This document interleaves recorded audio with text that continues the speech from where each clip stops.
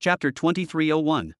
Robin stepped out of the golden portal with his hands clasped behind his back, then calmly looked around, one eyebrow slightly raised as his gaze slowly swept across every corner of his surroundings. This time, he had not appeared directly beside the person he was looking for. Even so, according to his sole perception, that person was not very far away, meaning it would only be a matter of moments before he found them. Considering the surroundings, however, it was only natural that he did not locate his target immediately. He was standing inside what resembled an underground cavern, dimly lit and oppressively hot. A faint glow shimmered across sections of the ceiling as though reflecting pools of radiant liquid hidden somewhere above, while the suffocating heat made the entire place feel like the surface of a dormant volcano whose quiet exterior concealed a violently restless core beneath, giving every breath a heavy, burning sensation. The cave itself was anything but smooth. It was filled with uneven slopes, jagged rises, rocky spikes hanging from the ceiling, and strange viscous secretions slowly trickling down the walls, making the entire cavern appear ancient, wild, and almost untouched. After searching for a few moments, Robin chose a direction and walked forward leisurely, as though he were simply taking a casual stroll through a peaceful garden rather than traversing an unfamiliar underground cavern.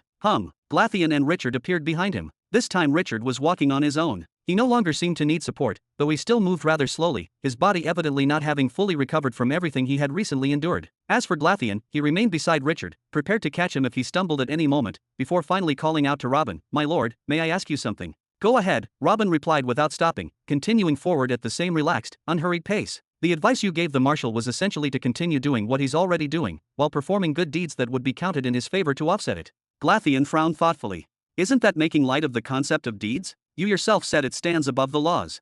"I merely told him what I've experienced myself, and what many others before me have experienced," Robin smiled faintly as he answered. "I understand that. I do the same myself, a whole budget in my empire is dedicated toward charity. Oh sorry, I meant my wing." Glatheon waved his hand. "But this loophole, everyone at the top knows it and uses it to the fullest. I've never heard anyone speak of the concept of karma with such reverence and such a profound philosophy like you did. In the end, the purity law can free someone from its consequences, yet after praising it so highly, you ended by presenting the enormous loophole like it's nothing." Robin nodded. The purity law doesn't erase accumulated negative karma, it merely lessens its consequences. Negative karma causes the heavenly laws to regard you as an enemy to a certain degree, and the purity law simply acts as a mediator, reducing that hostility. That's all. The negative karma itself remains and continues to accumulate regardless. You saw for yourself what it did to Arrow even with a huge purity array with him day and night. Given enough time, it would have claimed his life in the end.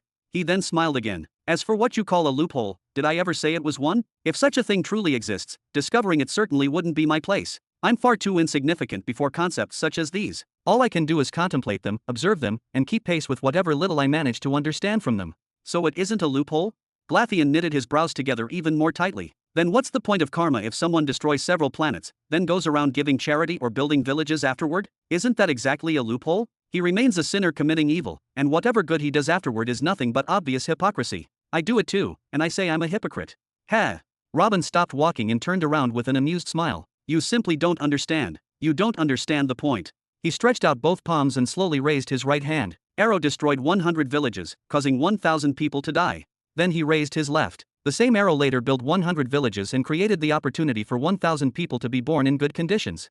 Finally, he looked directly into Glatheon's eyes before asking calmly, "When you look at the bigger picture, did Arrow truly do anything at all?" Glatheon furrowed his brows, unable to immediately find an answer to Robin's question as he silently considered the example from every angle he could think of. "Now let's reverse the example." Robin slowly closed his right hand into a fist. "Arrow destroys those same 100 villages and kills the same 1,000 people, but because karma has no loopholes, as you claim, it refuses to let him atone and judges him to be an evil man forever. Would Arrow still go on to build villages or create opportunities for anyone else to live after that?"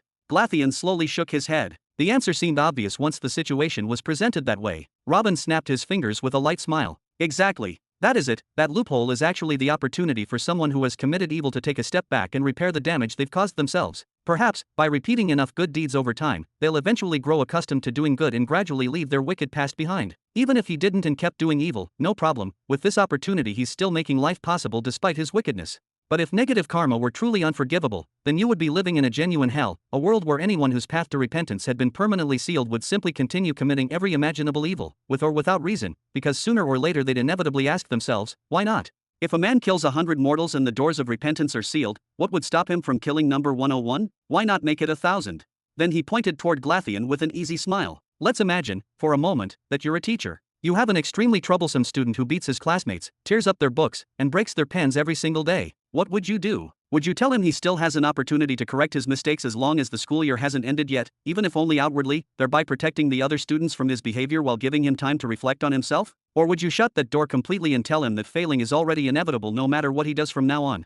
Robin then gave Glatheon a playful wink. And when the school year finally comes to an end, you, as the teacher, can gather together everything he has done throughout the entire year and decide whether he deserves to pass or fail. The important part is that you've protected the rest of the students from him for as much of that school term as possible, all without having to intervene personally every single time. Glatheon stared into Robin's eyes with unmistakable unease. Is this what you meant when you told the marshal that you wouldn't speak about anything you weren't certain of? Because you sound very certain to me. I'm simply connecting the dots. Robin shrugged before turning around and resuming his leisurely walk. You've already understood the idea, Glatheon, and how you choose to make use of it is entirely up to you. Just remember, we're still far too small. Far too small compared to concepts like these. A broad smile spread across Robin's face when he reached one corner of the cavern, and he pointed in a particular direction. Oop, there she is. In that direction sat a woman with 9 tails, covered in thick white fur, while an exquisite suit of black and gold armor embraced her body elegantly from head to toe. Directly before her lay a large lake filled with a transparent liquid carrying a faint bluish tint, its surface remaining perfectly still despite the heat filling the cavern. She sat in a meditative posture with her eyes gently closed. Even after Robin's loud voice and cheerful laughter echoed throughout the cavern, she showed no reaction whatsoever, remaining completely motionless as though isolated from the outside world, while several empty vials lay scattered around her. Glatheon frowned as recognition flashed across his face. I know her, that's the young Rhaenyra, the spearhead of the Cradle Empire. He then raised his voice slightly in surprise. We're already in mid-sector 100. He. Robin began walking toward Rhaenyra, his eyes shimmering with a brilliant golden glow as he fixed his gaze upon her tranquil figure. It's time for the spearhead to be sharpened once again. Chapter 2302. It was time for the spearhead to be sharpened once again. Robin approached Rhaenyra with a broad smile, his expression carrying a trace of anticipation. Glatheon and Richard stepped forward as well, quietly watching Robin slowly circle around Rhaenyra with his hands clasped behind his back, carefully observing her from every angle without uttering another word. Is she breaking through or something? Richard asked after watching her for several moments. Her level of concentration is incredibly deep. She can't possibly sense that you are here and stay sitting like that. A random mortal could dance above her head in this state. Someone with her level of strength should have sensed them the moment the portal opened. Yet they were standing right beside her, talking, and Robin was even walking circles around her without making the slightest effort to hide his presence, and still, she had not shown the slightest reaction. She's already at the peak of the Nexus state. What exactly would she be breaking through to? Glatheon shook his head. I can't sense the laws resonating with her either. She's simply immersed in an extraordinarily deep state of meditation. That's right. Robin nodded. I asked about her recently, and I was told she's been having trouble establishing a connection with the major heat law. He then stopped and folded his arms. It's a fairly common path in the end. I honestly expected she'd have mastered it much sooner than this. Not everyone can establish a connection with major laws so easily, my lord. A bead of sweat rolled down Glatheon's forehead. After all, he himself was only a user of a minor law, making him fully aware of just how difficult it could be to advance further. I understand that, but Rhaenyra can. Robin gestured toward her. Do you know that she uses 7 different minor laws? Even though she built her entire foundation around frost, she's mastered the other 6 to an astonishing degree. Even if her bloodline grants her an affinity toward them, that's still an unbelievable accomplishment. Among all members of her race, she's the only one who has ever managed to wield all 9. He then looked at her with a trace of sympathy. Unfortunately, her leadership ability is limited, and she also suffered several betrayals that brought down her empire. Otherwise, with talent like this, she would have become a behemoth by now. Then he laughed as he turned toward Glatheon. Do you know? Those 7 laws don't even belong to the same path in the first place. Do you realize how difficult that is? Shouldn't that be impossible? Glatheon frowned even more deeply. It's already miraculous enough for someone to possess an affinity for 7 minor laws within the same path, but across multiple different paths. You know that paths and laws don't descend from the heavens neatly arranged inside books with names and classifications already assigned to them. We simply observe the universe around us and classify them ourselves. Robin folded his arms. She possesses something resembling explosion, frost, a fireball, and something akin to violent vibration that generates tremendous heat and pressure. Because of that, I concluded those 4 belong to the heat path. What are the remaining laws? Glatheon asked, his curiosity growing stronger. One resembles cutting, another generates immense pressure similar to gravity, and another creates powerful friction. Robin shrugged helplessly. No matter how hard I try, I simply can't connect any of them to heat. Glatheon lowered his gaze thoughtfully. It really is difficult. Trying to place all of them under a single path seems practically impossible. Richard continued staring at Rhaenyra. Perhaps it's an undiscovered path. Robin turned toward Richard before shifting his gaze back to Rhaenyra. An undiscovered path after 97.8 million years of recorded history? That would be a disgrace to every inhabitant of B14. Glatheon and Richard exchanged bewildered glances. B14. So then, where are we heading next? Richard eventually asked. I don't think she's in any condition for a conversation or a lecture right now. Robin shook his head. I'm not finished here yet. Then, after stopping directly in front of Rhaenyra with only a single step separating them, he continued, Caesar is in poor condition. Before long, he'll be fighting wars of unification against 5 millennia-old empires. Rhaenyra needs to return to the battlefield, and she needs to return stronger than ever.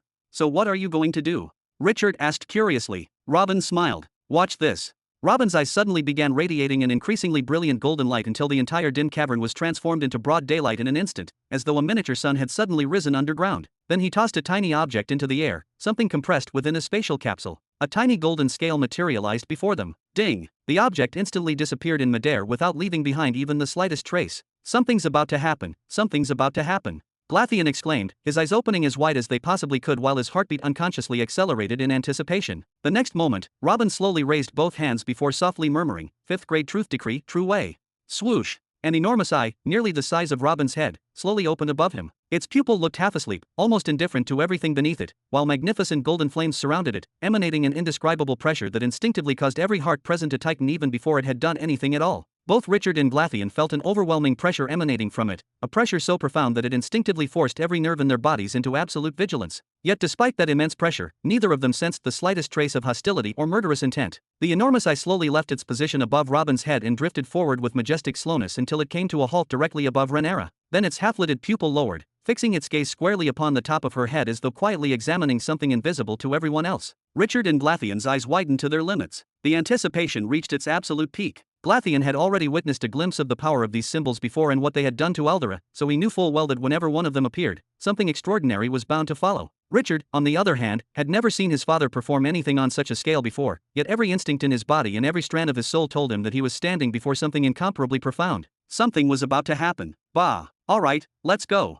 Robin clapped his hands together, drew a deep breath, and immediately began assessing the condition of his body along with the amount of energy required for their next journey, his expression becoming noticeably more focused than before. He had already made several consecutive jumps across different sectors within a short period of time, and every one of those spatial crossings had placed an additional burden upon his body. Let's go. Glatheon raised his voice in disbelief before quickly lowering it again. That's it. Robin nodded casually. I won't be doing anything else today. In fact, you could even say I haven't really done anything at all.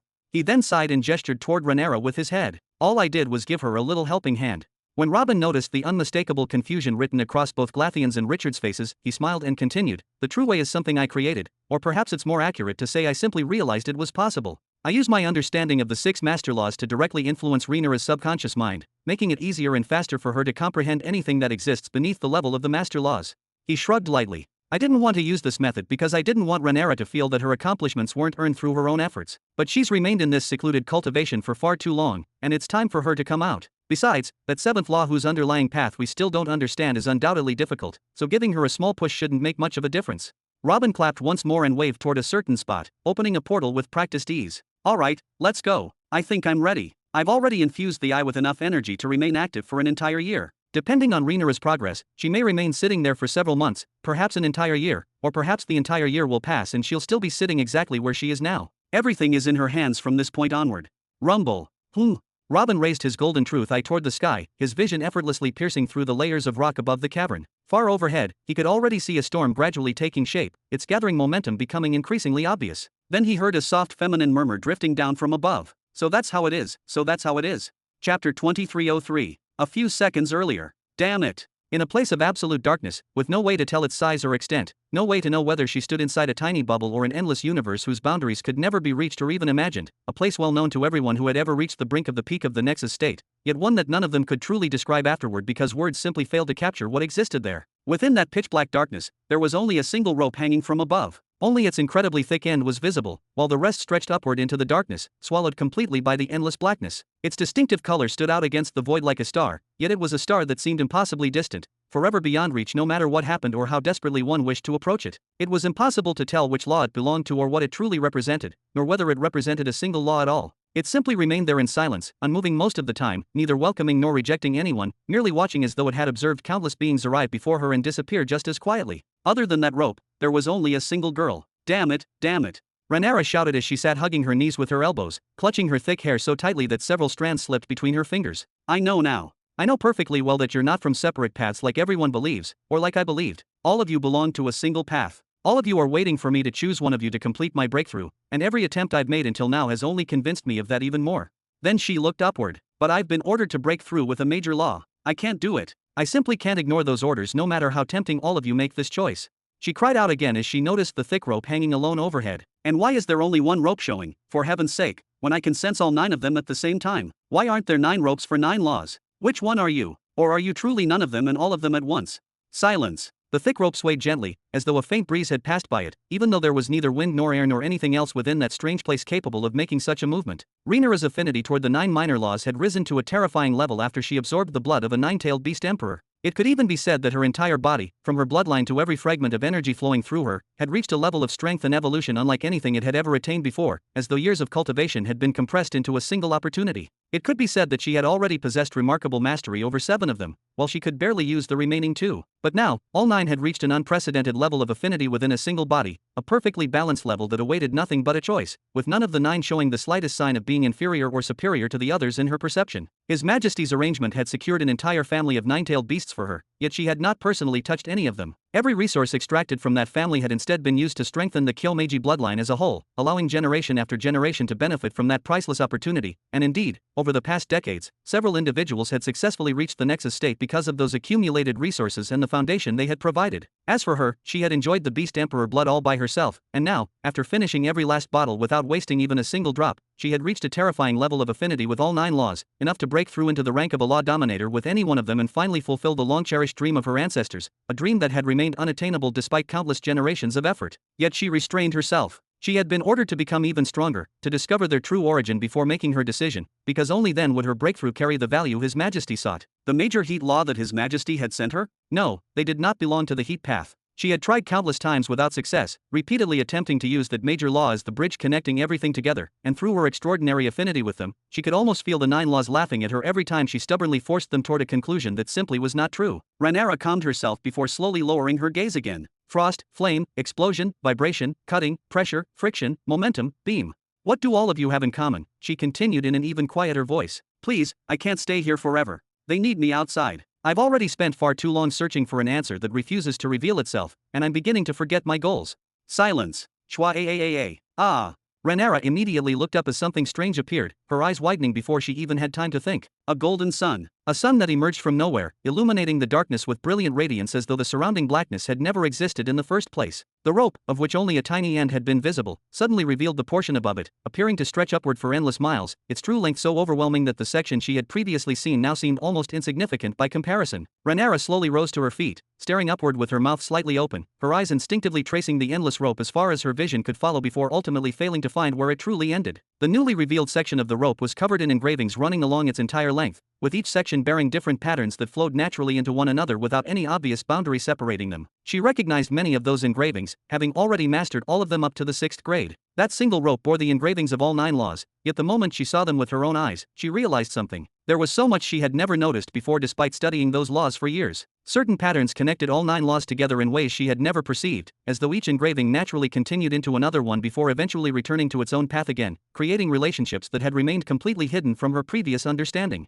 And beyond those connections, there were countless patterns she had never seen before, patterns that did not resemble any of the 9 laws she knew and yet somehow seemed inseparably intertwined with every single one of them, as though they formed the unseen foundation supporting everything else. So that's how it is, Rhaenyra murmured. In front of Rhaenyra's body, a broad smile spread across Robin's face the moment he heard Rhaenyra murmur those words, the satisfaction in his expression growing naturally as though a long-standing suspicion in the back of his mind had finally begun taking shape through someone else's realization. He lowered the hand that had been about to open a spacetime gate, deciding there was no longer any reason to interrupt what was unfolding, took a chair out of his ring, and calmly sat down in front of Rhaenyra while maintaining that same smile, his eyes never leaving her face for even a moment. Glatheon frowned slightly. He also wanted to hear whether she would say anything else, sensing that her understanding had not yet reached its conclusion, but he quickly remembered that Richard was still ill. He took out another chair, helped him sit down so he would not have to remain standing during what might become a lengthy revelation, then quietly walked over to stand beside Robin, fixing his own attention on Rhaenyra. They did not have to wait long before Rhaenyra began speaking aloud once again, her voice carrying far more certainty than before.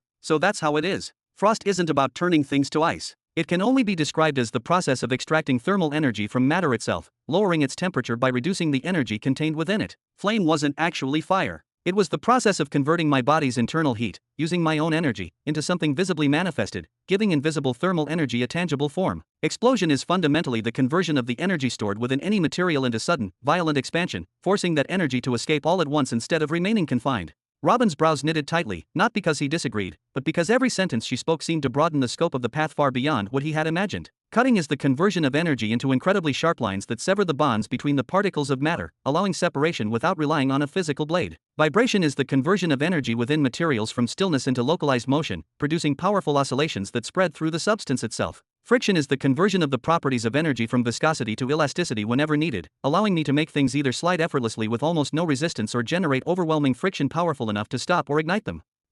Momentum. That incredible speed I gain or use to propel objects, it's the conversion of potential energy into kinetic energy. And beams, they're actually the release of stored energy through an extremely thin strand, concentrating it into a single direction and giving it the properties of a laser instead of allowing it to disperse naturally.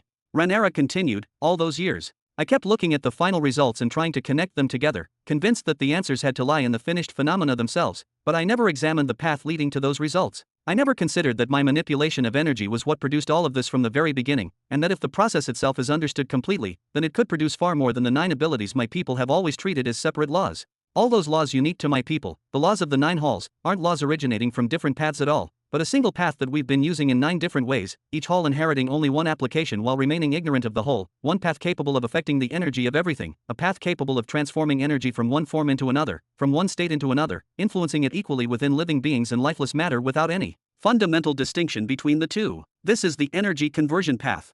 Rumble, rumble. Robin ignored the explosions echoing across the heavens above, paying them no more attention than distant thunder. It was obvious that Rhaenyra's breakthrough into the Law Dominator domain had already begun, and that the violent reactions filling the sky were merely the natural consequences of such an extraordinary advancement. Instead, he kept his gaze fixed on the girl's face, carefully memorizing every word she spoke as though each sentence might reveal another hidden piece of the puzzle. The energy conversion path? Shouldn't that be a law belonging to the broader energy path? Why did an entirely separate path exist under that name? Was there truly enough difference between controlling energy itself and converting it to justify an independent path, or was there an even deeper distinction hidden beneath the surface? And more importantly, the name of the path itself was terrifying, but Rhaenyra's words were even more terrifying, because they described not a collection of techniques, but a universal principle capable of explaining them all. Everything was made of atoms, and every atom was filled with energy. Detonating just a handful of atoms could unleash a massive explosion capable of obliterating an entire planet, and the creator of the universe had used an immeasurable amount of energy to create everything that existed, an amount of energy beyond calculation, comprehension, or even meaningful comparison by mortal standards. Rhaenyra could manipulate that energy inside objects?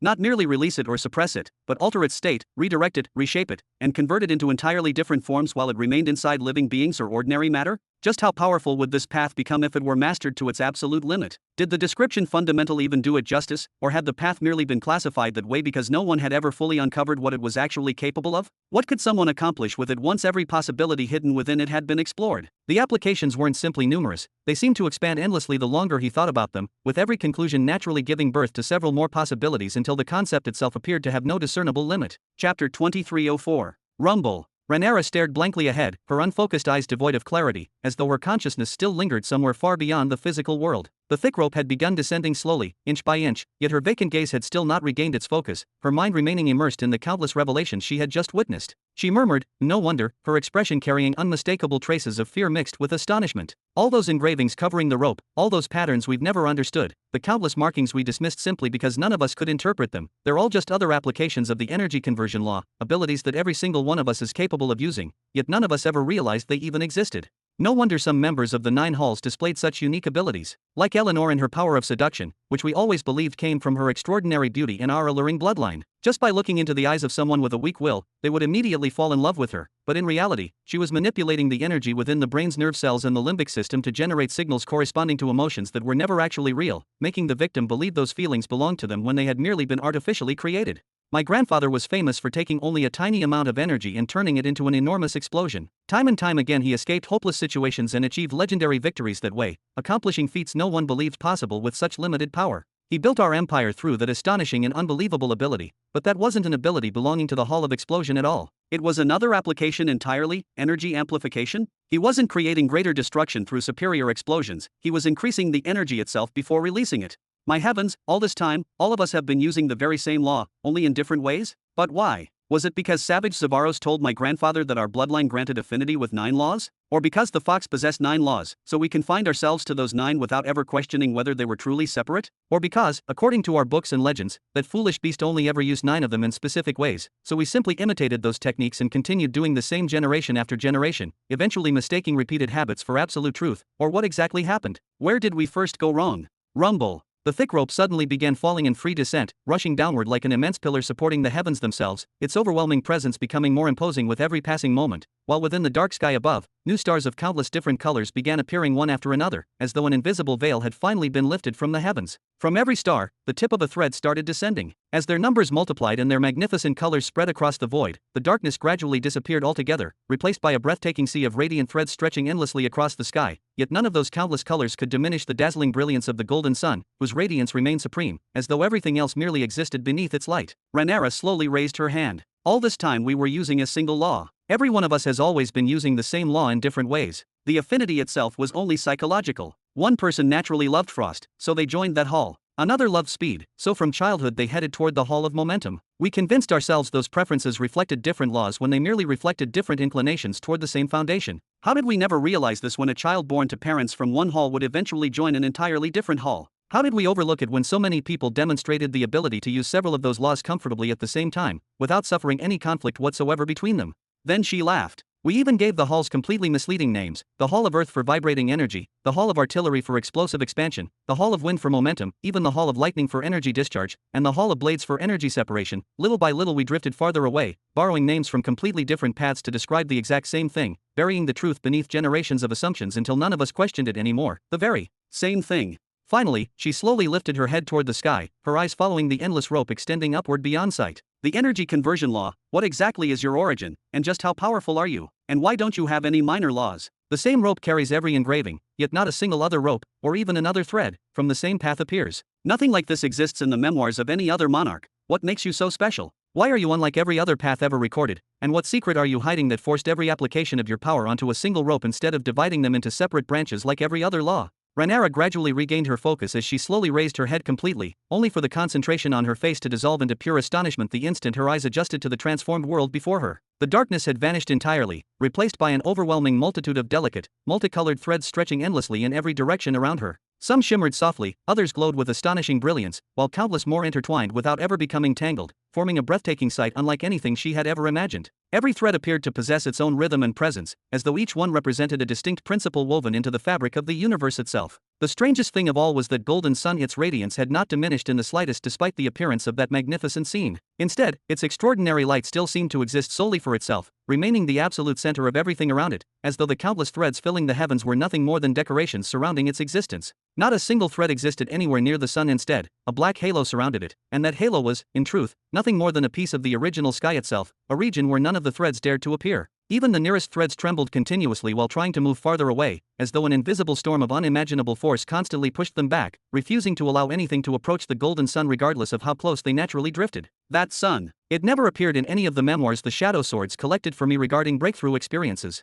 Rhaenyra frowned deeply, searching through every account she had ever read and failing to recall even the slightest mention of such a phenomenon, making the golden sun seem even more mysterious than the endless threads themselves. At that exact moment, an extremely fine thread slowly drifted toward the center of her forehead. Ah! Rhaenyra instinctively tried to resist. She immediately swung her hand toward it with force, her body reacting before her mind had time to process what was happening, but her fingers passed through the thread effortlessly, as though it possessed no physical existence whatsoever. The thread continued forward undisturbed until it gently touched her forehead with a sensation so light that it almost felt imaginary. A brilliant light flashed within Rhaenyra's eyes, and her mouth instinctively opened for a brief moment as an immense amount of understanding flooded into her mind all at once, countless pieces of previously disconnected knowledge suddenly arranging themselves into a coherent whole without requiring conscious thought. Then the thread quietly withdrew, returning to its original place among the countless others as though nothing had happened, immediately blending back into the endless sea of colorful threads surrounding her. Ha! A smile slowly spread across Rhaenyra's face as she lowered her gaze to examine her own hands, feeling the subtle changes taking place throughout her body. Ha ha ha! She finally understood what was happening. Her breakthrough into the Law Dominator domain had begun, and everything occurring around her was simply part of the natural process of that advancement. I suppose I need to study the major energy conversion law after all. I've been using it my entire life without ever realizing what it truly was, blindly relying on fragments of its potential while remaining completely ignorant of its actual foundation. Rhaenyra laughed happily, the excitement in her voice becoming impossible to conceal as years of confusion finally gave way to understanding. Another thread gently touched her forehead before quietly retreating to its place among the countless others, moving with the same calm precision as the first. This time Rhaenyra paid no attention to the process itself. Instead, she focused entirely on examining the changes taking place within her, carefully observing every subtle transformation that accompanied each new thread, comparing them one after another in an attempt to understand what each one contributed to her breakthrough. Then, several minutes later, after numerous threads had successively touched her forehead and withdrawn again, each one leaving behind another faint trace of comprehension and resonance, she suddenly opened her eyes wide in a mixture of astonishment and fear. She immediately stopped what she was doing and unconsciously took a step backward, as though the realization itself had shaken her more than the breakthrough ever could. 20%. I'm receiving support from the universe's minor laws at a full 20% all at once. That means by the end of my breakthrough, I'll receive support from the energy conversion law equal to 30%.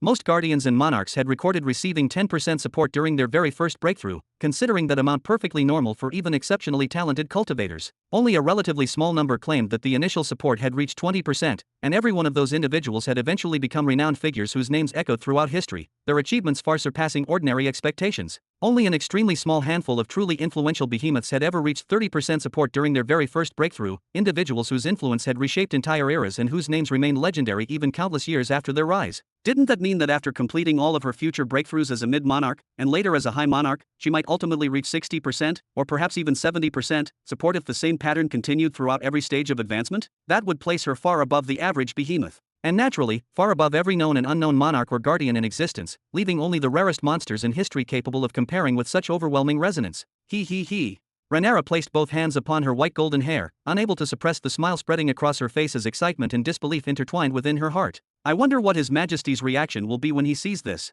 I'll congratulate you, of course. Chapter 2305. Rhaenyra turned toward the source of the voice and saw a man made entirely of golden light. His features were impossible to make out clearly beneath the radiant glow surrounding him, yet there was no mistaking that voice. Even if she could not recognize the face before her, she would never fail to recognize the person speaking. Your Majesty. In the flesh. Robin laughed as he glanced at his glowing hand, seemingly amused by his current appearance. Well, in presence and energy, I mean. What are you doing here? This place is reserved for breaking through into the Law Dominator realm. Rhaenyra took a step back, but soon smiled and shook her head as though dismissing her own reaction. It seems my excitement over demonstrating the energy conversion law to His Majesty has made me see things that aren't real. I must still be caught somewhere between reality and the breakthrough. I'm more real than you are right now, girl. Robin pointed upward toward the sun. I used the sun of the true way as a medium and projected my consciousness into it so I could appear wherever the sun exists. He then slowly looked around at the countless threads stretching across the heavens. This place is far more colorful than people make it sound. That sun, you were the one who created it. Rhaenyra exclaimed in astonishment, immediately connecting his words to the mysterious phenomenon that had changed everything. You can manipulate this place as well. Nothing is truly difficult for the master laws within the universes. With enough concentration and planning, anything is possible. The man of light, Robin, clasped his hands behind his back and began strolling slowly, calmly observing his surroundings as though he had entered an unfamiliar yet fascinating landscape. This place reminds me of something, especially that vast darkness before the ropes appeared. The sun, the path of truth. Rhaenyra repeated thoughtfully. Wait, before the sun appeared, I was in a miserable state, then. She suddenly grabbed her head tightly for a few moments as fragments of memory rapidly resurfaced before looking back at Robin. Did you help me break through? I helped you focus a little and accelerated what was already inevitable. Your breakthrough and every conclusion you reached belong entirely to you. Robin smiled before stopping and turning toward her. As a matter of fact, I learned something from you today. You helped me break through, and then you say you learned from me. Rhaenyra smiled, finding the statement difficult to believe. You don't need that fake humility. I'm serious. Robin raised his head and began observing the thickest rope among all those present, studying its engravings with unusual concentration. The energy conversion law, huh? It's a fitting name. And even if it weren't, you're the one who discovered this law, so you have the right to name it. Rhaenyra stared at him in disbelief. I'm the first person to discover it. Robin nodded. I won't lie to you, even I had no idea that something like this existed in nature. He continued more slowly, carefully choosing his words. I'm able to perceive the natural patterns of energy themselves. They're incredibly simple as water, or perhaps even simpler. Most of those patterns exist merely to help bind energy to other laws, contribute to the movements of the natural world, and also assist us cultivators in using energy freely throughout our cultivation. They were made to be used. Robin shrugged. So, subconsciously, just like everyone who came before me, I assumed the energy law itself was useless, and that the other laws, at every level, were what actually transformed and utilized energy. Energy itself is stagnant, like water or earth. It doesn't change on its own, it only changes when acted upon by a catalyst, and that catalyst is the law.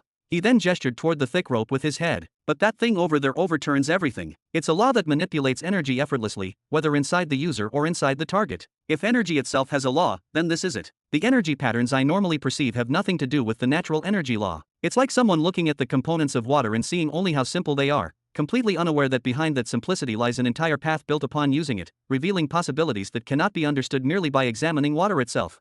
So, Rhaenyra's eyes widened even further as the implications finally settled in. Then the law I'm breaking through with right now is the natural energy law. Robin continued staring at the rope, his gaze lingering on its countless engravings as though each pattern concealed another answer waiting to be uncovered. Let's keep the name energy conversion as it is. Water laws allow you to use energy to imitate the form and properties of water, letting you create water of a certain quality. But that thing over there won't allow you to create energy itself. No one can do that. It merely controls it, manipulates it, exactly as you named it. He fixed his eyes on the rope once more, trying to imprint every engraving and every pattern into his memory, unwilling to overlook even the smallest detail. What surprises me is that it's a heavenly law, yet it isn't a minor law, nor does it possess any minor laws beneath it. It exists entirely on its own. Whoever masters it will master energy conversion as a whole, and whoever fails will have no second chance through an inferior minor law to gradually build up the same understanding. How strange. It obviously can't be classified as a master law, nor is it a fundamental law or any of the other established classifications, because it has no subordinate minor laws whatsoever, and it's certainly not one of the supreme concepts on the level of blood or the codes of creation. So then, what exactly is it? Rhaenyra smiled, unable to hide the satisfaction on her face. I'm happy that I managed to give Lord Human something to wonder about. Robin nodded several times with a smile before finally turning away from the rope and looking directly at her. Then let me ask you a question instead. Do you intend to follow me until the very end? Rhaenyra blinked in surprise at the sudden question, clearly not expecting the conversation to shift in that direction. Technically speaking, she had already submitted to Caesar and had served under his command for centuries. Since Caesar was Robin's marshal and Robin's son, that already made her one of Robin's subordinates without question. Even so, she remained only an unofficial subordinate. She had never sworn an oath directly to Robin, nor had she ever received his personal commands or formally placed herself under his authority. Rhaenyra held Robin's gaze for several moments, looking into the eyes of the man who had elevated her from an ordinary Nexus state cultivator to someone on the verge of becoming a law dominator today. The man who had guided her without claiming her achievements for himself, who had opened a path that her ancestors had searched for across countless generations. Then she nodded. I don't see any reason not to continue. Are you certain? A broad smile spread across Robin's face, as though he had expected that answer yet still wanted to hear it spoken with conviction. Rhaenyra frowned slightly. What exactly are you asking? The truth is, Rhaenyra, judging by the strength of your law and the degree of limit removal you've already obtained during your very first breakthrough, I believe that once your breakthrough is complete, you'll be capable of standing toe-to-toe with someone like Hedrick back when he was also a low-law dominator. To put it more simply, you'll become virtually unmatched among low-law dominators, one of the two strongest individuals in the entire universe at that level. A satisfied smile appeared across Rhaenyra's face. Such praise coming from Robin himself carried far more weight than praise from anyone else she had ever met. But Robin's next words immediately interrupted it. But I'd like to make you the strongest one, beyond all dispute. What do you think? Rhaenyra's brows tightened sharply, the confidence on her face instantly replaced by confusion. Please, speak plainly. Her heart was pounding uncontrollably, sensing that the offer about to be made would far exceed anything she had imagined. I'll remove your limits completely. Let me explain it in terms you'll understand. One law will grant you 100% support, and every law in the universe will do the same. What do you think? Robin smiled broadly, speaking as though he were discussing something entirely ordinary. It's a simple matter. It can be arranged. But afterward, I'll need you to become my complete subordinate. You'll obey my orders without reservation, serving as the spearhead that moves wherever I command, without question. Can you do that, Rhaenyra? He immediately continued before she had the chance to answer, hoping to persuade her further. I realize this came rather abruptly, and I understand you may need some time to tea. Bam! Before Robin could even finish his sentence, Rhaenyra had already dropped onto one knee without the slightest hesitation. Do it, if you can, and bring me the oath. Chapter 2306. Outside. Glatheon shifted his gaze back and forth between Robin and Rhaenyra, carefully observing both of them without daring to interrupt either one, not knowing what was happening right now. Rhaenyra was already seated in an extremely vulnerable state. At that moment, even an ordinary mortal could have harmed her with ease if they somehow managed to reach her. What was strange, however, was that only a few minutes earlier, His Majesty had told them to wait for a moment, then closed his eyes and entered a state resembling deep meditation. It was obvious that his primary consciousness was no longer present with them, as though his mind had traveled somewhere far beyond the cave while only his body remained behind. Glatheon let out a sigh. I feel a certain sense of honor and prestige knowing that His Majesty entered a state like this while I'm standing beside him. Entering a state of profound meditation while there was even a cat nearby could be dangerous. So what about a guardian? The fact that His Majesty had entered such a state could only mean that he trusted him completely, placing his own safety in his hands without the slightest hesitation. I apologize for ruining your feelings of honor and prestige, Richard replied with a smile, but he could probably still defend himself even in that state.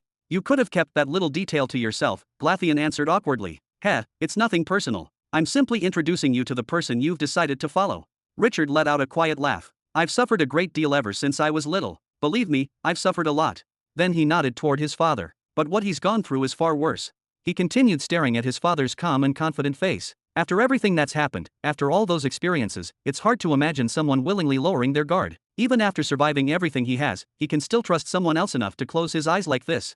Glatheon nodded. He could only imagine how much suffering and how many unimaginable experiences had carried someone from the young belt all the way to such a position. Perhaps he should investigate Robin's past himself someday. Oh, Robin slowly opened his eyes. Then he murmured, well, that was easier than I expected. My lord. A broad smile appeared on Glatheon's face. Did you accomplish what you intended?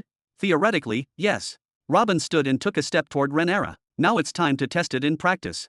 He raised both hands directly above Rhaenyra's head, carefully positioning them without making physical contact. He closed his eyes once more and slowly exhaled. Oh. Then he opened his eyes, now shining with brilliant golden light. Limit removal array. Robin's body began glowing with golden radiance as enormous numbers of engravings materialized across his skin, covering his body one after another before quietly detaching from him. Those countless engravings gently floated upward, gradually gathering together until they formed several distinct symbols. A balance scale, a thundercloud, a gear with a broken tooth, and a serpent devouring its own tail. The four small symbols slowly rose until they surrounded the eye, gazing downward at Rhaenyra. Then several eyelashes extended outward from the eye itself, linking the four symbols together into a miniature array nearly identical to the one that had appeared above Rhaenyra, every connection forming naturally as though it had always existed. Glatheon immediately held his breath. He knew exactly what had happened the last time those symbols had appeared, and the memory alone was enough to make his heart tighten. Even Richard instinctively straightened in his seat after feeling an overwhelming sense of awe emanating from the symbols, not fear, but profound reverence and respect, as though he were standing before something fundamentally beyond ordinary comprehension. Rumble, rumble, rumble. What's happening up there? Richard immediately stood and extended his soul perception toward the sky as far as he possibly could. The storm that had begun only moments earlier, gradually growing into an enormous storm of laws covering half the planet, suddenly began behaving strangely, as though some invisible force had reached into its very core. At first, the storm merely slowed down. It would erupt violently, then fall silent for several moments before moving again, the entire phenomenon becoming increasingly unnatural with every passing second. But then, all at once, it completely stopped rotating around its own axis. The lightning ceased. The thunder vanished. It was as though the heavens themselves had frozen in place, every movement abruptly suspended by an irresistible authority. Meanwhile, the four master symbols slowly began revolving around the eye, looking down below, maintaining a perfectly synchronized orbit. Whoosh! Golden light burst from all five symbols simultaneously and shot upward in a single brilliant stream, piercing straight through the cave ceiling until it reached the motionless storm. In a single instant, the storm vanished, as though 5 spears had pierced through it, slain it, and wiped it from existence without leaving behind even the slightest trace. In its place, the heavens themselves became flooded with brilliant golden light, a radiance so magnificent that every living creature instinctively lifted its head toward the sky in astonishment, unable to understand what had happened yet unable to stop staring at the unprecedented sight. By this point, Robin opened his eyes and lowered his hands, a broad smile spreading across his face as he quietly observed the changes taking place before him. The process has begun. And no, Aic. Rhaenyra began muttering aloud, her voice trembling uncontrollably. Her face was twisted with pain, tears streamed from her eyes without restraint, and the corners of her mouth drooped so pitifully that anyone who looked at her would instinctively want to embrace her and comfort her, as though she were enduring agony far beyond what words could describe. Yet Robin simply continued watching with a wide, satisfied smile. I finally have a true spear capable of. Robin suddenly stopped mid-sentence and clutched his chest. Arg! My lord! Glatheon immediately stepped forward, catching Robin before he could fall completely, then carefully supported him back into his chair. What's happening to you? Richard rushed over without hesitation and circulated a strand of the life law through Robin's body, carefully examining every part of him. I can't detect any injuries that I can help heal. Egg. Robin pressed a hand firmly against his heart. His expression had turned extremely pale, yet he forced himself not to let out another groan despite the obvious pain crossing his face. This has nothing to do with injuries. It's similar to the exhaustion I suffered after my battle with the executioner, except this came all at once, and it hit much harder. Could this be because you've used the master laws too many times today? Glatheon asked, unable to hide the concern in his voice. That's one possibility. Robin released a long sigh before straightening himself in his chair with visible effort, then fixed his eyes on Rhaenyra once more. Or perhaps the limit removal itself caused it. I suppose we'll know for certain by the end of the day. Perhaps. Glatheon nodded while looking toward Rhaenyra before smiling back at Robin. Limit removal array? That's quite an interesting choice of name. Robin managed to chuckle despite his fatigue. 5 symbols for removing limits, 6 for selecting a candidate. Why should I complicate things with strange names? Bam! Ah! At that very moment, Rhaenyra finally moved. She collapsed sideways onto the ground from sheer exhaustion, her entire body seemingly drained of strength, while her eyes remained opened as wide as they could go and her breathing became hurried. Huff, huff. Welcome back. Robin waved at her with a broad smile, as though greeting someone who had simply returned from a long journey. So, did you enjoy your little limit removal experience? It's an experience I wouldn't wish upon my worst enemy. Rhaenyra let out a long breath before suddenly remembering something important. Am I the strongest now, just like you said? Look at your hand, Robin replied with a smile. You'll have your answer. Rhaenyra frowned. At that same moment, she also noticed the astonished expressions on both Richard's and Glatheon's faces. Neither of them was looking at her directly anymore. Both of them were staring fixedly at the hand she was using to support herself against the ground. She immediately looked down herself, expecting to find some sort of seal, weapon, or perhaps some visible mark left behind by the ritual. Instead, she found something far stranger. Ha! The solid stone floor beneath her had cracked apart. In fact, the ground itself had been shattered, with the exact center of the impact lying directly beneath the palm of her hand, as though unimaginable force had quietly flowed into the earth without her noticing. What happened here? Rhaenyra instantly lifted her hand in surprise. Whoosh! Boom! The casual wave of Rhaenyra's hand unleashed a violent gust of wind that slammed into the cave ceiling with tremendous force, causing every rocky protrusion and stone stalactite overhead to collapse at once, filling the cave with the deafening sound of shattering stone. What? Rhaenyra inhaled sharply, fear filling her voice as she stared blankly at her own hand, unable to believe that such overwhelming power had been released by nothing more than an unconscious movement. Cough. Robin waved his hand twice to clear away the clouds of dust rapidly spreading throughout the cave before they reached him. I think you'd better stay perfectly still until you get used to your new strength. Chapter 2307. What? Rhaenyra stared blankly at the collapsed ceiling, still unable to fully comprehend what had just happened. What's happening here? Didn't I tell you I was going to make you the strongest? A broad smile spread across Robin's face, clearly pleased with her reaction. It wounds my pride a little that you didn't believe me. Hee. I thought you were talking about a deeper understanding of the law, more sophisticated techniques, or something like that.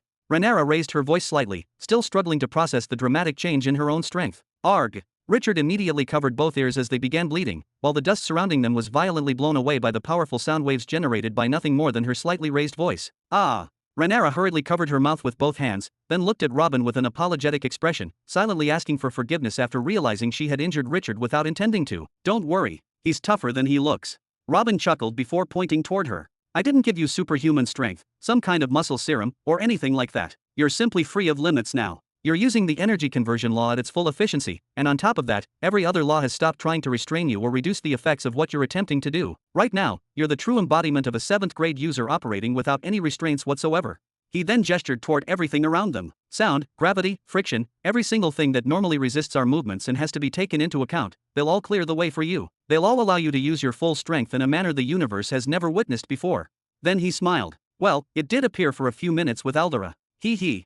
Glatheon stared at Rhaenyra with unmistakable envy in his eyes. That girl's fate had changed completely over the course of only a few centuries. From an ordinary Nexus state cultivator struggling with internal betrayals and a collapsing empire, to a law dominator possessing power the universe had never seen before. Then he looked toward Robin. Every bit of it was because of him. Those were the words Robin had spoken to him on Dawnera. And judging by what had happened to both Eldera and Rhaenyra, perhaps fortune really had smiled upon him the day he encountered this 1,000-year-old young man. The headmistress of the Dawnlight Academy, Eldera, possesses the same strength? Rhaenyra lowered her hand from her mouth in surprise, unable to hide the curiosity in her eyes. As a woman born into a succession of empires ruled primarily by men, Rhaenyra knew nearly every prominent woman throughout the empire, along with every woman who had any connection to Robin. Eldera was naturally among them. Even though the two had never met face-to-face before, Rhaenyra had occasionally followed news about her and had heard no shortage of astonishing stories surrounding her rise. The headmistress of the Dawnlight Academy. Glatheon frowned. Just how long have you been in seclusion? Rhaenyra frowned back. And who exactly are you? All right. Robin gestured for Rhaenyra to look at him. You've missed quite a few events, and we're not about to begin a history lesson here. I'll send you somewhere you'll learn most of what you've missed. He continued. As for Eldera, she reached the same level of power you possess now for a few brief minutes. Then she erased every bit of her strength completely and returned to zero. Right now she's rebuilding her very first foundation using a master law. A master law. Rhaenyra murmured, repeating the words almost instinctively. What is it? Robin smiled. Would you like to become like her? I can arrange that as well. But keep in mind that the training will be both difficult and extremely long. Eldera probably won't recover her current level of strength for several millennia. Rhaenyra lowered her head for a moment before slowly shaking it. I don't want to feel weak ever again. Then she looked directly into Robin's eyes without the slightest hesitation. I like the position of spearhead. She carefully rose to her feet, moving as gently as possible out of fear that she might accidentally destroy something else with even the slightest careless movement. Bring me the oath. Glatheon's eyes opened as wide as they possibly could. He was going to grant her such overwhelming power and simply let her leave without a binding oath? What in the world was happening? Rhaenyra, however, didn't appear surprised in the slightest. A faint smile appeared on her face as she nodded, as though she had already expected that answer deep down. I've heard many times that you never require oaths from those within your inner circle. You always say that if one of them were ever to betray you, you'd accept the consequences willingly, because it would only prove that your own judgment had failed. You're confident in them, confident that no one within that circle would ever betray you. Thank you for allowing me to become part of it. Then she continued with complete seriousness, her expression becoming calmer than ever before. And don't worry. I have no intention of ever leaving it, nor will I be the one who makes you regret relying upon absolute trust. Good. A grin stretched from ear to ear across Robin's face, genuine satisfaction clearly visible in his expression. I know you won't disappoint me, Rhaenyra. Then he continued calmly, as though assigning an ordinary task rather than one capable of shaking the universe. I'll give you 1 month from today. Get used to your new strength, explore the energy conversion law more deeply, and develop a few new techniques that truly suit your fighting style. Then erase my enemies for me. Understood. Rhaenyra nodded without the slightest hesitation. The head of the Emperor of the Seven Thrones will be beneath your foot before the end of the month. Gulp. Glatheon instinctively grabbed his own neck. If he had stubbornly remained hostile toward Arrow, would the name of the vast ice empire be mentioned today by these monsters? Robin looked puzzled for a moment before suddenly remembering something. Ah, right. That's the empire Caesar has been fighting for some time now, isn't it? He casually waved his hand dismissively. That's between you and Caesar. Once you've completed your mission, return to him, and he'll assign your next objectives. Rhaenyra looked at him in confusion. Then who exactly is my current target? Someone who humiliated me twice within the Soul Society, when I wasn't strong enough to repay the insult. Robin's expression darkened, the smile completely disappearing from his face. Someone the Syndicate believes has become powerful enough to destroy me and everything I've built, provided Arkyle is removed from the equation. Glatheon's expression instantly turned to fear. He had already guessed the rest before Robin even said it. Rhaenyra. Robin's voice became completely serious. 1 month from now, I want you to do to Zargal exactly what you did to the Emperor of the Iron Boars. Zargal. Rhaenyra froze for a brief moment before her eyes widened to their limit. You mean the sorcerer behemoth? Then she raised her voice slightly in disbelief. That's impossible for me to accomplish alone. Robin frowned deeply. And why exactly should it be impossible after I've given you this much power? Even Glatheon could already feel the atmosphere growing heavier as the conversation continued. The sorcerer Zargal is in Sector 98, while we're in Sector 100. It'll take me years just to reach him. How am I supposed to kill him within a month? Rhaenyra rested her head against one hand while thinking through the logistics as quickly as possible. I suppose you could use the Grand Gates, but since we're at war with them, those gates will certainly be under heavy surveillance. Secondly, I know absolutely nothing about Sector 98, nor do I even know how to find him. Never mind. I'll contact the Shadow Swords and have them arrange something suitable. Hee. Robin's smile returned immediately, as though he had been waiting for that exact response. Then he casually waved a hand beside Rhaenyra. A rectangular golden portal materialized beside her shoulder, its surface shimmering quietly with golden light. Then she heard Robin say, spend the month in there. After that, he'll arrange everything you need to do. Without the slightest hesitation, Rhaenyra stepped into the portal, not even pausing to ask who he was. The very next instant, Arrow's horrified scream echoed from the other side. Way. Chapter 2308. 2 weeks later, Spill Galaxy. Are these reports confirmed? Darvian the Cursed stared at the report with obvious skepticism, carefully reading its contents more than once before finally raising his eyes toward the messenger. Absolutely, Your Majesty. Our spies have submitted their report, and the Syndicate has delivered one as well. The messenger bowed respectfully toward Darvian before turning once again toward Zargal the Sorcerer. Arkyle the Temporal's forces are unquestionably withdrawing from the borders of Mid-Sector 98, heading toward Mid-Sector 96. Every movement we've observed points to the same conclusion. He. Zargal shrugged as he laughed. It was only a matter of time before he withdrew. Who would hear that the Syndicate's forces were coming and still stubbornly remain where they were? Perhaps he's gone to defend Mid-Sector 95. He still has enough time to make that decision. Darvian cast him a sideways glance. We still don't know how deep his relationship with Lord Robin truly is. No sane man would dare oppose the Syndicate, no matter how tempting the rewards might be. Zargal waved his hand dismissively. Arkyle accepted a hefty price from that wretched human to attack me, but whatever that payment was, it certainly isn't enough to justify making an enemy of the Syndicate. I guarantee he'll return to his own galaxy like an obedient dog and simply watch the armies pass beneath his nose. Then he smiled. Secondly, even if he's gone mad and actually tries to stop them, let him do it. Either way, by then the army's mission will already be complete, and the path into Mid-Sector 99 will be wide open for me. When will you move? Darvian asked calmly. The moment Arkyle the Temporal's forces enter the neutral zone between Mid-Sectors 97 and 96. Zargal's eyes gleamed with anticipation. That soon? According to the current schedule, all of his forces will have left Mid-Sector 97 within 2 weeks at most. Darvian said in surprise. You're not even going to wait for the war to begin, or at least until his return to his own galaxy is confirmed. 2 weeks is already too long. Zargal slammed his hand against the armrest of his chair. This war has dragged on long enough. It has claimed half my army, taken several of my sons, humiliated me, and dragged my name through the mud. 2 weeks from now, all of this ends. I will personally lead 30 of my sons to assault the stronghold of the Grave Empire and kill whoever dares stand in our way, whether it be a monarch or an insignificant soldier. Darvian looked forward once more and nodded. A wise decision. Then he murmured as though speaking only to himself, the Syndicate's forces have already crossed the territory of Helmer the Destroyer and are now advancing toward mid-sector 105. They'll appear there very soon. The moment they enter the coward's territory, I'll personally move to burn the Cradle Empire to the ground, along with everyone inside it. The Cradle. Zargle frowned. Surely you mean the Radiance Galaxy. No, the Cradle. Darvian corrected him with narrowed eyes. Radiance ceased to matter long ago. The Cradle Empire's constant support, its pearls and military supplies, is what's keeping them alive. It's the reason those so-called Great Six are still able to breathe today. That has to end. Then he turned toward Zargle. It'll also be a decisive blow if we attack both the Cradle and the Grave at the same time. That way, Lord Robin's legitimate representatives will be wiped out in a single stroke, leaving him as nothing more than a bag full of money with no one left to spend it. After that, we can hunt him down and reclaim what rightfully belongs to us. He rose to his feet without waiting for a reply. I'll return to my galaxy and begin the preparations. The Syndicate's forces will arrive in mid-sector 105 within 3 to 4 weeks. The day after they arrive, you'll find me in mid-sector 100 alongside my sons. Zargle stood as well and firmly shook Darvian's hand. Then I'll postpone my offensive so we can begin together. It'll be a movement that shakes the entire universe. Bang, father. At that very moment, a young man rushed into the hall, his hair covering his right eye, his breathing ragged as though he had crossed half the galaxy without stopping. The seventh brother is dead. Darvian jolted to his feet, his expression instantly changing. Zargle's expression shifted from excitement to utter confusion in an instant. Your seventh brother? The very same brother who was sent to wipe out the true beginning galaxy in that damned young belt. That's him, and he was killed by the Crimson Plague. The young man hurried forward while holding a light disc tightly in both hands. Several spacecraft managed to escape before the battle ended, and they recorded everything from beginning to end. Look! What kind of nonsense is this?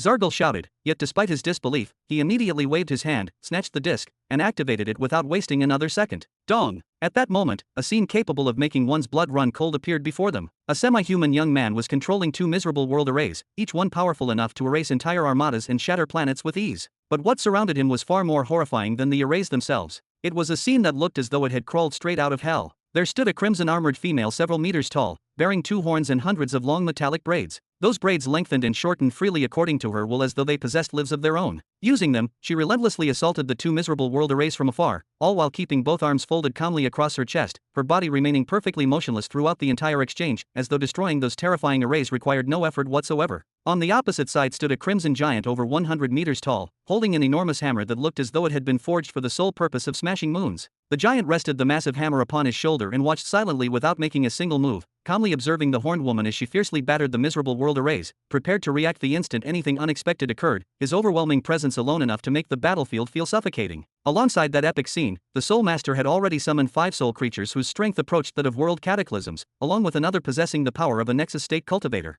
He ordered all of them to attack the Crimson female in hopes of buying enough time to escape and retreat before the encirclement completely closed around him. Yet the recording revealed something even more astonishing. Dozens of those Crimson beings tore the soul creatures apart with overwhelming ease, never allowing them even the slightest opportunity to move in any direction or launch even a single meaningful counterattack before being ripped to pieces. As for the remaining dozens, they had formed a vast circle around the Soul Master himself, silently watching him like starving predators surrounding a rat drawing its final breaths, patiently waiting for the inevitable outcome without displaying even the slightest hint of urgency. The most miserable part of the horrifying scene, however, lay beyond that encirclement. What stretched behind them was nothing less than a graveyard of spacecraft, the wreckage of thousands of vessels, and the mangled remains of hundreds of thousands of passengers. Their blood, shattered bodies, and broken debris drifted endlessly through space in every direction, as though that endless sea of death had always been their natural home and no living creature had existed there for a very long time. The seventh son of the sorcerer Behemoth was the last survivor. Even if the horned woman stopped attacking him, even if the Crimson Giant never swung his hammer even once, he still had no hope of surviving against the countless Nexus State cultivators and world cataclysms surrounding him on every side, every possible escape route already sealed by overwhelming force. And indeed, it didn't take long before one of the metallic braids pierced straight through his heart.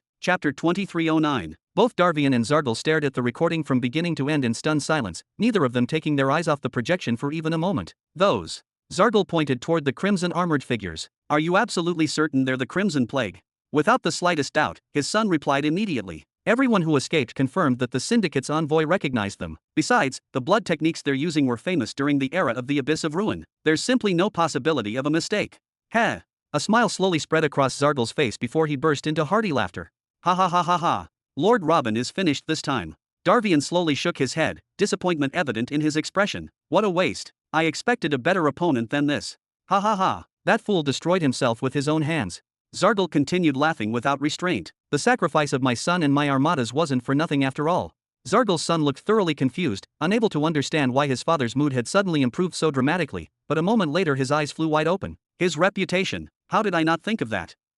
Darvian nodded. The moment news spreads that the Crimson Plague are the ones protecting the true beginning galaxy, his credibility will collapse. The Elder Cosmic's reputation will be ruined as well, and the Stellar Academies may even turn against him. At their head, Throne Lord Karun will undoubtedly order an investigation into him and ridicule him however he pleases, all because of the recording we now possess. Throne Lord will certainly be delighted. Zargal nodded enthusiastically. Something like this won't merely halt the advance of the Cosmic Academies, it'll devastate them completely. Then he turned toward Darvian. Should we sell it to him, or simply present it as a gift? Your son, your men, and your armadas paid the price for obtaining it. The decision is yours. Darvian shook his head calmly. Oh, forget that, my friend. Ha ha. Zargal slapped Darvian firmly on the back. You supplied us with the miserable world arrays, and we supplied you with the eternal chain arrays and the silent seal. Technically speaking, this war has made us one side, and we're bound to win it. So what's wrong with giving me your opinion on something like this? Darvian nodded. Then my opinion is to give it to Throne Lord. I know you've sacrificed a great deal to obtain this recording, but expecting to gain anything in return from Throne Lord simply isn't realistic. And don't even think about using the recording before he sees it and makes his decision. Trying to go around him never ends well. It's better to present it to him as a gift and leave him with a favorable impression. You're right. Zargal nodded slowly, visibly weighing every word Darvian had spoken before accepting his reasoning. I'll go make my preparations. Darvian began walking toward the exit with composed dignity, seemingly having already made up his mind about what came next. Why bother? Zargal called after him. The Council of Thrones will take care of everything once this recording reaches them. There's no longer any reason for us to lift a finger. Darvian's expression instantly transformed into one of pure rage. Nothing will satisfy me except forging thousands of new miserable world arrays using the planets of the Cradle Empire. Zargal remained speechless for a brief moment, watching Darvian's departing back until he disappeared completely from sight. He's taking this far too personally. Then Zargal turned toward his son. Here.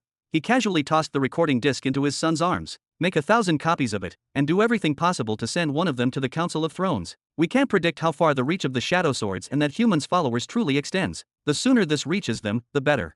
Understood. Somewhere in mid-sector 115, amid the endless darkness and absolute silence of outer space, an elderly man with white hair drifted through the void with both hands clasped behind his back, moving as calmly as though he were strolling through his own garden rather than traversing the lifeless vacuum between galaxies. Neither the freezing emptiness of space nor the overwhelming distance surrounding him seemed capable of disturbing the serene rhythm of his movements. He appeared to be in his 30s. His long white hair flowed straight behind him like a waterfall, as though even his own hair feared touching his face. His prominent cheekbones and sharply defined jaw gave him an unmistakably masculine appearance, while his brilliant ruby red eyes served as undeniable proof of his identity, their cold brilliance making it impossible to mistake him for anyone else. They carried neither warmth nor emotion, only the detached confidence of someone who had long since grown accustomed to standing above countless worlds. The father of the Destra family, Helmer the Destroyer. Helmer maintained his focused gaze straight ahead, as though he were looking into the deepest reaches of the universe itself rather than merely at the battlefield before him. He remained perfectly motionless, without so much as a single blink, holding that posture for a long time as though even the passage of time itself had become meaningless around him. The surrounding silence only made his presence feel heavier, as if the void itself were waiting for him to speak.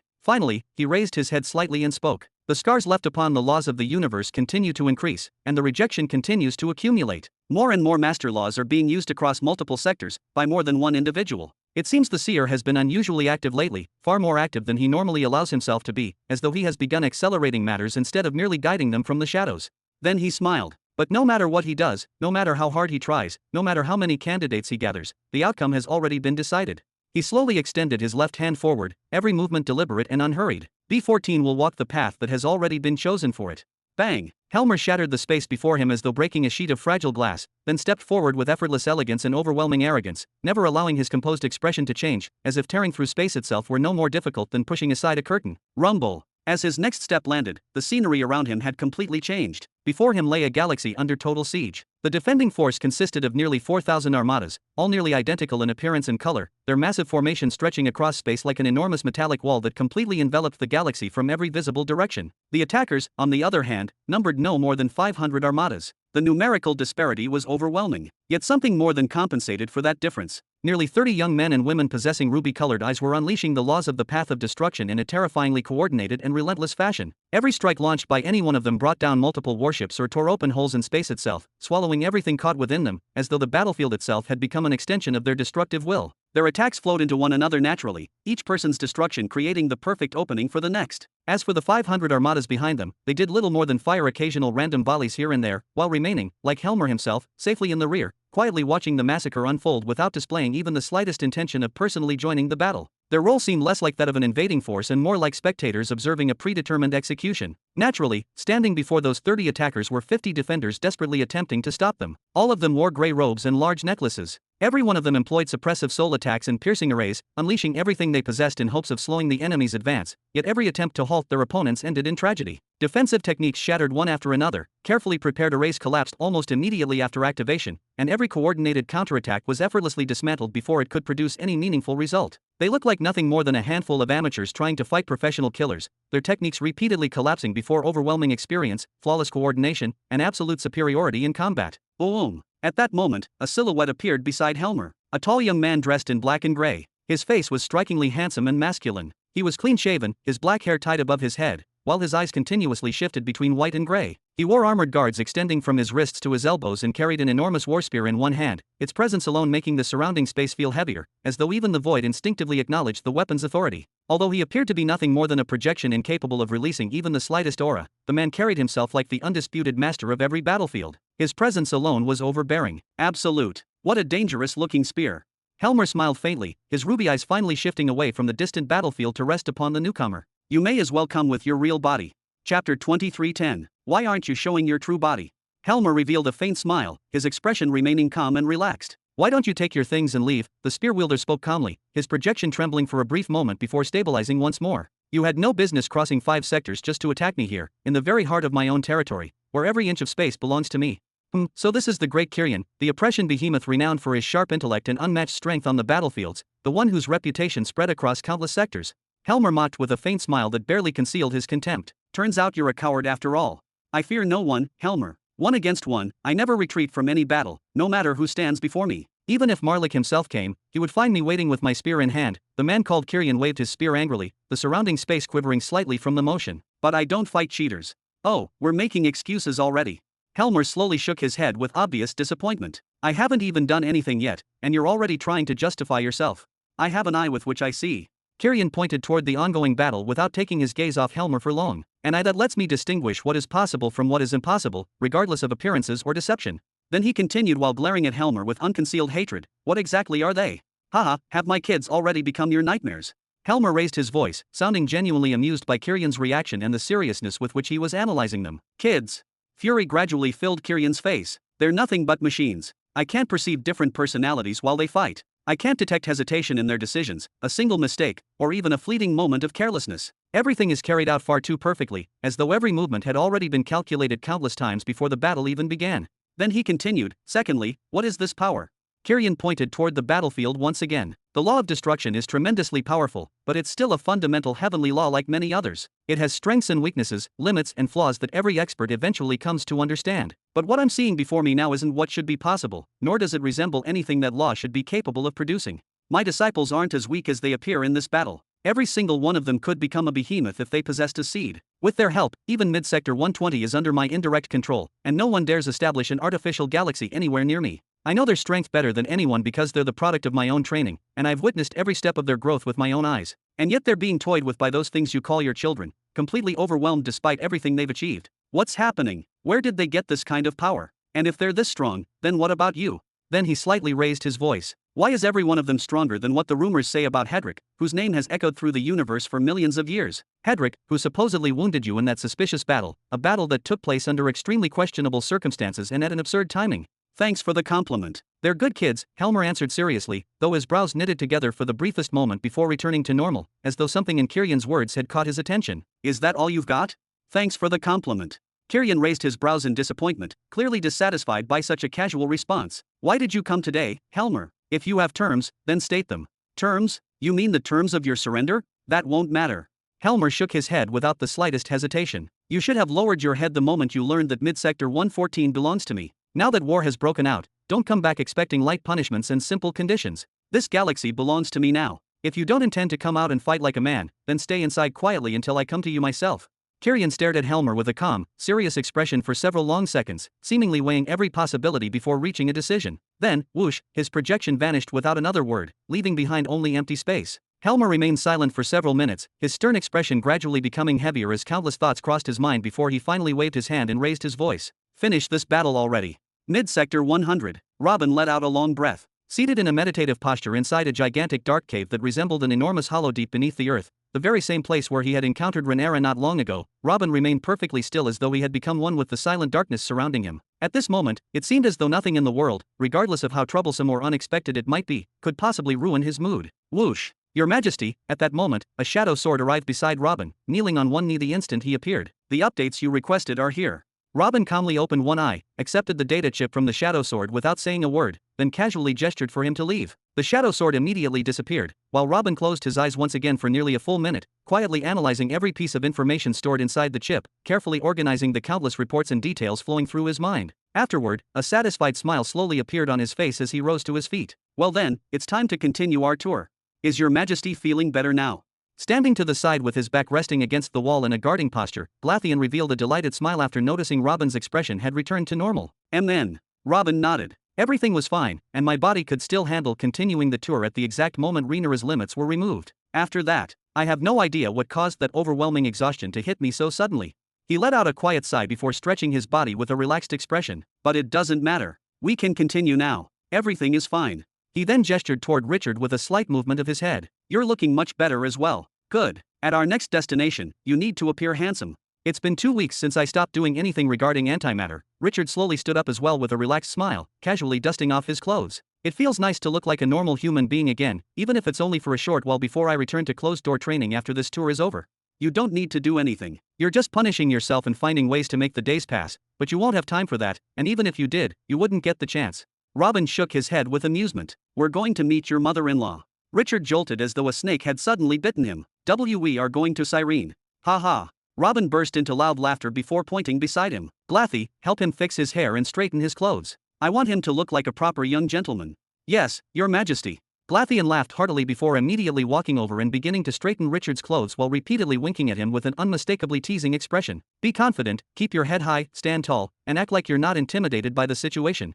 Robin began giving him a lecture with a broad smile while doing his best to suppress another burst of laughter, looking every bit like a father preparing to accompany his eldest son to ask for a bride's hand. If you let them see you're desperate, they'll only raise their demands. Richard's face remained serious as he obediently stood still, but it gradually turned bright red while Glatheon continued adjusting his clothes and appearance with obvious enjoyment. He. Robin enjoyed the moment as much as he could, clearly finding Richard's reaction far more entertaining than he expected. Then the golden scale appeared. Tam! Something quietly vanished from Robin's body as an overwhelming power immediately enveloped him, followed by countless golden inscriptions spreading across him in dense layers until much of his figure was covered. Let's go to mid-sector 101. Robin shouted with a bright smile before pointing toward a certain spot ahead of them, causing a magnificent golden gate to open in response. Robin's expression suddenly changed for a brief instant, revealing unmistakable confusion and bewilderment before he instinctively lowered his gaze toward his own hand, silently staring at it for several moments as though he had just noticed something unexpected. A moment later, he forced a smile toward Glatheon and Richard. All right, let's go. Chapter 2311. Mid-Sector 101, Radiance Galaxy. Here, within the throne hall of Radiance Galaxy, the seat of the ruler of purity, the very hall that had once welcomed every behemoth and every great martial emperor with dazzling splendor and immaculate brilliance, where countless rulers had once stood in awe beneath its radiant white ceilings, was now shrouded in darkness. Kaylee sat upon her throne in oppressive silence and a gloomy atmosphere, staring toward the opposite side of the vast hall. Her vacant eyes remained fixed upon a distant wall as though she had fallen asleep without ever closing them, her body motionless despite the passage of time. Her eyes. The captivating eyes of Kaylee's that had once enchanted everyone fortunate enough to look into them. Kaylee's, who had been the dream of every behemoth, every martial emperor, and every ruler since the day she stepped onto the stage, until she ultimately announced that she had married, entirely at random, a man from the Pure Heart family. He was a weak man who lived beneath her shadow throughout his life and eventually died peacefully in his own bed after several thousand years of fruitful life and prosperity. He was a man who had lived as nothing more than a breeding mule, a means for Kaylee's to bear children who would strengthen the family, preserve its rights, and ensure its future. He was a means to drive away the powerful suitors who would have cast her into their shadow and swallowed her family whole, a means of keeping Darvian away from her life. Yet he lived without regret or resentment. He had slept beside the woman every ruler throughout the universe dreamed of possessing, the woman who had become the heroine of every man's fantasies after laying eyes upon her. The woman who, if you were to look at her now, would make your instincts recoil and force your gaze elsewhere without even realizing it. Those enchanting eyes had become sunken and pitch black. Her face had grown so thin that the outlines of her bones were plainly visible, her hair was barely arranged, and her lips had become dry and cracked from long neglect. It was the appearance of a woman who had spent years surviving on the streets, not the holy Kaylee's whom the universe once admired. Step. Mother, a young woman hurried in through the open doorway with quick footsteps. We need to talk. Kaylee's turned toward the voice with absent-minded eyes that struggled to focus. Cyrene, she asked in surprise. What do you want? I want to mobilize the army. Cyrene, the young woman with thick curly hair, wore a firm, serious expression. And I want it to happen immediately, without any further delay. Has something happened? Kaylee's asked without any energy, as though even asking the question itself had exhausted what little strength she still possessed. The battlefield has quieted down, and no one expects anyone to make a move anymore. It's time for us to strike, Cyrene continued firmly. After the initial outburst of rage from the sons of the cursed Darvian following the death of their eldest brother, and after their rampage throughout the entire sector, things are no longer as dangerous as they were before. We can move now while everyone else's attention remains elsewhere. Kaylee's formed a faint smile. Their rampage subsided, and their movements became calculated, not because they grew tired or became afraid of something, but because they already obtained exactly what they wanted. She continued, the capitals of all the 6 great powers were attacked. Every one of them was forced to flee more than once using random displacement equipment. Several of their major planets were destroyed as well, planets of industrial, logistical, and military importance that had taken countless years to build. Everything was reduced to nothing. Those so-called 6 great powers were humiliated in every possible way imaginable, and continuing such violent offensives against them no longer serves any purpose. She added, every other force throughout the sector is exhausted. They've all depleted their armies and abandoned resistance. Every ruler has hidden 2 spacecraft beneath the ground and no longer dares deploy them, whether offensively or defensively. No one wants to become the next target. No one wants to keep paying the price for a war that was never theirs to begin with. Most powers ranked at the centennial level or below have already accepted the reality that Darvian is now their new master, whether they admit it openly or not. Then something resembling a faint laugh escaped through her nose. Even the armies of the 6 great powers no longer appear anywhere. They have completely vanished from the battlefield. Even Note Squadron, which accomplished several major feats and earned quite a reputation throughout the conflict, no longer exists. Then she turned towards Cyrene with calm eyes. Under such circumstances, do we say Darvian's sons have calmed down, or do we say their enemies have surrendered and they simply no longer have anyone left to fight? Cyrene lowered her gaze for a moment. I always told you not to trust that person called Lord Human. He is using us, just as he is using everyone else. He supplies weapons and spacecraft without hesitation, but he never sends any genuine experts to assist us. What are weapons and spacecraft supposed to accomplish against royal soulmasters of the 7th grade and above? Then she raised her head and stared directly into her mother's eyes. I still believe your agreements with him are unfair, one-sided, and completely unjust. I didn't have many choices. Kaylee's quietly looked away once more, her expression showing neither anger nor regret. What about now? Cyrene spoke rapidly, unwilling to let the matter end there. Cancel that so-called partnership and reclaim your rightful position while we still gain practically nothing from him anyway. I still don't have any choices. Kaylee's let out a quiet chuckle. Even if all he provides is equipment and money, if not for what the Shadow Swords have been doing, we wouldn't even be standing here having this conversation. The arrays they continuously deliver to those 6, the endless pearls, the healing talismans, and the nearly limitless financial support they provide, whether through resources or intelligence, are the very things keeping them alive and allowing them to continue existing, while at the same time keeping the sector in a state of calm instead of falling into absolute submission before Darvian. Cyrene slowly nodded. I have a solution. Then she slightly lifted her chin. Give me the army and 20 of my siblings. I'll take advantage of the calm here and move all of them toward mid-sector 102. We can exploit the properties of forced purification to defeat Darvian's retinue. Over there, he possesses no more than 500 armadas and only 10 of his sons. We can win this battle. Heh, Kaylee's laughed softly. First of all, Darvian alone could tear every one of you apart. Then she turned toward her daughter. Second, you are not permitted to leave the sector. That would violate my agreement with the Shadow Swords regarding you. Are you seriously bringing up that agreement again? Cyrene shouted in frustration. Your empire is falling apart before your eyes, and you're wasting away here under depression and the weight of your own failures, yet I'm the one who's expected to marry some complete stranger? Let me command the army. Let us die honorably on the battlefield if we must. That would be far better for me and for our entire family. At the very least, history would remember us with dignity instead of remembering this pathetic farce. Silence. Kaylee's finally allowed genuine emotion to surface in her voice. I already have more than enough hostility with the cursed galaxy. I will not go and violate my agreements with the Shadow Swords as well simply so you can throw yourself into the arms of your knight in shining armor. Learn how to control yourself. I didn't even know your father. He was chosen for me on the very day of our wedding after the pressure against me became unbearable. Cyrene pressed her hand firmly against the side of her head. What does any of that have to do with me? I'm not a behemoth. It's not as though I dream of. Huum. At that moment, a rectangular golden gate materialized beside the hall, its appearance immediately interrupting their argument. Cyrene instinctively leaped backward, while her mother immediately rose from her throne. A destructive radiance burst forth from Kaylee's eyes as both women instantly prepared themselves for battle, every trace of their previous argument disappearing. Then, step. Richard. Chapter 23:12. Step. Cyrene slowly began opening her eyes, her small mouth gradually falling open as well as she instinctively stared toward the golden light before her. At that moment, a young man stepped out of the golden gate, a familiar young man whose appearance she could never mistake. He wore a white shirt and matching trousers embroidered with exquisite green patterns, covered by a flowing green cloak that naturally drew the eye wherever he stood. The young man himself was handsome, appearing to be in his 20s. His soft white hair, however, was no longer hanging over his forehead as usual, but had instead been neatly combed to one side in an elegant style that made him look far more refined than before. Richard. Richard turned toward the voice in surprise. He knew he was coming to Radiance Galaxy, but he had never expected to hear that familiar voice the very instant he stepped through the gate. Cyrene. What is going on here? Kaylee's knitted her brows tightly before turning toward her daughter and raising her voice. Who is this?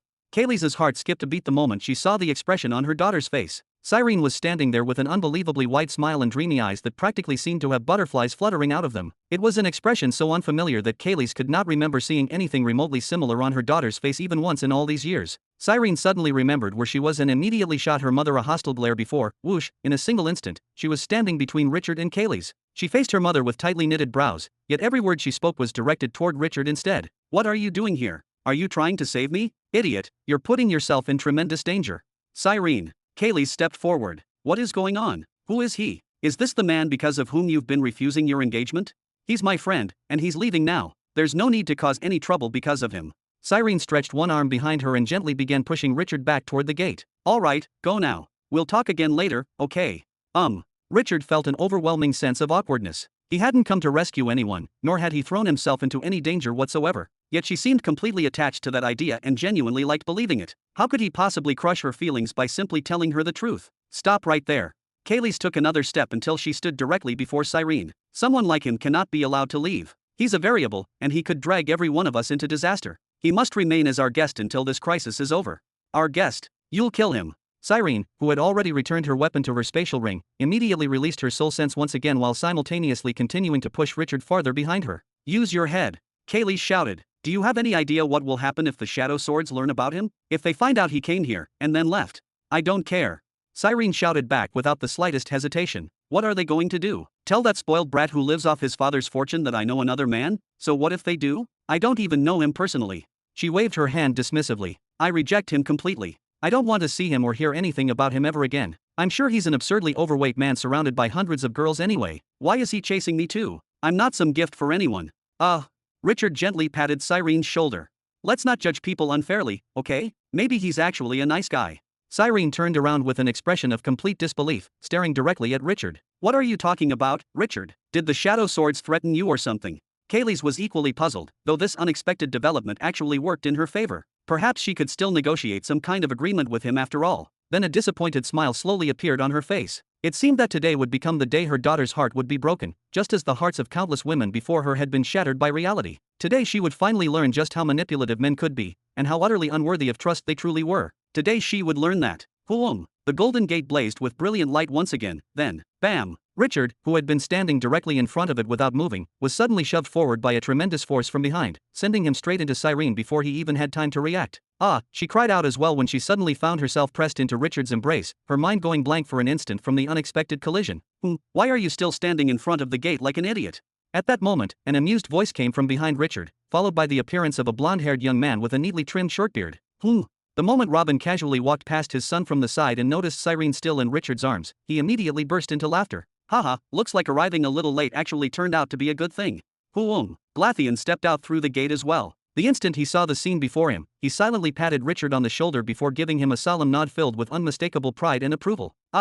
Cyrene hurriedly took several steps backward and quickly pulled herself away in embarrassment, her face flushing as she tried to compose herself. What is going on here? Who are the two of you? Has my throne hall become a courtyard open to anyone who pleases? Kaylee's aura immediately erupted, crackling through the air like countless flying sparks before her brows drew together tightly. Are you Glatheon, from the vast Frost Empire? From the vast Frost Wing, my lady. It is an honor to meet you. Glatheon offered a slight bow before calmly gesturing toward the man standing beside him. And this is Lord Robin Burton. Kaylee's eyes widened to their absolute limit. This was the first time she had ever laid eyes upon Robin face to face. She immediately began examining him from head to toe, carefully observing every detail. Robin looked like nothing more than an ordinary human youth one might casually encounter walking along the roadside. True, he was somewhat handsome, and there was an indescribable aura surrounding him that naturally inspired respect in those around him, but an elven planetary emperor and the owner of the cosmic academies? No, he simply didn't possess the overwhelming majesty or oppressive presence she had imagined someone of that status would naturally carry. Robin Burton. Cyrene instinctively stepped forward, placing Richard behind herself as though shielding him. What do you want from us? Richard gently patted Cyrene on the shoulder in reassurance. There's no need to worry. My father didn't come with bad intentions. Your father. Cyrene spun around so abruptly that it looked as though she had been bitten by a snake. Him. Meanwhile, Kaylee's rapidly began connecting one clue after another before slowly turning back toward Robin with carefully concealed hostility. It seems plans have been woven in the shadows for a very long time, plans that are still gradually revealing themselves before us even today. You don't have anything worth plotting to obtain. Robin chuckled before leisurely strolling through the spacious hall as though he were visiting his own home. Even your galaxy will ultimately be handed down to your own daughter. You should thank the heavens and pray day and night that my son happened to fall for this beauty. I'd say it's the result of all the positive karma accumulated from both of you healing people. Then his eyes landed upon an area arranged as a guest seating section along one side of the hall. Smiling with satisfaction, he casually walked toward it. Come, we have something to discuss. He then turned toward his son, casually gesturing for him to leave. And you, take your girl and go shopping. Buy her something cold. It's a hot day today. Chapter 23:13. In the palace gardens, you're Robin Burton's son. Cyrene shoved Richard's right shoulder with enough force to make him instinctively take a step backward. So it would seem. The young man answered with an innocent smile, taking another step back as though he had already anticipated another shove. How is it possible that you never told me? Cyrene pushed him again. We've spent centuries together. Centuries. She immediately shoved him yet another time. And not once, not a single time, did you ever think to say, listen, Cyrene, I'm the son of one of the wealthiest men in the universe, the future great truth chosen, and a friend of the elder cosmic. I didn't know, I swear. Richard quickly replied while retreating another step with an embarrassed smile. Don't you remember? I told you about him and my family once. I told you he had been an ordinary man from an ordinary family, then somehow became a planetary emperor within a very short period of time. Ah. Cyrene gently grabbed her head as one realization after another struck her. The adopted older brother you used to talk about, is he Marshal Caesar, the founder of the Cradle Empire? Her eyes widened even further. And the other one who obeys your father without question and hardly ever speaks, is he the first sword, Theo?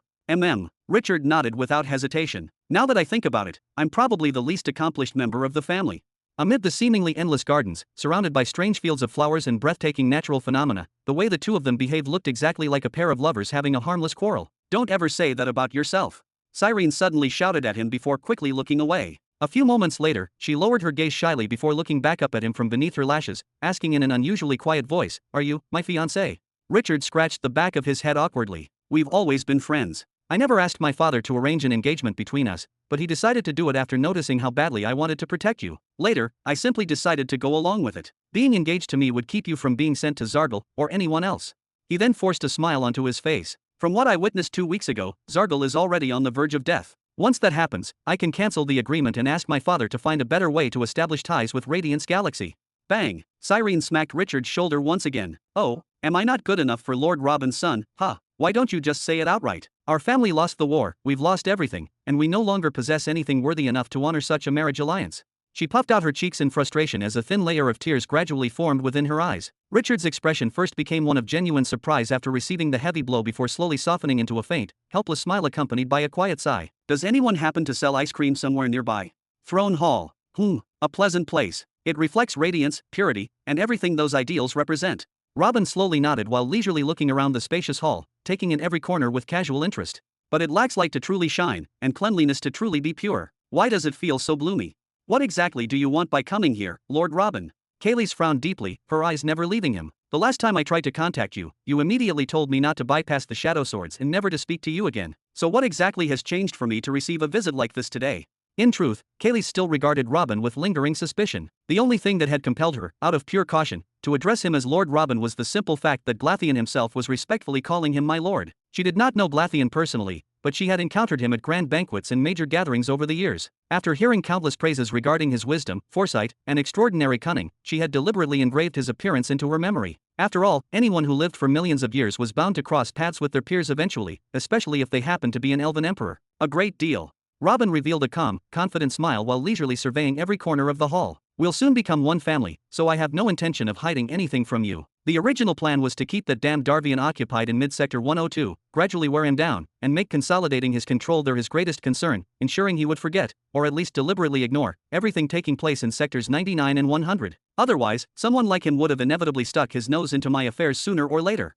What a plan. Kaylee's raised her chin slightly, though not the slightest trace of surprise appeared on her face. "A beautiful one, actually. And it worked exactly as intended." Robin smiled faintly. "You people of Mid-Sector 101 gained the strength necessary to defend yourselves, and you earned the respect of the entire universe. You astonished everyone with your determination and unwavering resolve by turning those planets into weapons and standing against Darvian himself. His strength was steadily exhausted, his armies collapsed, and several of his sons died, including his eldest son at Helen's hands. Everything has been progressing remarkably well from beginning to end.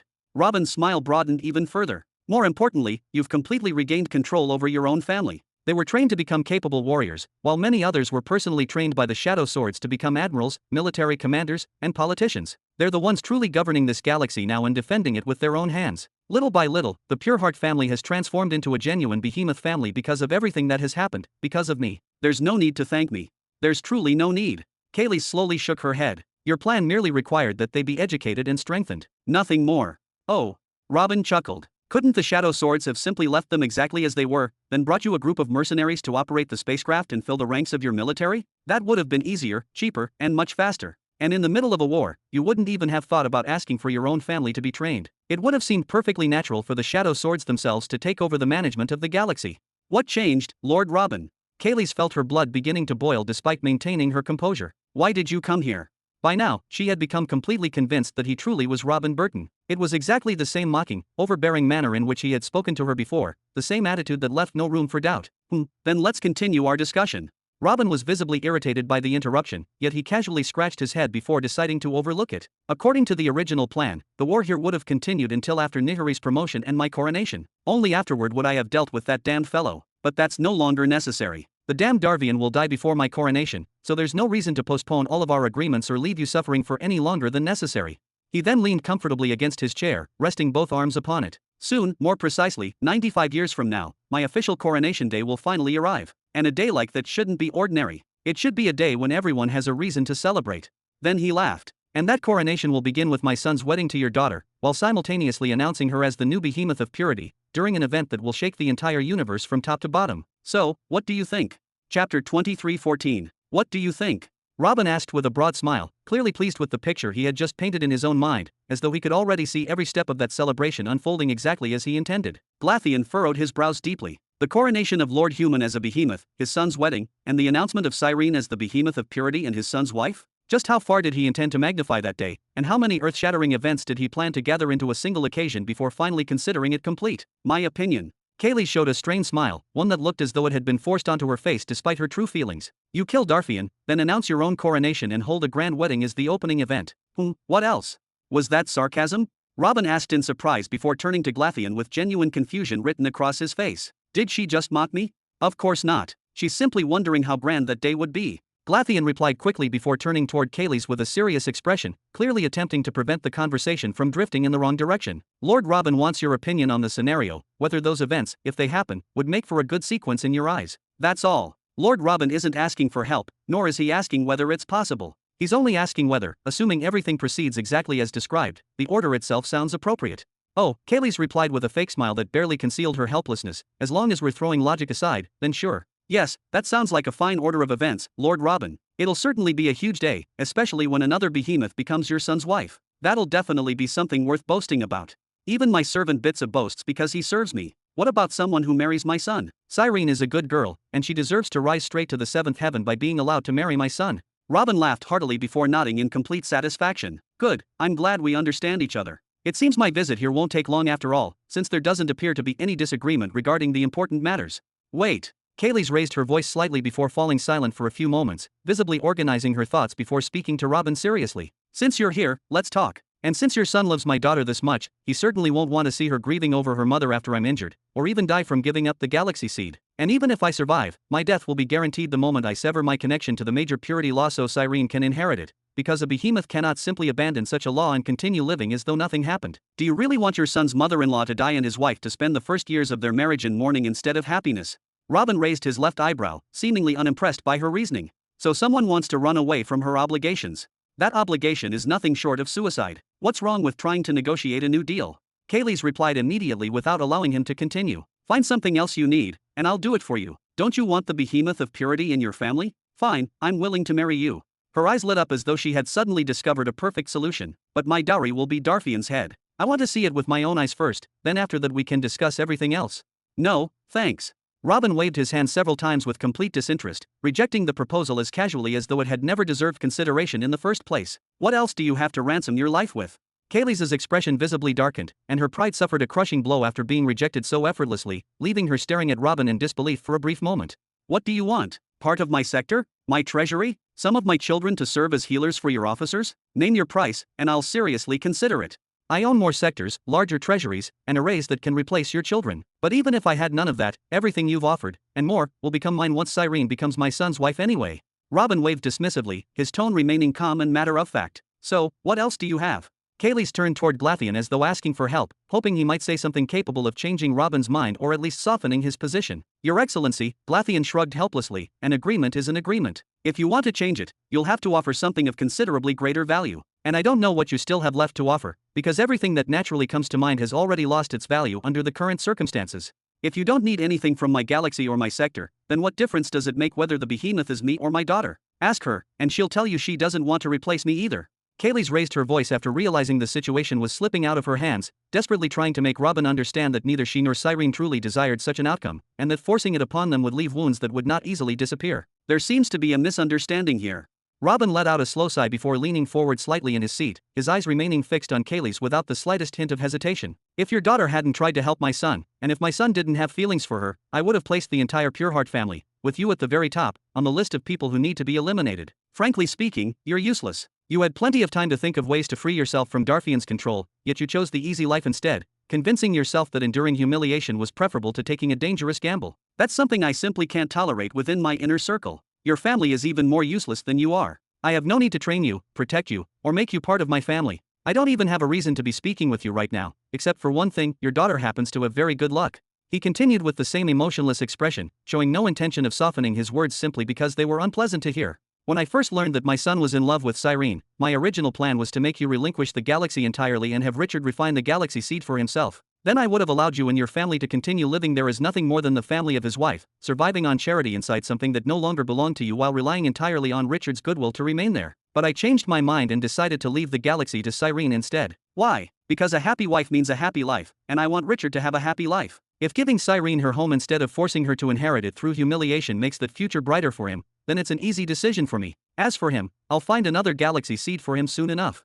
He then pointed directly at her, his finger remaining perfectly steady. Take note that neither the old arrangements nor the new ones include you. Not even for a single moment did I ever expect I'd have to deal with you for any extended period of time. Every scenario I've considered has always ended with getting rid of you in one way or another. The only difference is that the current scenario is simply the lightest and most favorable one, which is why you've been given an opportunity to try escaping it and preserving your life. But I can switch to another scenario whenever I please, and doing so wouldn't inconvenience me in the slightest. Glatheon opened his mouth wide in genuine astonishment. His lord could say incredibly painful things when he truly wanted to, and somehow deliver every sentence in such a calm tone that it sounded even harsher than if he had shouted. He quickly turned toward Kayleigh, raising both hands slightly as though trying to stop the situation from worsening. What Lord Robin means is, I have ears. I can hear. Kayleigh shouted before taking a slow breath and forcing herself to calm down, her voice becoming noticeably quieter despite the anger boiling inside her. I understand perfectly well what Lord Robin means. She then stared at Robin with a suffocated expression filled with grievance, frustration, and wounded pride, her fingers unconsciously tightening around the armrest beside her. I'll be ready to transfer ownership of the galaxy and the major purity law once Darfian is dead. Not before that. As long as he's alive, I won't make a move, no matter what happens. Haha, simple enough. Robin stood up with a smile, as though the negotiation had finally reached a satisfactory conclusion. When the time comes, I'll send you a number of royal soulmasters. At the very least, you won't die. That would be a bad omen, especially with my son's wedding approaching. I'd rather avoid unnecessary funerals around such an occasion. He then turned and looked toward a certain direction. He was just about to wave a hand covered in intricate golden runes, but paused for a brief moment as though remembering something at the last second. Very well, we'll leave you for another time. He then opened a golden gate leading in another direction with a casual motion of his hand. Come on, Glath. And young master. Glatheon jolted before instinctively looking toward the portal, clearly remembering Richard only after Robin had already begun leaving. Let him eat ice cream with his fiancée. He. Robin chuckled in obvious amusement before stepping straight through the portal without the slightest concern, as though there was absolutely nothing left that required his attention. As for Glatheon, he paused for a brief moment, then turned toward Kayleigh, who looked as though she was barely holding herself back from screaming at the top of her lungs, and gave her a slight, polite bow despite the atmosphere. For a better tomorrow and lasting peace of mind. I sincerely hope today's conversation will eventually prove worthwhile for everyone. Get out. Kayleigh hurled an empty cup lying nearby with all the strength she could muster. Bang! It never reached Glatheon, who had already fled through the portal at full speed before the cup even crossed half the distance between them. Only after the portal had completely closed, cutting off every trace of Robin and Glatheon, did Kayleigh grip the armrest of her chair so tightly that her knuckles turned pale, throw her head back as every ounce of restraint finally collapsed, and scream at the very top of her lungs, Chapter 23:15. Mid-sector 250. Inside a massive hall with widely spaced boundaries, beneath a ceiling covered with statues that appeared almost alive, their expressions seeming to shift beneath the changing light, and walls adorned with majestic murals depicting countless ancient eras and legendary figures, there stood a raised platform shaped like an open half-arc facing the entrance of the hall, as though every visitor was expected to stand before it in reverence. Seated at the very center of that platform was a single man, resting his chin upon the palms of both hands in a relaxed yet imposing posture. To his left and right stood 12 identical seats, each crafted with flawless precision, yet only 3 of them were occupied while the remaining chairs sat empty in absolute silence. All of them were staring at the same thing, at the scene projected from a glowing light disc suspended in the middle of the hall, every pair of eyes fixed upon it without the slightest distraction. An epic scene, a horrifying one capable of making even experienced cultivators instinctively narrow their eyes. It was the footage of Zargul's 7th son, the 7-star Royal Soulmaster, being surrounded and killed, every movement of the battle preserved with startling clarity despite the chaos filling the battlefield. Several minutes passed in complete silence before the recording finally ended. Whoever had recorded it had fled the very moment the 7th son was killed, abandoning the battlefield immediately without the courage to witness what happened afterward, never daring to look back even once. Standing before the platform was a man maintaining a respectful bow from beginning to end. The instant the recording ended, he spoke quickly, as though afraid someone else might interrupt first. I didn't say a single word or offer any explanation regarding the identity of those things, but I believe the picture is already perfectly clear. The entire universe will recognize them once their attention is directed toward the right details, because anyone who knows what to look for won't mistake them for anything else. That was undoubtedly a crimson plague, one of those seated on the platform said without the slightest hesitation, his voice carrying absolute certainty. Who? The bowing man let out a relieved breath before straightening up with a confident smile, the tension that had accompanied him throughout the presentation finally disappearing. It was settled. As one of Zargul's second-generation sons, he had gone through considerable effort merely to earn an audience with the Lord of Thrones and several of his disciples, calling in favors and waiting patiently for this opportunity. However, he had known from the very beginning that the mission would succeed the moment they caught even a glimpse of the recording. After all, who understood the plague better than the Council of Star Academies, the very organization that had spent countless years studying, hunting, and recording every known trace of its existence? That braided woman is undoubtedly a plague queen with the strength of a mid-law dominator, another disciple commented after observing the recording for another moment. And that giant standing behind her doesn't appear to be any weaker. Judging from his bearing alone, he may even be one of the strongest individuals present. You said this battle took place beside an artificial galaxy belonging to Lord Human. The third frowned deeply, his expression becoming noticeably more serious. That's another newly formed abyss of doom. If left unattended, it'll only continue expanding. Tisk, tisk, just look around them. Nearly 100 of them are between the Nexus State and World Cataclysm realms, the first disciple said with visible disgust, unable to hide the revulsion in his voice. Those armors, the way they stood there so calmly without a trace of panic or excitement. If it weren't for their blood techniques, I never would have recognized them. They disguised themselves almost perfectly. That's not all. Zargul's son interrupted before taking out several more recording discs with obvious excitement. We have the rest of the battle recorded. They speak out loud, they hear and understand conversations, they offer choices, and they psychologically manipulate their victims as though deliberately enjoying the process. There wasn't any obvious evidence exposing their identities except, just as you said, Your Excellency, their fighting style. Without that, almost anyone would have mistaken them for ordinary cultivators. One of the disciples knitted his brows tightly before turning toward the center of the crescent-shaped platform. What do you think, Lord of Thrones? This matter doesn't seem small. Karan quietly tapped the table before him with the fingers of his left hand, maintaining the same unreadable expression from beginning to end while calmly organizing his thoughts. His extraordinary handsomeness and that piercing gaze filled with unwavering confidence caused Zargul's son to tense up before instinctively lowering his eyes, not daring to meet that gaze for more than a fleeting instant. No one had ever seen Karan fight before, yet the man possessed such an indescribable aura that the very thought of questioning his strength vanished before it could even take shape in people's minds, as though his mere presence erased the need for proof. Several more seconds passed before Karan calmly pointed toward the young man. You may leave now. Take this recording disc with you as well. Tell your father he may do whatever he wishes with it. The Council of Thrones has nothing to do with this. The 3 disciples frowned at once, clearly caught off guard by the response, yet none of them uttered a single word, choosing instead to quietly observe their master's intentions. What? That was the very last thing the young man had expected to hear, leaving him completely stunned. I don't understand. Is the Council of Thrones really going to abandon the universe while a new Crimson Plague nest of this magnitude is right before your eyes? And against Robin Burton, of all people, the very man building a chain of academies specifically to combat the plague? Isn't this your perfect opportunity to cast doubt upon the credibility of Robin Burton and the Elder Cosmic and destroy the entire project at its foundation before it has the chance to spread any further? He then turned toward the disciples as though hoping one of them would support his reasoning. Isn't there conflict between the Cosmic Academies and the Star Academies? Everyone knows about it. This is the greatest opportunity and the greatest weapon you could possibly have to defeat Robin Burton and tarnish the reputation of everyone following him. Why would you simply ignore such an obvious advantage? One of the disciples finally looked away from Karan before turning toward the young man with an expression of complete boredom, as though the discussion had already ended the moment Karan spoke. The Lord of Thrones has already instructed you to leave. Leave. But, whoosh. Before the young man could utter another word or even attempt to argue further, he disappeared from the hall without the slightest ability to resist, his figure vanishing instantly as though he had never been standing there in the first place. As for that disciple, he slowly turned back to meet Karan's eyes once more, carefully studying the calm expression on his master's face before asking in a composed yet genuinely puzzled voice, "Why? Tap, tap, Robin Burton." Karan spoke with a faint smile while his fingers continued rhythmically tapping the table, every tap carrying the same measured pace as though his thoughts had long since reached their conclusion. He played this remarkably well. A few years ago, the Shadow Sword spread news throughout the entire universe claiming that Lord Human had begun preparing a method specifically to communicate with the Crimson Plague and persuade them to stop treating humanity as their enemy. That piece of information spread through the Soul Society like wildfire as well, reaching nearly every major power and becoming one of the most frequently discussed subjects for quite some time. He continued, ever since that information surfaced, not a single person laughed or accused Robin of treason. Instead, everyone raised their hands to the heavens and prayed that the rumors were true. Every discussion revolved around when he would finally complete the technique, how long it would take, and what the universe would look like afterward. Notice the difference. People weren't asking whether he was capable of doing it, they were only asking when. The possibility itself had already been accepted as fact in their minds. With a slight smile, he went on, his long record of accomplishments and countless miracles have earned him an astonishing reserve of credibility whenever innovation is involved. Every impossible feat he completed became another layer of trust that people unconsciously placed upon him. Meanwhile, his friendship with the Elder Cosmic has granted him unquestionable legitimacy whenever anti-life beings are concerned, because it was the Elder Cosmic who once saved the entire universe. Come to think of it, Robin himself was also the one who spread the Elder Cosmic's heroic deeds throughout the universe, ensuring that everyone remembered exactly who had saved them.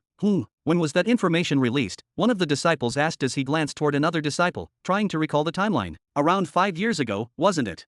He then looked back at Karan. Are you saying that within only 5 years he managed to subdue 2 beings with the strength of mid-law dominators and dozens more at the Nexus State and World Cataclysm levels? That's obviously impossible. He must have been feeding and raising them continuously for centuries, otherwise there's simply no way to explain their current strength.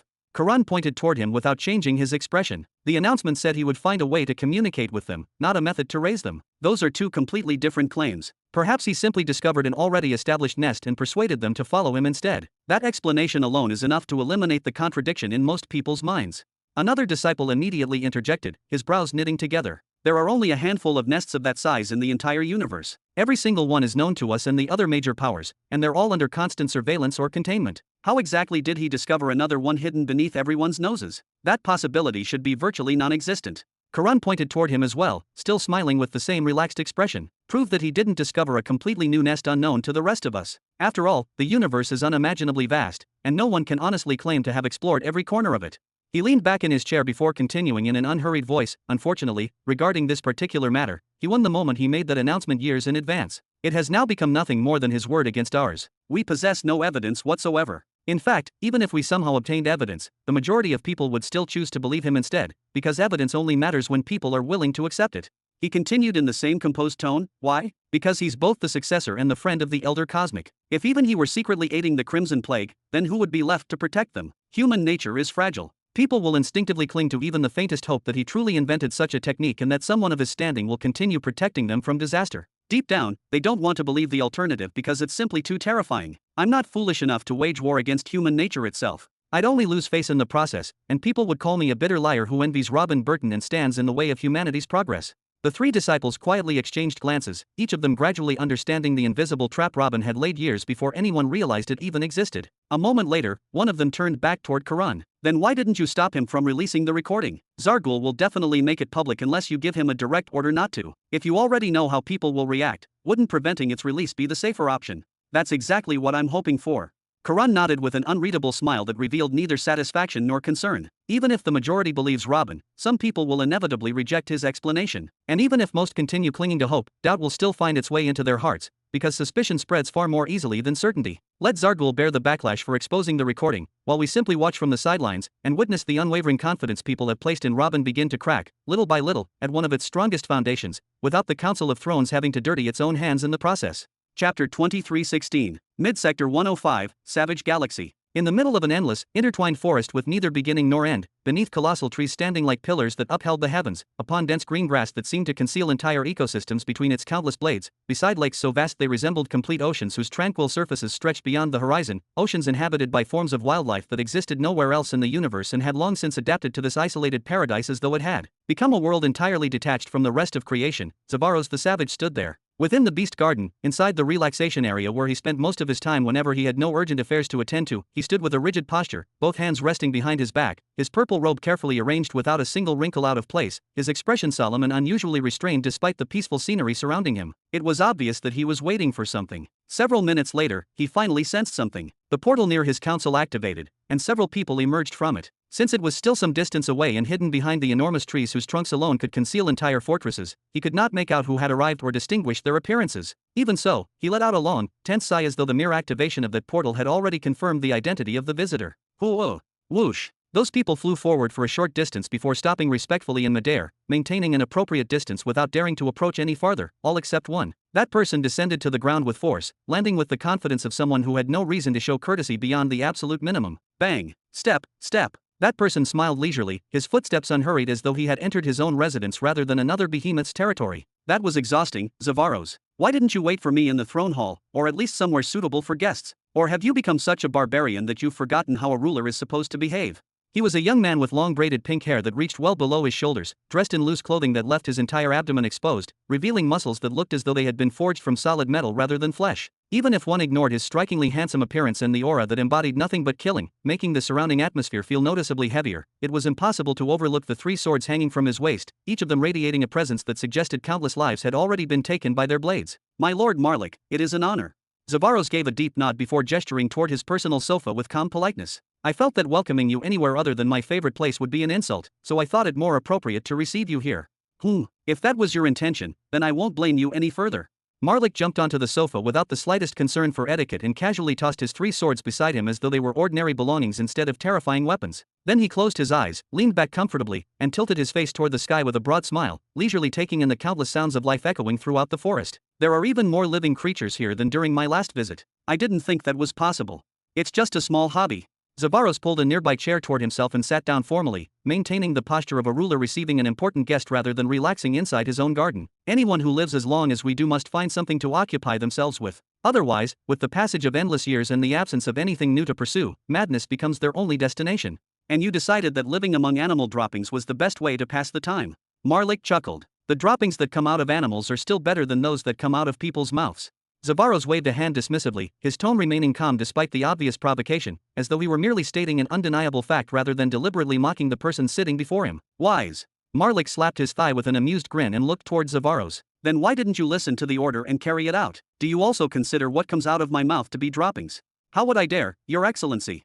Zavaros revealed a peculiar smile that concealed more than it expressed. There is no doubt that I received the Syndicate's recommendation to attack the Shadow Swords as a subversive organization, to resume the siege of Mid-Sector 101 alongside Darvian, and even to ignore what Helmer is doing and leave Mid-Sector 106 to him, but unfortunately, that does not align with my own policies or the interests I have spent countless years cultivating. A recommendation. Marlik smiled knowingly, his eyes narrowing slightly as though the word itself amused him more than anything else. Zavaros looked directly into his eyes without the slightest intention of retreating. My relationship with the Syndicate is not that of a superior and a subordinate, Your Excellency. You possess greater wisdom and offer me advice from time to time, and with my little brain, I simply follow whatever I find suitable after considering my own circumstances. Marlik's expression gradually turned serious, the amusement fading from his face. That's quite a polite way of saying, go fuck yourselves. Lord Marlik, let's not escalate things.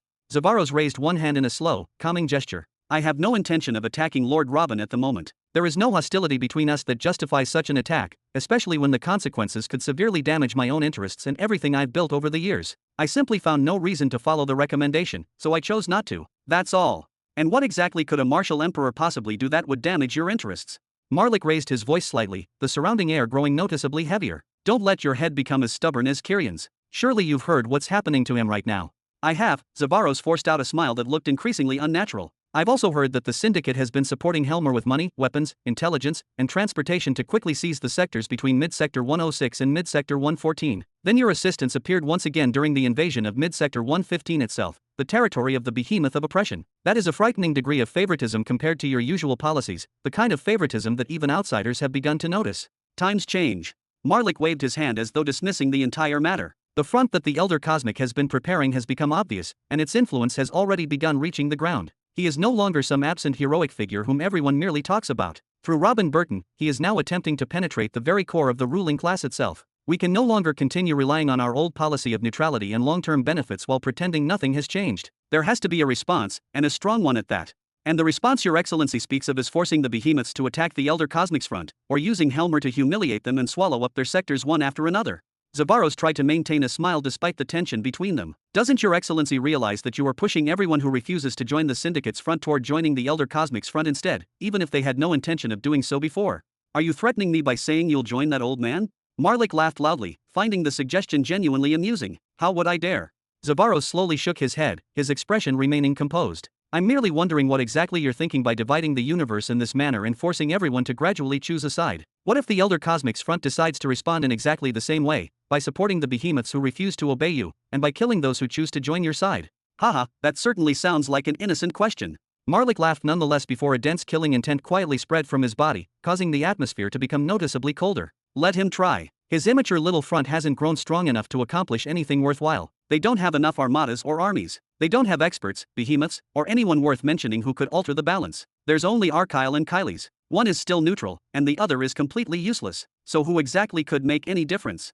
Zavaros lowered his gaze, suppressing the emotions that briefly surfaced in his eyes. I was only trying to. Zavaros stopped in the middle of his sentence and furrowed his brow for a brief moment after sensing something in the distance. Then the seriousness on his face disappeared, replaced by a small smile as he looked back toward Marlik. Someone we both know has just appeared at the Grand Space Gate of Mid-Sector 105. I believe he'll be joining us for the rest of this discussion. Chapter 23:17. Several minutes later, Zavaros stood once again in the middle of his council area. This time, one hand rested behind his back while the other was extended casually at his side. His posture was relaxed, his shoulders no longer carrying the stiffness from before, and a broad smile covered his face as though he were genuinely welcoming an old acquaintance rather than preparing for another delicate conversation. The moment he sensed the portal activating and someone approaching, Zavaros spread both arms wide in greeting, his smile growing even wider. Welcome, my dear brother. Ha ha ha. Whoosh. A figure descended quietly from above. His aura blazed with anger and oppression, radiating enough pressure to make the surrounding air feel noticeably heavier, yet his face remained calm, as though every expression upon it had long since frozen beneath an unshakable layer of discipline.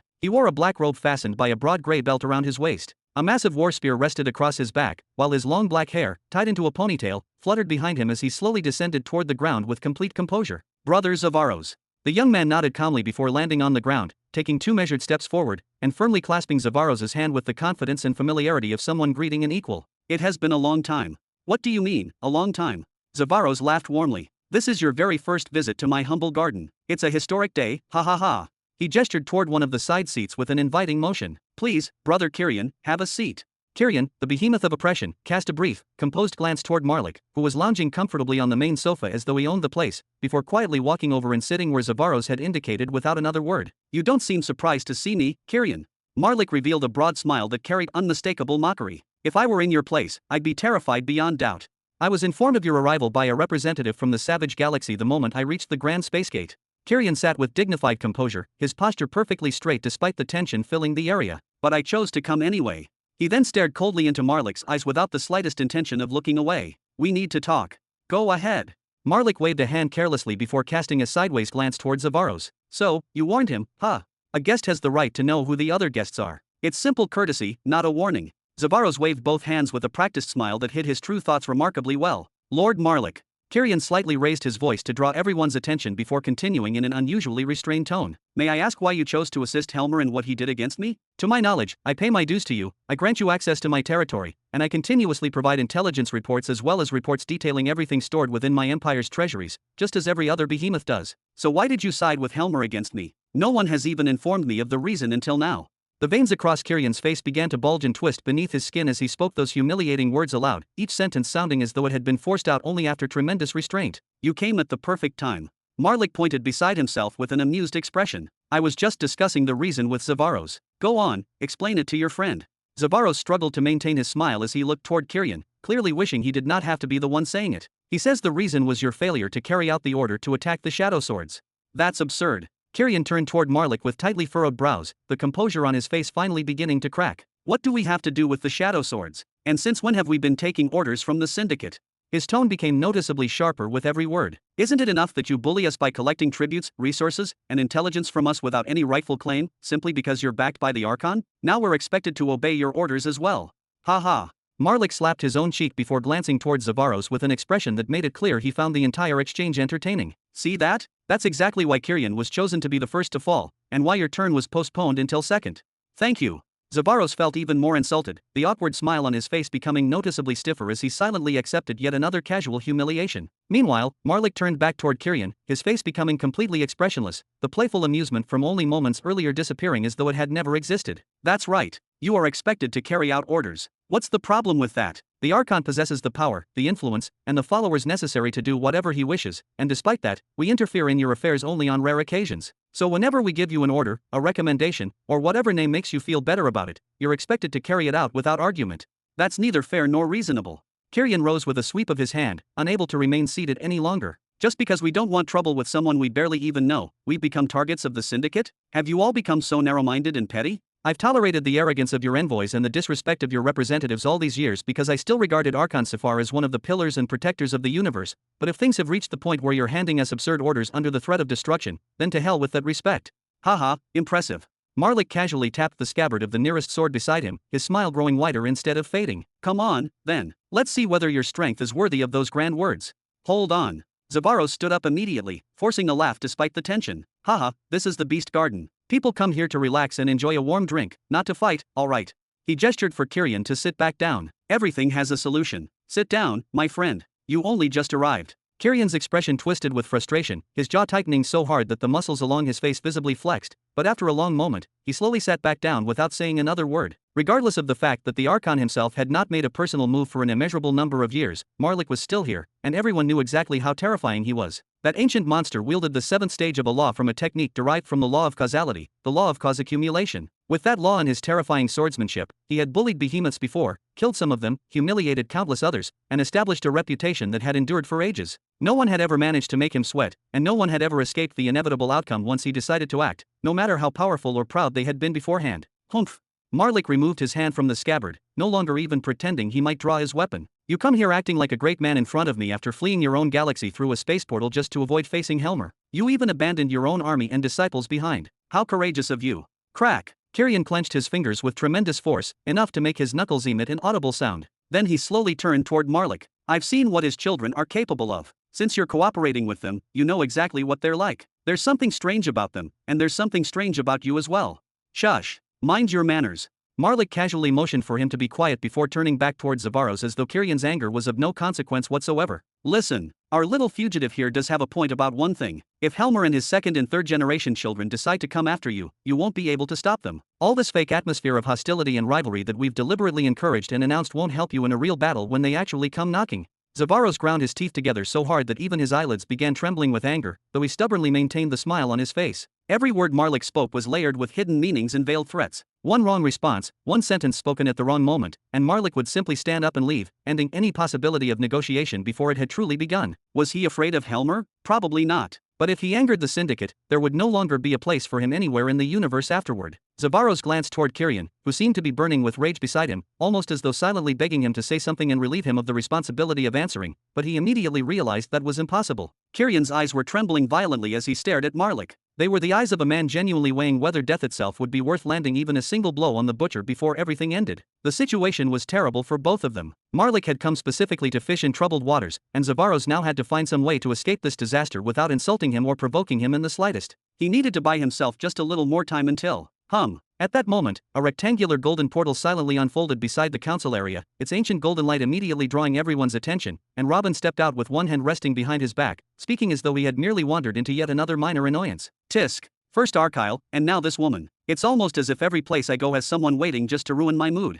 Robin stopped beside the council, facing several people who stared at him in complete shock without understanding how he had suddenly appeared. Then, with a completely indifferent expression, he pointed toward the person sitting comfortably on the central sofa. You, get up from my seat and fuck off to the side. Chapter 23:18. Get up from my seat and fuck off to the side. Robin pointed toward his seat off to the side with open disgust, as though he couldn't even be bothered to spare another glance at the sofa Marlik occupied, nor grant him enough importance to deserve anything more than that short, dismissive command. His appearance and the way he spoke felt strangely familiar. He looked exactly like an arrogant aristocrat who had just discovered a filthy street beggar sitting in the chair reserved exclusively for him. There was simply no better way to describe that expression or that tone. There was no caution, no attempt at politeness, not even the slightest effort to conceal his contempt. It was as though ordering the man to stand up was the most natural thing in the world, something that required neither explanation nor permission. Zavaros and Kyrian slowly rose to their feet, their eyelids lifting higher and higher as they stood, their faces frozen in complete disbelief. They hadn't even begun wondering how Robin had appeared, what that ancient portal carrying such an overwhelming suppressive aura actually was, or why neither of them had sensed his arrival beforehand before he opened his mouth and uttered perhaps the most insane words anyone could possibly say. In an instant, every other question vanished from their minds, replaced by a single impossible reality.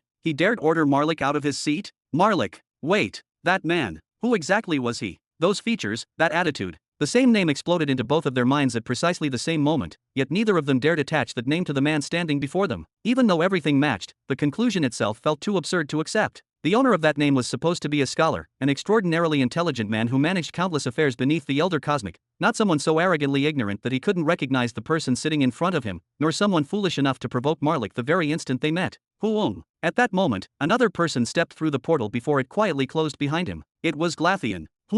Feeling the suffocating pressure filling the area, Glatheon looked around. The instant his eyes landed on Marlik sitting there, his mouth opened wide. Ach! Robin Burton. Marlik was the only person present who smiled. He didn't seem angry in the slightest over what had just been said. If anything, he looked entertained, almost as though someone had finally arrived to relieve his boredom. I've seen quite a few portraits of you before, he said, tilting his head slightly. Several live recordings on light discs as well. You looked much more handsome and far more mysterious in those. Right now, though. His smile widened little by little. You look like nothing more than another crazy human wandering the streets. Crack. Kyrian and Zavaros exchanged meaningful glances. It's him. He's Lord Human. I don't enjoy repeating myself. Robin raised his head slightly. Stand. Question mark. Marlik frowned this time. Do you even know who I am? Or has your ignorance grown so severe that you can no longer recognize your own betters? His voice remained calm, yet the mockery hidden within it was unmistakable, as though he were giving Robin one final opportunity to reconsider before things escalated beyond repair. Ach!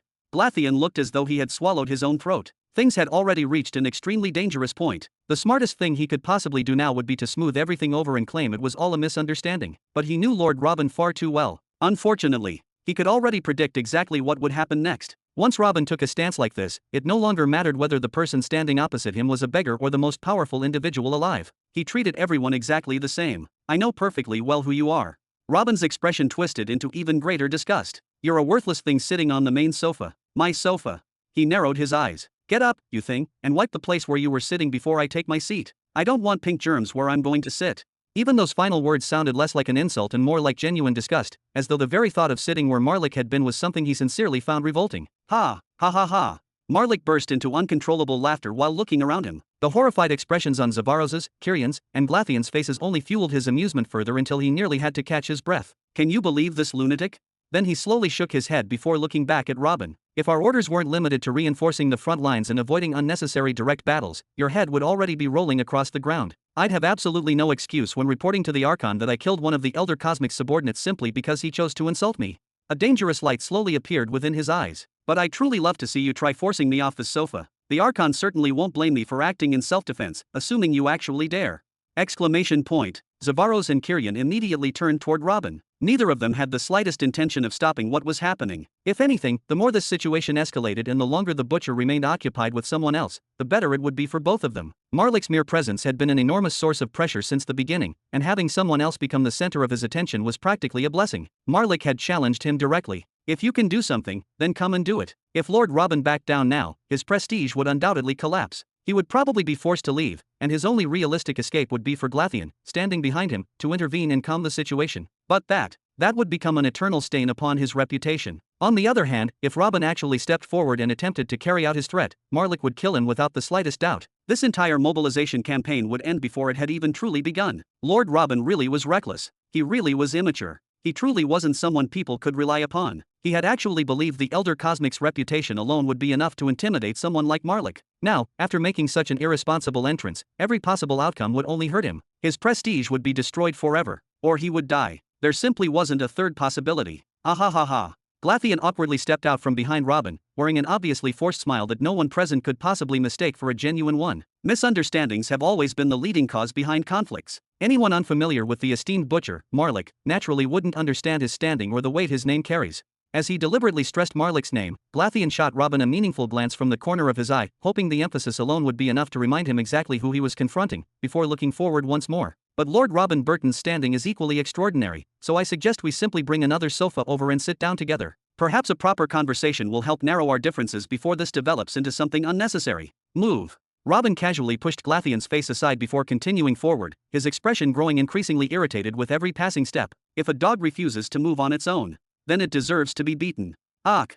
Glatheon looked seconds away from bursting into tears. Then, almost desperately, he pointed toward Kyrian and Zavaros. Please. Although he had never personally witnessed Robin fight, he had seen the Master Laws Robin possessed with his own eyes, and he understood better than most just how terrifying those powers could become in the right hands. At the very same time, however, he also understood the true horror known as the Butcher Marlik, the monster whose mere existence had intimidated an entire sector for millions of years and whose reputation alone was enough to silence countless powerful figures. If nobody stopped this now, the result would be absolute carnage with heads flying everywhere before anyone even had time to react. Most likely, Marlik's head. And there was absolutely no chance the Archon would simply stand by and ignore such a thing. The entire universe would be turned upside down before Glatheon's very eyes. Unfortunately, his desperate plea was interpreted in an entirely different way. Everyone present understood it as a frantic attempt to save Robin from his own madness, arrogance, and reckless pride before he crossed a line from which there would be no return. Zavaros forced a diplomatic smile onto his face before stepping toward Robin. Now then, honored guest, there is no need for fighting inside my humble residence. His Excellency Marlik will surely understand your initial impulse and overlook this moment of excitement. Let us continue today's discussion peacefully and make it a productive conversation for everyone involved. Kyrian merely furrowed his brows slightly before offering a single short sentence. Yes, fighting won't accomplish anything. This human was completely hopeless. Taking his side would bring nothing but endless trouble. That was the only conclusion Kyrian could reach as he watched Robin continue approaching with that seemingly artificial irritation written all over his face, almost as though he genuinely intended to carry through with his absurd demand. Tisk. Robin appeared even more annoyed after seeing the expression on Zavaros's face. Without the slightest hesitation, he shoved him aside. Sit down. When he reached Kyrian, he neither looked at him nor acknowledged his words. He ignored him so completely that it felt as though Kyrian simply wasn't there at all. Then Robin stopped directly before Marlik. Only a single step separated them. Robin looked downward with visible irritation and displeasure. Marlik looked upward with obvious amusement and mockery. Nothing about Marlik changed except for the smile spreading wider across his face. He remained seated comfortably, lazily leaning back against the sofa without even bothering to place a hand upon the sheath of his sword, as though the person standing before him simply wasn't worthy of such a reaction. Calmly, he chuckled. Hee, you should have ended this little performance the moment your companion handed you a perfect way to leave with your dignity intact. Well, here I am. Go ahead. Make me st. The scene before Marlik's eyes suddenly changed without the slightest warning. Everything else disappeared from his vision. The only thing filling his sight was the sole of a boot covered in mud. Bang! Chapter 23:19. From Marlik's perspective, Robin's face and the irritation covering it vanished. In its place was the sole of a boot covered in mud and dung, descending so abruptly that for the briefest instant, it seemed completely detached from logic itself. For a single moment, Marlik felt as though the entire universe had come to a halt. His countless years of combat experience, his overwhelming battle instincts, and his extraordinary connection with the laws all awakened simultaneously, granting him something akin to the ability to stop time itself. His perception accelerated to a horrifying degree and his reactions sharpened beyond imagination, allowing him to process countless possibilities within an instant. It was the same terrifying state that had allowed him to survive millions of years of slaughter, giving him the speed to evade anything and kill anything. Without the slightest hesitation, Marlik relied upon the speed that had never failed him before, shifting sideways with flawless precision to identify exactly what was happening before deciding upon his next move. But for some reason, the frozen instant he had always trusted, the seemingly suspended moment upon which he had depended countless times before, was suddenly no longer enough. He simply was not fast enough. The sole of Robin's boot planted itself squarely across the center of his face, stretching from his forehead all the way to his chin before he could complete his movement. Hooong! An overwhelming force exploded behind the kick, driving his head violently backward with such horrifying momentum that even Marlik's reinforced body could not completely disperse the impact. The next instant, bang! Marlik shot backward like a cannon shell fired at point-blank range. Bang! Bang! Bang! His body smashed the sofa beneath him into thousands of splinters before continuing onward without losing momentum, tearing through several ancient trees standing behind it as though they were nothing more than brittle sticks. This time, Zavaros and Kyrian joined Glatheon in sucking in cold air. Even their own faces gradually turned pale, just like Glatheon's, as though the blood flowing through their veins had frozen solid. Their minds struggled to reconcile what their eyes had just witnessed with everything they believed they knew about Marlik the Butcher. Didn't I tell you to stop him? Glatheon shouted in a suppressed voice, desperately trying not to let his panic explode into a scream. Look what your half-hearted attitude accomplished. You only provoked him even further. Me? Zavaros pointed at himself in complete disbelief. I thought you wanted me to. Then he pointed toward Robin, then back toward himself again. What in the world? Tisk. Robin looked down regretfully at the shattered remains of the sofa scattered across the ground. For some reason, the annoyance on his face slowly transformed into genuine anger, his gaze lingering upon the ruined furniture as though its destruction offended him more than anything Marlik himself had done. Hooong! The golden symbols across his body began changing before a balance materialized beside him. Ding! The balance caused something to disappear from Robin's soul. Then Robin himself vanished from where he stood. Glatheon, Zavaros, and Kirian all instinctively retreated several steps as they watched Robin become submerged beneath an endless torrent of natural energy and soul force. Boundless streams poured into his body with unbelievable ease, as though the surrounding world itself were willingly feeding him, like a mighty river suddenly bursting across a barren desert that had remained dry for countless years. "Look what you've done to my sofa, you stray animal." Robin slowly raised his head. The anger upon his face accumulated little by little, steadily becoming heavier with every passing heartbeat. Whoom! An eye the size of Robin's head materialized and rose high into the sky, making it appear as though it were silently watching the entire planet from above, its existence alone filling the surroundings with invisible pressure. Then Robin lifted his head even higher. Golden radiance blazed brilliantly from his eyes. A dog whose master never taught it whom it may bite, and before whom it should wag its tail, deserves to be put down. And when that happens, the responsibility belongs to the owner for failing to train it properly. Glatheon slapped his forehead with enough force to produce an audible sound. He already knew. There was absolutely no chance today would end peacefully anymore. Bam! The area where Marlik had landed erupted violently. Every shattered tree and every standing tree was erased without exception. Every beast exploded apart. For one brief instant, the once living forest became nothing more than an empty stretch of muddy earth, stripped clean as though life itself had been wiped away. Zavaros wanted to let out a cry filled with anguish. Instead, every word became lodged in his throat when he saw the scene before him. There, amidst the destruction, amidst the settling dust, Marlik remained kneeling upon both knees. Not because he had been injured. Not because he had surrendered. He slowly raised his right hand and calmly wiped away the mud covering his face with a single finger, almost mechanically, before lowering his hand again. Then he stared at that finger. Madness slowly filled his eyes. Everyone's hearts began pounding violently inside their chests. The butcher Marlik's eyes now truly resembled the legends spoken about them throughout the countless sectors. His pupils darted wildly in every direction while slowly widening farther and farther. A completely deranged expression gradually consumed his face, the expression of a demon who simply could not believe that the world might one day come to its end at someone else's hands rather than his own.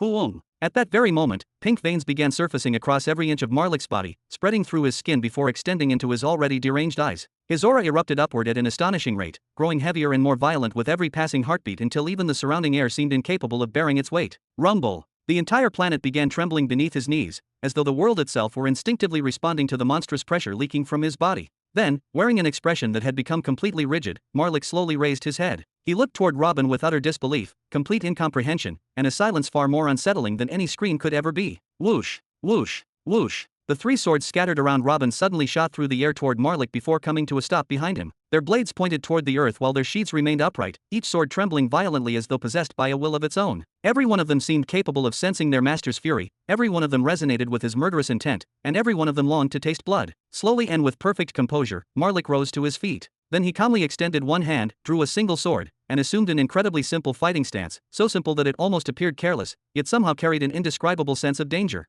The terrifying power coursing through every part of his body, the same overwhelming force that instinctively drove both Kirian and Zavaros several more steps backward without either of them realizing it, made one fact painfully obvious. He was finally about to use it. Ha! Robin smiled as he carefully examined Marlik from head to toe with unconcealed curiosity, almost as though he had discovered an interesting specimen rather than an enemy. What wonderfully insane eyes you have. So, what are you using them for right now? Calculating the perfect sequence of events needed to kill me without ever figuring out why I stepped on your face like an ant. He chuckled softly. If I were you, I'd investigate the reason behind it before anything else instead of pretending it never happened. Whatever that answer is, it's important enough to completely destroy every plan you've painstakingly prepared. Shush! Marlik answered with nothing more than a quiet sound escaping between his lips. Don't speak. There's no need for words. That only makes me want to keep talking even more. Hee. Robin tilted his head slightly. Go ahead. Study every one of my strengths with that special ability of yours however you like. Try figuring out exactly how I managed to step on your nose if you're capable of it. But while you're doing that, I'll be doing exactly the same thing. Your name is Marlik, right? They say you possess the 7th stage of a law derived from a causality technique. I honestly don't understand how that's possible. Your own master, the one who actually created and uses those techniques, is supposedly still confined to the 6th stage causality. So, why don't you explain it to me? Marlik's eyes, opened as wide as they possibly could, continued darting frantically across every inch of Robin's body before repeatedly sweeping over the surrounding area, refusing to overlook even the smallest detail. You're not very cooperative. I suppose I'll explain it myself. Robin pursed his lips thoughtfully. Either your master has already reached an unimaginably profound understanding of the 7th degree, enough to temporarily reproduce the technique without actually breaking through, even if what he's using is only an imitation, or someone simply handed it to him. For the very first time since the battle began, Marlik's eyes stopped moving. What else do you have?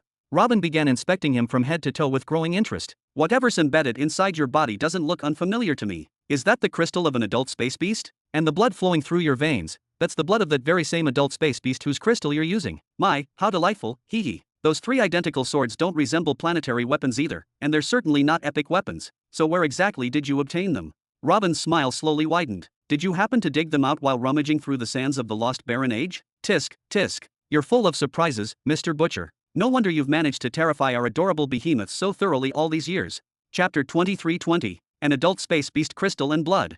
Zavaros stepped forward in shock and confusion, his expression filled with disbelief. Kyrion's eyes, however, remained fixed on the swords. Weapons that are neither planetary nor epic. His tone grew quieter as he examined them, as though trying to compare them with every legendary weapon he had ever heard of, yet finding no memory that could explain what stood before him. A law bestowed upon the Archon by someone. Glatheon frowned. Such a possibility alone raised countless questions, each more unsettling than the last. Marlik's eyes finally stopped wandering wildly around Robin and settled on Robin's glowing eyes, his attention narrowing completely onto the calm figure standing before him. It seems your eyes have stayed in their sockets for long enough. It's time to tear them out.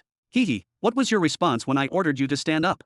Robin laughed lightly, sounding almost amused rather than irritated. Right, you told me, do it if you can, or something along those lines, didn't you? Well, I did my part. Come and gouge my eyes out if you can.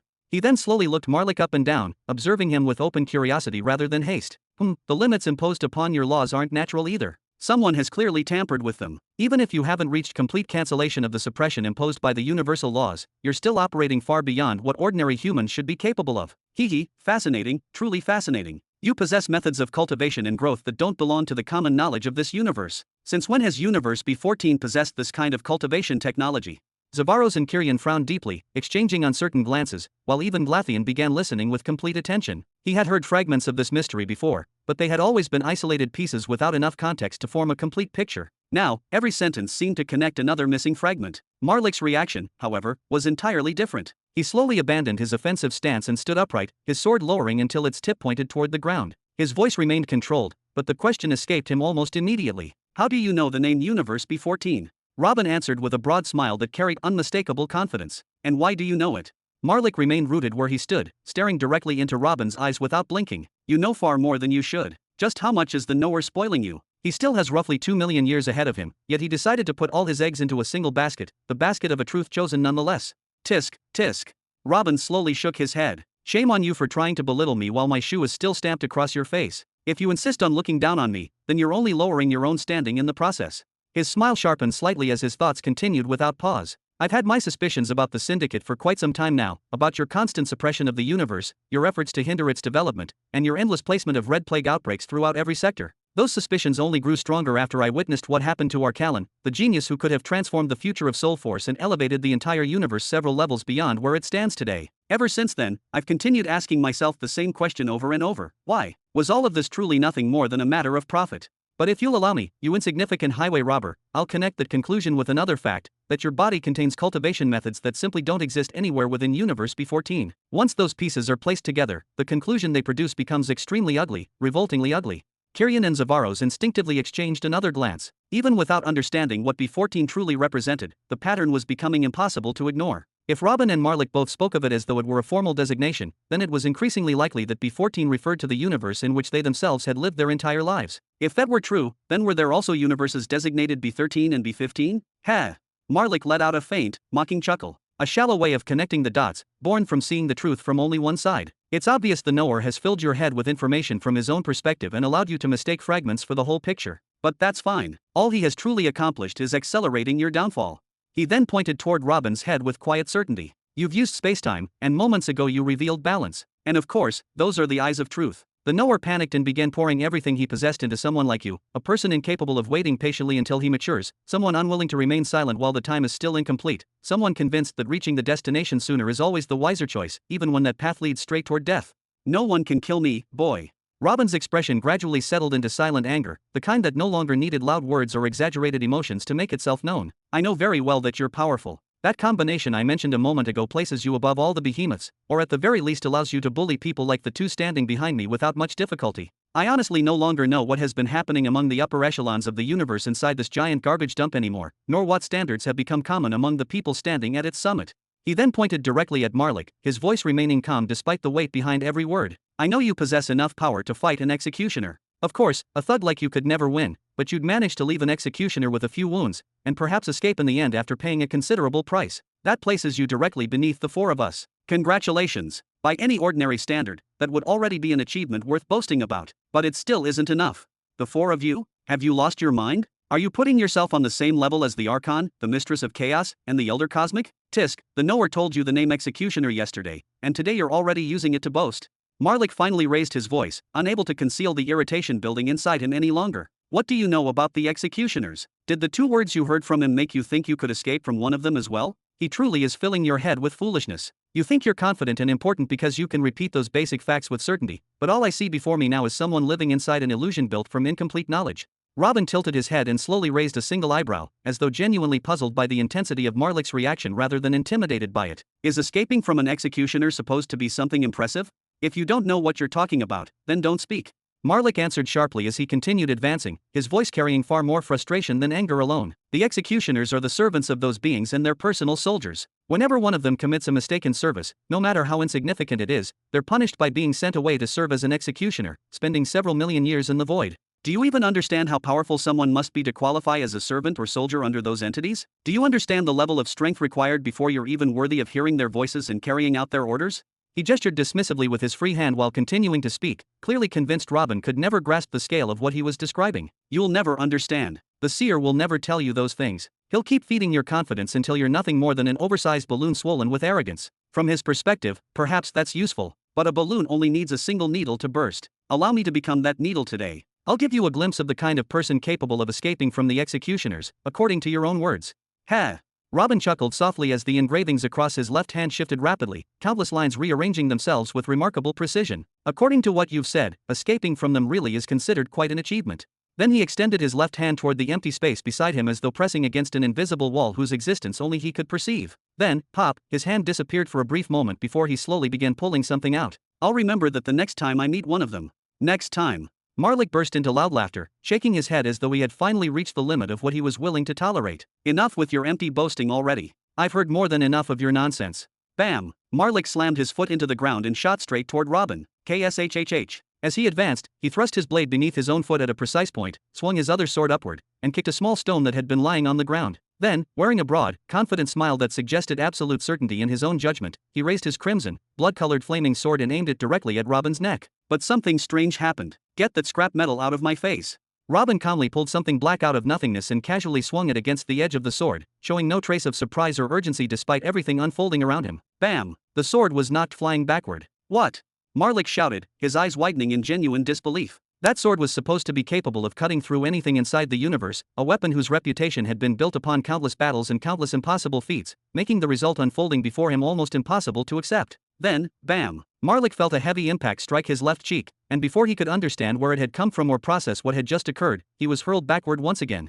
Chapter 23-21. Robin used his enormous soul units to envelop his weapon, compressing layer after layer of soul force around it until the surrounding space itself seemed to tremble beneath the pressure. He then burned a portion of his life force to grant an additional boost to the spacetime law, allowing its principles to intertwine with the weapon and accelerate it even further until it produced a thunderous bang as it struck, the shockwave spreading outward in visible ripples that distorted the air for an instant. Robin smiled as he watched Marlik being sent flying backward once again, his body cutting through the air before crashing away into the distance. He was already opening his mouth to shatter whatever remained of the man's pride with a few mocking words, fully believing the exchange had once again confirmed the overwhelming gap between them. But almost immediately, he fell silent, the smile fading before a single word could leave his lips. He took a single step to the side with calm precision, his instincts reacting before conscious thought had the chance to fully process the danger. Whoosh! At that very moment, a small stone shot through the exact spot where he had been standing, carrying enough speed and force to pierce straight through his ribs as though flesh and bone were no more durable than paper. It was the very stone Marlik had kicked only moments earlier during the brief exchange, something so insignificant that Robin had not spared it even the slightest glance, yet it had silently transformed into a deadly projectile.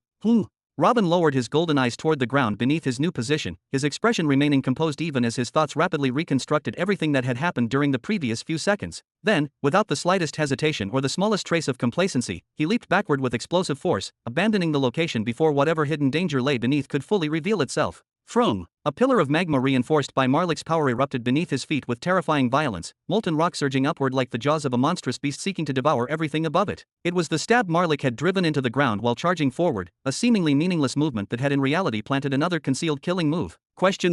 Robin's gaze swept across the battlefield with far greater caution than before, no longer observing only Marlik himself, but every piece of terrain, every fragment of debris, and every lingering movement that might conceal another prepared attack. Marlik had prepared something else. And whatever it was certain to produce another result, because neither of the previous arrangements had been isolated attacks, but parts of a sequence that had clearly been planned well in advance. Then Robin abruptly looked upward, toward the direction in which Marlik had swung his sword earlier, finally understanding why that particular slash had seemed strangely meaningless at the time, and his eyes instantly widened. A wounded Beast King was plummeting directly toward him, its massive body descending with astonishing speed after having been launched into the sky during the earlier exchange. Had Robin hesitated for even a fraction of a second longer, its razor-sharp beak would have pierced straight through his chest before he could raise a single defense. Whoosh! Robin instantly activated spacetime, swapping places with a massive air occupying the exact location where he had originally been standing with flawless precision, making it appear as though he had never moved at all, while his true body reappeared safely several dozen meters away before the descending Beast King could complete its fall. Whoosh! Boom! Behind him, the Beast King crashed into the ground with a deafening explosion, its enormous body smashing into the battlefield with enough force to send rocks, dust, and shattered earth flying in every direction. No!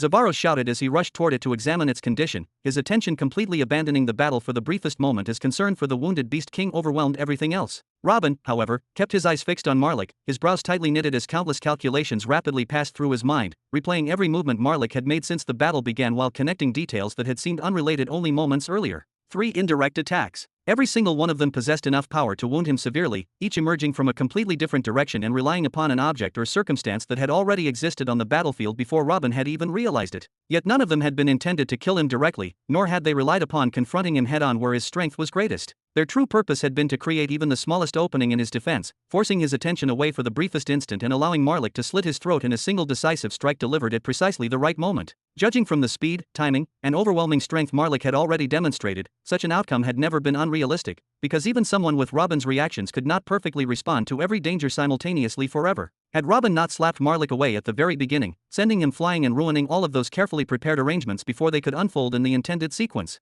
Had he remained where he was and chosen to toy with him for even a brief moment, believing the battle to be completely under his control as he so often did against weaker opponents, he would not have walked away unharmed, because one of those prepared openings would inevitably have aligned with Marlik's sword. That much was certain, and Robin understood at the instant the entire sequence finally became clear inside his mind. The slap at the beginning had been intended merely as humiliation and mockery, nothing more than a casual display of superiority meant to crush Marlik's confidence before the true battle had even begun. Yet somehow, it had saved Robin's life by unintentionally disrupting an elaborate chain of preparations that had clearly required precise positioning and timing to function as intended. No, had he been holding any weapon other than the one currently in his hand, one incapable of withstanding Marlik's terrifying power, it would have been cut apart without question the moment their weapons collided, forcing him to flee using spacetime in an utterly embarrassing fashion while abandoning every trace of composure he had displayed until now. So this was the true capability of Marlik the Butcher, a strength that did not rely solely upon overwhelming force, but upon turning every insignificant detail surrounding him into part of a perfectly coordinated killing method. Causality accumulations? The master causality law was terrifying without question, not because it ignored reason, but because it manipulated reason itself until ordinary events naturally converged toward the outcome its user desired. Robin might possess immunity against direct applications of causality, things such as severing fate or reading destiny, methods that attempted to impose the law directly upon his existence, but turning the surrounding environment itself into a weapon against him, arranging countless ordinary events so they naturally converged into lethal opportunities without ever directly targeting his body. That was entirely possible. And he had just witnessed it with his own eyes, experiencing firsthand how easily insignificant details could become deadly once they had been silently guided by such a law. Those earlier attacks had merely been probing strikes rather than true killing moves. Marlik had been measuring Robin's reactions with remarkable patience, evaluating the limits of his spacetime and balance laws through every response, every dodge, every counterattack, and every instinctive decision Robin made under pressure. If this had truly become a battle to the death without either side holding anything back, Robin would undoubtedly have emerged bearing some losses, especially considering the weakness his body had recently suffered and the fact that he had yet to fully recover from it. As for Marlik, he remained standing in the distance, looking toward Robin as well, his breathing steady despite everything that had happened, as though the previous exchange had answered a question he himself had been asking since the battle began. But not because he was reconsidering his plans, nor because he was angry over being struck. His face was filled with shock, a rare expression that almost completely erased the cold composure he usually maintained. His eyes were fixed on one thing in particular, the object Robin held in his hand. At the same time, he slowly raised his other hand to the cheek that was still turning red, almost absent-mindedly touching the place where he had been struck while continuing to stare at the strange weapon without blinking. "Is that?" Marlik murmured, his voice carrying disbelief that even he found difficult to conceal. That object, that weapon which had struck him with enough force to send him flying despite his own terrifying physique, was nothing more than an arm. A black arm with 5 fingers and a forearm, severed cleanly at the elbow, its surface appearing strangely intact despite having long since been detached from its original owner, while an oppressive aura continued to radiate from it as though it had never truly lost its vitality. Nothing but an arm. Yet its aura, its toughness, its very appearance reminded him of something he knew all too well, something he had encountered often enough that the recognition surfaced almost immediately despite how impossible the sight should have been. An executioner's arm. Robin casually tossed the arm into the air with a smile, catching it again as though he were merely playing with an ordinary object instead of one that carried such terrifying significance. Do you like it? ? Marlik slowly rose to his feet, every movement noticeably slower than before as though even his body needed time to accept what had just happened. His eyes were opened as wide as they could in utter disbelief, mixed with unmistakable anger that continued growing with every passing second. The knower sent you an executioner's arm to use as a weapon? Has he gone so far as to start handing you physical objects? Ha! Robin's brows immediately knitted together, genuine annoyance appearing across his face. Your habit of looking down on me is starting to get on my nerves. He continued with an irritated expression, just because all of you receive everything you own ready-made doesn't mean I do the same. Then he grabbed the black arm by its middle finger and casually began swinging it back and forth as though it were nothing more than an ordinary club instead of an object that would horrify countless experts upon seeing it. I severed this arm myself. Liar! Marlik roared, his voice shaking the entire beast garden as mountains echoed with the force of his fury and waves of pressure spread outward in every direction. Huung! Another sword appeared in Marlik's hand, materializing almost instantly before he firmly gripped it, leaving him wielding two blades at once. His eyes began darting around with even greater madness than before, constantly calculating and searching for opportunities, and it was obvious he was preparing something enormous, something far beyond the exchanges that had taken place until now. Oh, very scary. Robin chuckled before looking the pink-haired young man directly in the eyes with complete disregard for the terrifying aura surrounding him. Listen, boy. I want you to deliver a message to your master on my behalf while you're tending to his wounds.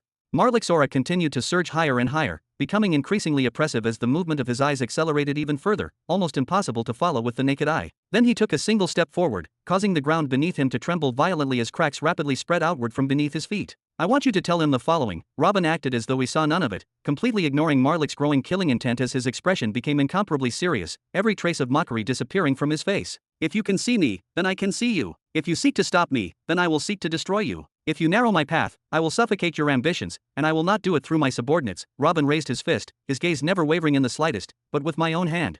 Kyrion's and Zavaros' hearts sank to their feet, both of them instantly realizing that these words were not directed at Marlik at all, but at the terrifying existence standing behind him. Then Robin lowered his fist and stared straight into Marlik's eyes with overwhelming resolve that left no room for doubt. Tell him that the moment I discovered he was a traitor to the universe, and that he himself knows he is a traitor, I no longer needed anyone to assign me a mission to target him. I will do it of my own will, and with the greatest pleasure. Then a mocking smile appeared on his face, replacing the cold seriousness from only a moment before. Tell him something else as well. My son's wedding is approaching. If he wishes to talk, he should bring a gift. Come meet me with respect, and we'll speak to one another as equals. Shut up.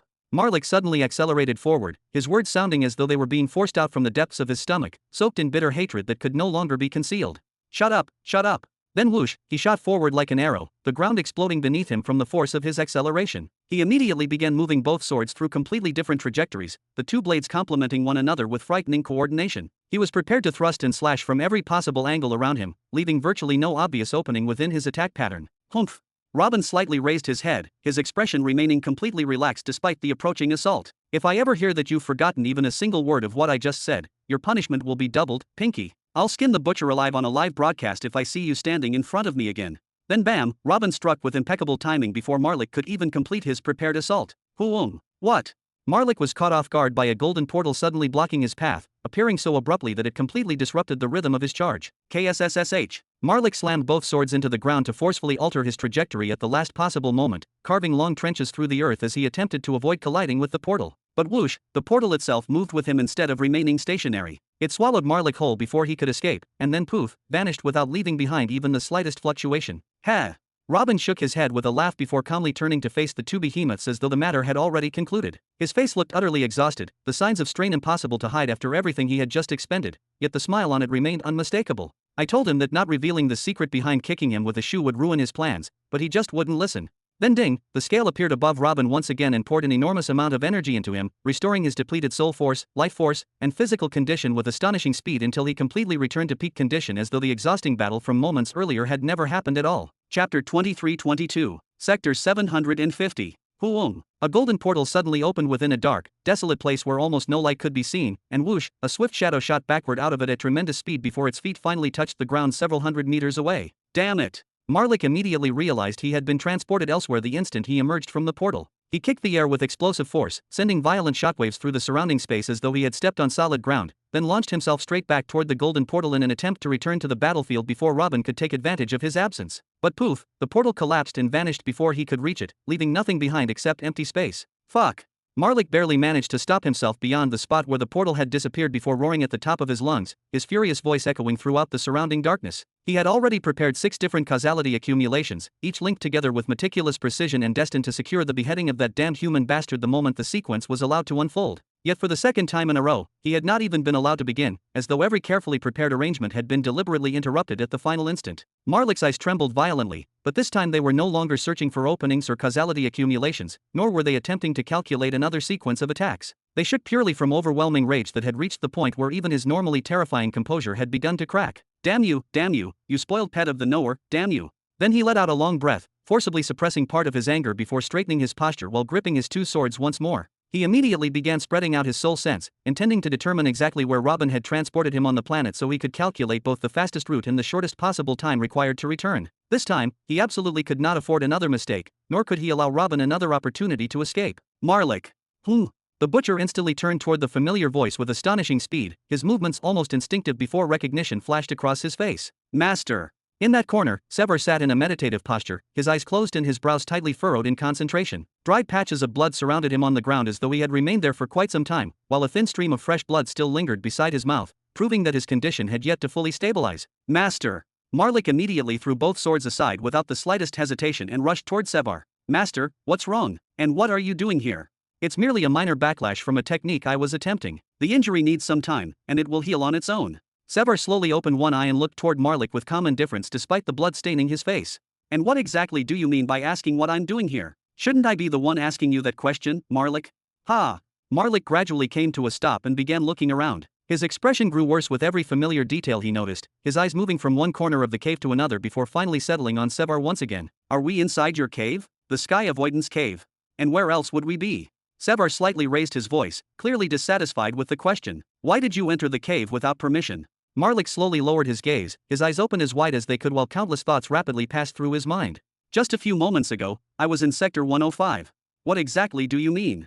Sevar asked in confusion, unable to understand why Marlik would suddenly mention another sector while standing inside the cave. But Marlik did not answer immediately. Instead, he simply turned toward Sevar with an exceptionally strange look, as though several disconnected pieces of information had suddenly begun fitting together inside his mind. He had suddenly remembered a sentence he had heard only moments earlier but had completely dismissed at the time, believing it to be utterly impossible and nothing more than another deliberate insult intended to provoke him. I want you to deliver a message to your master on my behalf while you're tending to his wounds.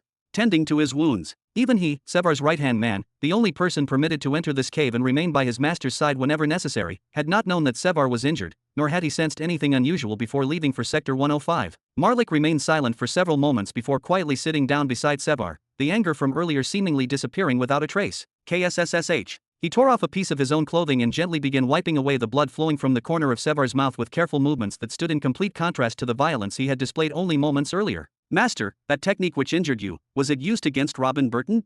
How did you know? Sevar's brows immediately furrowed, genuine surprise briefly appearing across his face for the first time since Marlik had arrived. Marlik remained silent for nearly a full minute, continuing to wipe away the blood with slow, careful movements without saying a single word, as though organizing his thoughts before finally speaking. Master, I have a message for you. Mid-Sector 105. Ding! The scale appeared once again and poured an enormous amount of energy into Robin, so much that everyone present could actually see the torrent of energy with their own eyes rather than merely sense its presence. Dense streams of power continuously flowed into his body through the scale, causing the surrounding aura to become visibly brighter with every passing moment. The three of them watched as vitality visibly returned to Robin's face and body. Even the individual strands of his hair gradually regained their former luster after Robin had consumed nearly 90% of his life force during the battle. The exhaustion that had covered his face only moments earlier steadily disappeared, while the dryness of his skin and the heaviness of his breathing faded as though the previous battle had never happened. Inhale. Robin drew in a deep breath, as though he had remained submerged beneath water for an entire day without a single chance to breathe, allowing fresh air to completely fill his lungs before a broad smile spread across his face.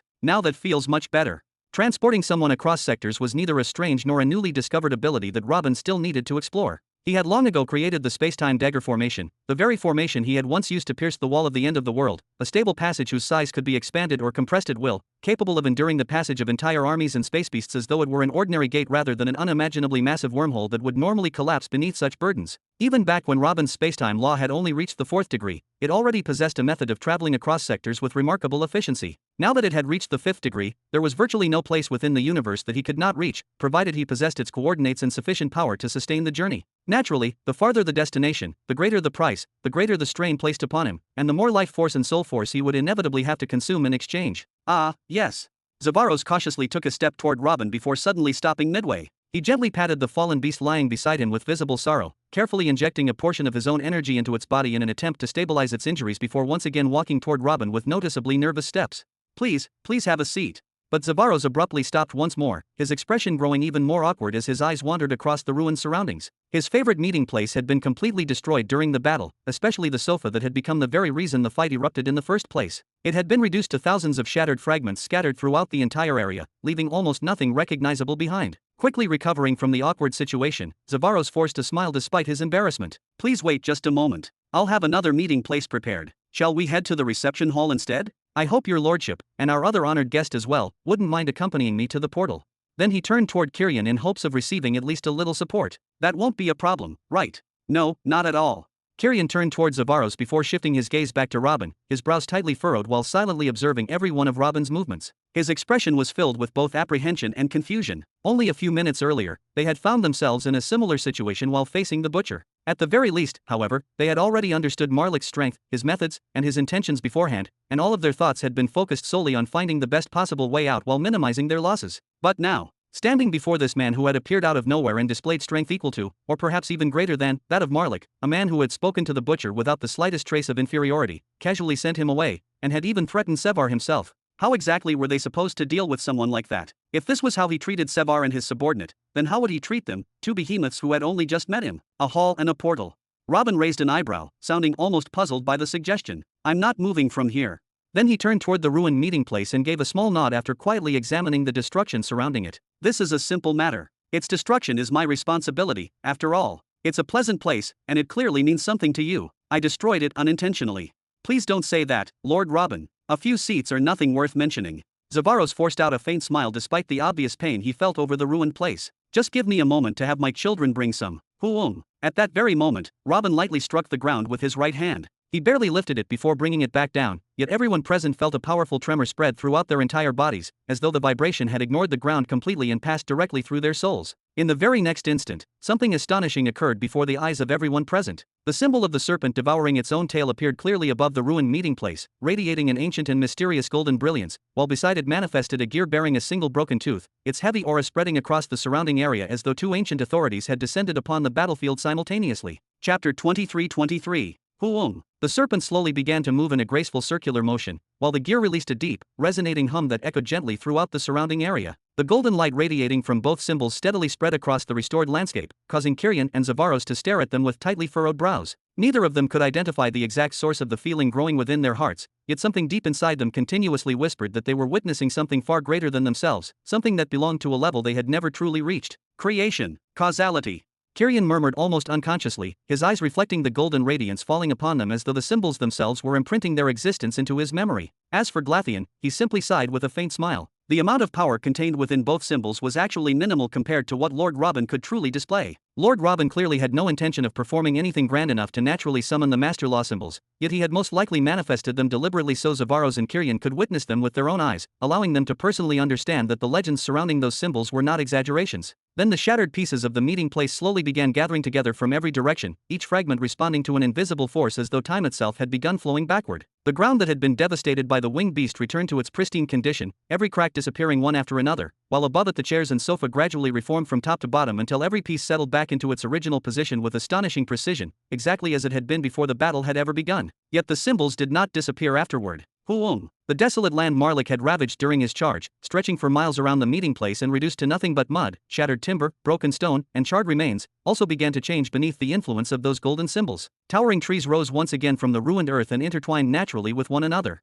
The small lake drew water back out of the surrounding mud until it completely reclaimed its original shape and position. Even the ancient stones returned to the places where they had rested for countless years, while the million-year-old vegetation gradually recovered before gently swaying beneath the wind once more as though it had never been destroyed. Even the beasts that had been injured by the explosion, including the one lying behind Zavaros, underwent a miraculous transformation. Some slowly stood up in confusion, instinctively examining their own bodies, unable to understand what had suddenly happened or why the pain had vanished. Others remained lying motionless where they were, their bodies having been restored, yet their lives already gone beyond recovery. Robin pointed toward those beasts with a calm expression. I gathered their bodies and restored them. Give them the proper burial they deserve. ?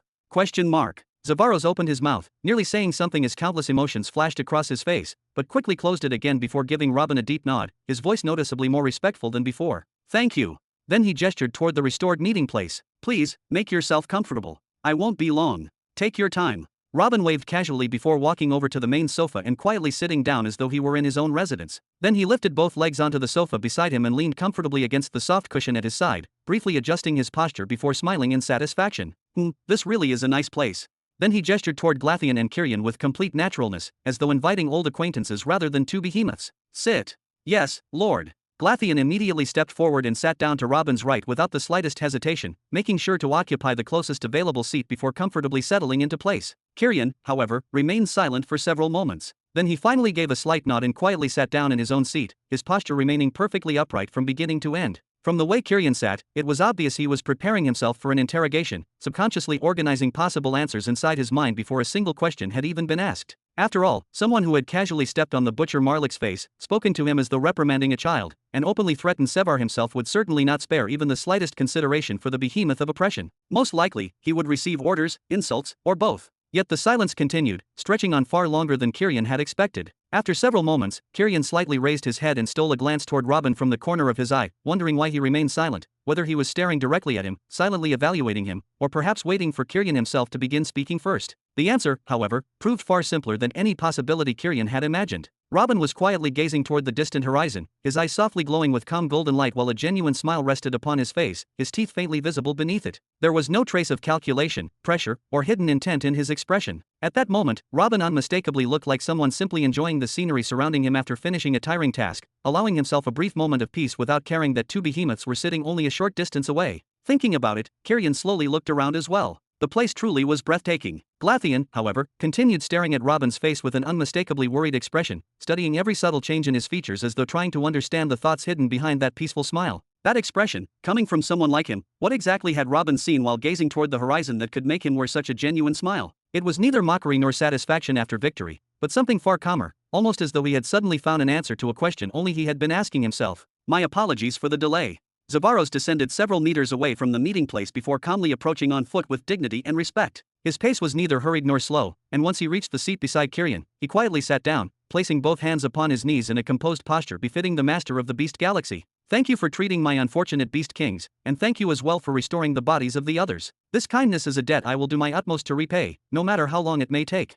Around them, the area had gradually become livelier once again after the silence left behind by the battle. Several of Zavaros' subordinates descended beside the restored bodies and carefully began carrying them away with solemn expressions, treating each one with the respect owed to fallen companions before preparing proper funerals for them. Others simply remained standing in the distance, silently observing everything that had taken place, none of them daring to approach the restored meeting place without permission. Among them stood Zavaros' daughter and business manager, Xena. She and her siblings had accompanied Marlik to this place and remained there throughout the entire confrontation, witnessing everything from afar without missing a single moment. Yet not one of them had dared to take even a single step forward, not when part of the beast garden had been destroyed, nor when the beasts had been killed, nor even when Marlik himself had been struck down. Every one of them had remained standing exactly where they were, watching only their father. If anyone had attacked him, they would have intervened, not because they believed they could change the outcome, but to die alongside him, or buy him even the smallest chance to escape. A minor matter. Robin casually waved his hand several times as though everything he had done required no gratitude whatsoever before finally shifting his gaze away from the distant horizon and towards Zavaros. The smile upon his face softened slightly, though his eyes still shimmered with calm golden light that had yet to completely fade after using the scale. I heard things haven't been going very well for you lately, behemoth Zavaros. Zavaros is enough. The elderly man in the purple robe waved his hand calmly, seemingly uninterested in formal titles. Indeed, things have not been going particularly well. But I haven't lost. Not officially. Robin chuckled. Hee hee. The truth was that Helmer the Destroyer had also dispatched armies into mid-sectors 109 through 106. Every one of those sectors had been invaded, their greatest powers crushed before the process of subjugation began in earnest, with the campaign advancing at an astonishing speed that caught almost everyone off guard. Anyone willing to swear loyalty to the behemoth of destruction survived. Anyone who refused was touched by destruction. At the very beginning, Zavaros had spoken with tremendous confidence before personally leading the entirety of his forces into mid-sector 106, intending to completely cleanse it of Helmer's army before advancing into mid-sector 107 afterward. He had hoped to exploit the opportunity created by Helmer dividing his forces while simultaneously waging war against the behemoth of oppression across several sectors, believing such a strategy would inevitably weaken each individual front. What actually happened was that he became pinned down inside mid-sector 106. He had sent the majority of his children there while personally visiting the sector more than once, intending to publicly declare that mid-sector 106 had been cleansed of Helmer's forces and restore his reputation as Helmer's equal and as one of the universe's great centers of power. Every appearance he made there was meant to reassure his followers that victory remained within reach. But that never happened. Helmer's second raw scions proved astonishingly powerful. Their strength, coordination, and methods far exceeded every expectation Zavaros had originally held. The absolute best he managed to achieve was a situation comparable to the conflict between Darthian and the six great powers, constant battles followed by retreats, repeated advances and withdrawals that devastated a significant portion of the sector without either side achieving a decisive victory, leaving the battlefield locked in endless stalemate. When Zavaros finally realized that remaining within mid-sector 106 would bring him nothing but humiliation while consuming more and more of his strength, he hurriedly returned to mid-sector 105 and began acting as though everything taking place in mid-sector 106 was merely a conflict between the younger generation, as though it had nothing to do with him personally. Yet in doing so, he had surrendered an enormous portion of the sector. And that portion continued growing larger with every passing day as Helmer's influence steadily expanded. If this was already happening within mid-sector 106, the sector directly bordering his own and the one receiving the greatest share of his attention, then what was happening inside mid-sectors 107, 108, and 109? Ah, right. Robin chuckled, clearly amused by the thought. There's a saying that's been spreading around lately on your tongue. How did it go again? My honor and mid-sector 106 are one and the same, wasn't it? Eh-ha-he-he. Chapter 23-24. Zavaros's face gradually turned a deep shade of purple from overwhelming embarrassment, yet he maintained his usual expression as best he could, refusing to let the ridicule strip away what little dignity he still possessed in front of everyone present. Those were the very words he had spoken when Helmer launched his assault and devastated the surrounding sectors. In a burst of anger and overflowing confidence, Zavaros had declared that he would defend mid-sector 106, throwing out that bold statement because he had been utterly convinced that the sector could never fall regardless of the enemy's strength. At the time, however, he had no idea what he was truly about to face, nor did he realize that his opponent relied not only on overwhelming force, but also on methods of warfare, mobility, and coordination unlike anything he had ever encountered before. I haven't been defeated yet, Zavaros declared with obvious embarrassment and frustration before clenching his fists so tightly that the veins on the backs of his hands bulged. He's simply moving incredibly fast and striking far deeper than expected. On top of that, he's making extensive use of the Grand Space Portal, transporting enormous numbers of soldiers and equipment every single day in an almost uninterrupted stream, as though he has no intention of keeping a single pearl for himself and is instead pouring everything he possesses directly into this war without the slightest hesitation. The way he moves his armies makes me feel as though I'm fighting him in the very heart of his own galaxy rather than somewhere 3 entire sectors away. Every time I wipe out one force, another appears. Every time I sever one supply line, another opens almost immediately. It'll take time, but I'm still fighting, and I have not been defeated. Oh, you've already been defeated. Robin's smile faded slightly, though his tone remained perfectly calm. Helmer stationed his children across 9 sectors, if we include Sector 115 among them. Robin tilted his head toward Kyrian without even looking at him, as though he didn't need to turn his eyes to reinforce his point. And yet you're exhausting yourself fighting only the forces stationed in a single sector. What do you think will happen if the armies in sectors 107 and 108 join the battle at the same time and begin advancing according to the very same plan? He then slowly shook his head, sounding more as though he were correcting a misconception than mocking him. Unfortunately, Helmer's first offensive was nothing more than a warning slap, meant to test everyone's reactions and measure how quickly they could respond. His attack on the galaxy of oppression marks the beginning of the real escalation, and after that, he'll come for you. Once he truly decides to begin in earnest, you won't merely lose mid-sector 106. Before we even get that far, however, we should ask a different question. Why were you left until last? I'd say you're a rather special case. Keeping you until this stage doesn't strike me as a random decision. Lord Robin. Not a trace of pleasure appeared on Zavaros's face. Instead, his expression grew even more rigid as he looked directly at him. Did you come here today just to mock my situation?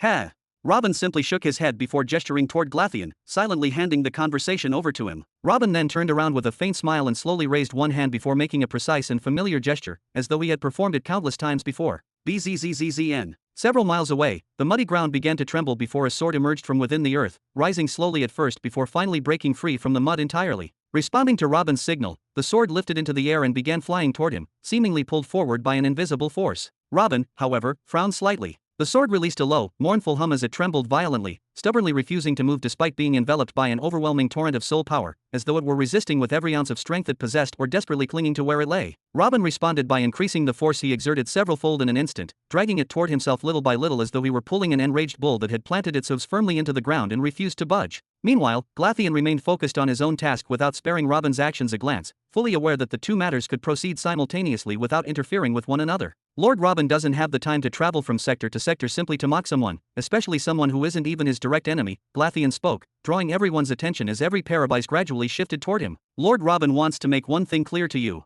First, determination and resolve are meaningless when standing against a grand design orchestrated by individuals backed by power and methods we know absolutely nothing about, methods that Lord Robin personally demonstrated to all of you through the example of the Butcher Marlick, proving that the true gap doesn't always lie in raw strength alone, but in preparation, knowledge, and the means employed behind the scenes. No matter how determined you are to defend yourself against Helmer, determination alone is worthless unless it is supported by power equal to the power supporting him. Otherwise, with enough time, your resolve will become nothing more than a desperate attempt to delay an outcome that had already been decided from the very beginning. Second, Lord Robin wants you to understand that Helmer is certainly seeking expansion, but that isn't his only objective. The proof is simple. He already possesses all this power, yet he has only just begun to move despite having every opportunity to act much earlier. Furthermore, he's attacking the galaxy of oppression in an extremely calculated and methodical manner while simultaneously intimidating the forces of the savage galaxy, your forces, your excellency, as though he's deliberately waiting for something before making his next decisive move. What exactly is he waiting for? What could possibly be important enough for someone like him to postpone striking at his greatest enemy? And why didn't he target you first, when you're the one universally known throughout the surrounding sectors as his greatest rival and sworn enemy?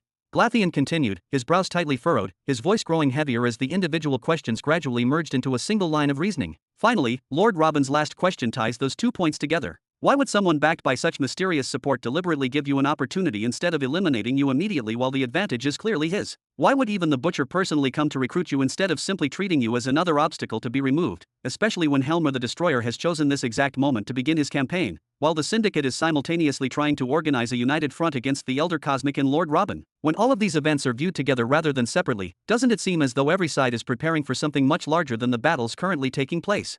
Kirian and Zavaros both furrowed their brows, neither of them interrupting, as countless thoughts rapidly surfaced in their minds while they unconsciously began connecting one event to another through Glatheon's words. Hearing analyses like these from Glatheon was anything but surprising. His reputation, forged through countless discussions, debates, and major events over the course of millions of years, had made him one of the very few individuals people would intentionally seek out simply to sit with and listen to for hours. Many powerful figures had done exactly that in the past, and some would even willingly pay enormous sums merely for the opportunity to hear him explain a situation from his own perspective, knowing that he often noticed connections others completely overlooked. On top of that, he knew Lord Robin far better than either of them did. He had arrived alongside him, had traveled with him, spent time at his side, and understood the way he thought as well as the meaning hidden behind many of his seemingly casual remarks. What an outsider might dismiss as nothing more than ridicule or sarcasm, a companion like Glatheon would almost certainly interpret from its true perspective, recognizing the intention concealed beneath the surface rather than stopping at the words themselves. And in truth, if they were forced to choose between believing Robin had merely come to mock them or believing there was genuine depth behind every question and every remark he had made since arriving,